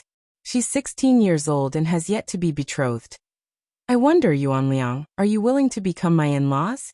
At that moment, Cheng Hua felt as if a basin of cold water had been poured over him from head to toe. Before Genrio could even open his mouth to reply, he rushed into the main hall as if he had been electrocuted. Then in front of the master he shouted at everyone, "No!" Chapter 511. No. Cheng Hua's sudden intrusion instantly interrupted everyone's conversation. Looking at his nervous and agitated expression, the patriarch did not directly reprimand him for his lack of manners. Instead, he asked with a smile, "Why not?" At that moment, everyone's eyes were focused on Cheng Hua. That's right, why not? As the cultivation of an immortal cultivator increased, the probability of having children would gradually decline. Therefore, immortal cultivators would usually try to get married and have children as soon as possible before they made a major breakthrough in their cultivation, so as to avoid the tragedy of having no one to send them off in the future. Even young people like Cheng Hua, who had not yet had a coronation ceremony, were mostly already married at this age. The meaning of life was to reproduce and multiply. In the words of the ancient people, there were 3 ways to be unfilial, and the worst was to have no descendants. Because his eldest brother, Genyuan Zhengqi, had already gotten married and had 2 sons, Genrio did not urge Cheng Hua to get married and have children. He had originally planned to wait until after Cheng Hua's coronation ceremony to find a good family for Cheng Hua. Who would have thought that, after Cheng Hua's trip to the Tianshu ruins, he had become a hot commodity in everyone's eyes. In addition to a few elders who expressed their desire to become in-laws with him, it seemed that even the patriarch had this intention. Since ancient times, regardless of the social system, marriage was the most common way to establish relations. Since Cheng Hua had the title of supreme disciple, wouldn't a marriage alliance with him mean that they would suddenly have a huge backer behind them? Even if they accidentally provoked the 4 great spiritual masters of the Jade Clear Grotto Heaven in the future, the 4 great spiritual masters would probably be a little more lenient on account of Great Supreme Master Chen. Therefore, even if Cheng Hua's behavior was a little rude, no one had the intention to blame him. Instead, they smiled and sized up Cheng Hua. After hearing the patriarch's question, Cheng Hua could not help but be stunned. He did not know why he objected to this suggestion. After all, cultivators were different from mortals. It would not be an exaggeration to describe the life of an immortal cultivator as a wandering and magnificent life. For immortal cultivators, the concept of home was more like an organization that they could rely on, since a man could have 3 wives and 4 concubines. In other words, a woman could naturally have 3,000 male companions. The so-called love was stronger than gold and unswerving until death. This kind of thing did not work in the Supreme Palace enclosure at all. Cheng Hua hesitated, not knowing how to answer the patriarch's question. Seeing this, the clan head laughed and said, "Could it be that you already have someone in mind? Which family are you from? If you don't mind, this old man can be a matchmaker for you." After hearing the patriarch's words, Chunghua couldn't help but think of a cold and aloof figure. However, as that figure became clearer and clearer in his mind, Chunghua couldn't help but shudder. Then he quickly replied, "Thank you for your concern, patriarch. It's not like I have someone in mind. It's just that. At this point, Chunghua couldn't help but pause for a moment. Then, as if he suddenly thought of something, he couldn't help but quickly add, "It's just that I haven't reached the age of one yet. That's why I haven't considered the personal matters of my children before. Now that I've suddenly heard the elders mention this matter, I can't help but feel a little uneasy in my heart. I hope the elders won't blame me." Since they were talking about marriage, Chunghua naturally had to act like a junior. Anyway, they were all family. There was nothing wrong with him calling himself the grandson in front of the patriarch. Using the reason that he was underage, Chunghua tactfully rejected the good intentions of the elders. But what he didn't expect was, after hearing his words, the patriarch still laughed and said, "The coronation ceremony is just a kind of ceremony. It just so happens that tomorrow is the 15th of the first lunar month. When the time comes, come to the ancestral temple, and this old man will personally crown you. How about it?" Because there were too many people in the Xianyuan family, the coronation ceremony didn't happen immediately after the age of 20. Instead, it had to be done in batches. Usually, it would be chosen at an auspicious time, and the elders and deacons would perform the ceremony for the juniors. The higher the status of the person in the family, the more grand the coronation ceremony would be. For Chunghua to have the patriarch personally crown him in the ancestral temple was already a privilege that only the direct bloodline of the Xianyuan family could enjoy. Genryo relied on his cultivation to become one of the 8 elders. So in terms of bloodline, Chunghua was far from being qualified to enter the ancestral temple. Therefore, it could be said that the patriarch of the Xianyuan family was giving Chunxi enough face. Seeing that the patriarch had said so, the elders all nodded in agreement. Seeing this, Chunghua seemed to be a little unwilling to give up and said, "When I left Tianshu, I promised Mr. Chen that I would only be back for 7 days. So this marriage..." Chunghua struggled hard. However, before he could finish his words, the patriarch interrupted him. "7 days? That's enough. When your wedding is over, I'll send someone to escort you all the way back to Tianshu. How about that? Let's settle this matter then. Yuan Liang, I'll leave this matter to you. Tomorrow morning, I'll perform the coronation ceremony for your good son at the ancestral temple."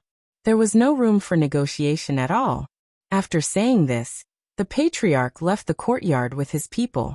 Only a dumbfounded Chunghua was left behind, as well as his excited old father. Coronation ceremony marriage. At the same time, the status of the family rose sharply. Ever since Chunghua and Yiji returned home, everything they experienced was so similar. The Tuoba family had already fallen. So how could the Xianyuan family and the Dongfang family, who were also the 3 major families of Ningzhou, not be prepared at all? No matter what the relationship between the 2 of them and Mr. Chen. In short, it would not be wrong to please the 2 of them. Therefore, after the 2 of them went through a series of friendly greetings, they were pushed into the ancestral temple in a daze under the gaze of thousands of people. From the moment the 2 patriarchs personally held the coronation ceremony for the 2 of them, Chunghua and Yiji officially set foot on the peak of their lives. It felt like a dream. Everything came so suddenly. In a daze, the 2 teenagers were in their own ancestral temples. At the same time, they put on the red and black crowns that were unique to adults. The ceremony is complete. Bow to the ancestors. As the ceremony was completed, there was a burst of lively cheers outside the ancestral temples of the Xianyuan and Dongfang families. People couldn't help but cheer for the crowns. It was as if there was only joy left in the world. However, no one would have thought, just as the 2 of them were about to complete their coronation ceremony, an earth-shattering sound suddenly came from the horizon. Boom! In an instant, lightning flashed and thunder rumbled. Evil wind blew.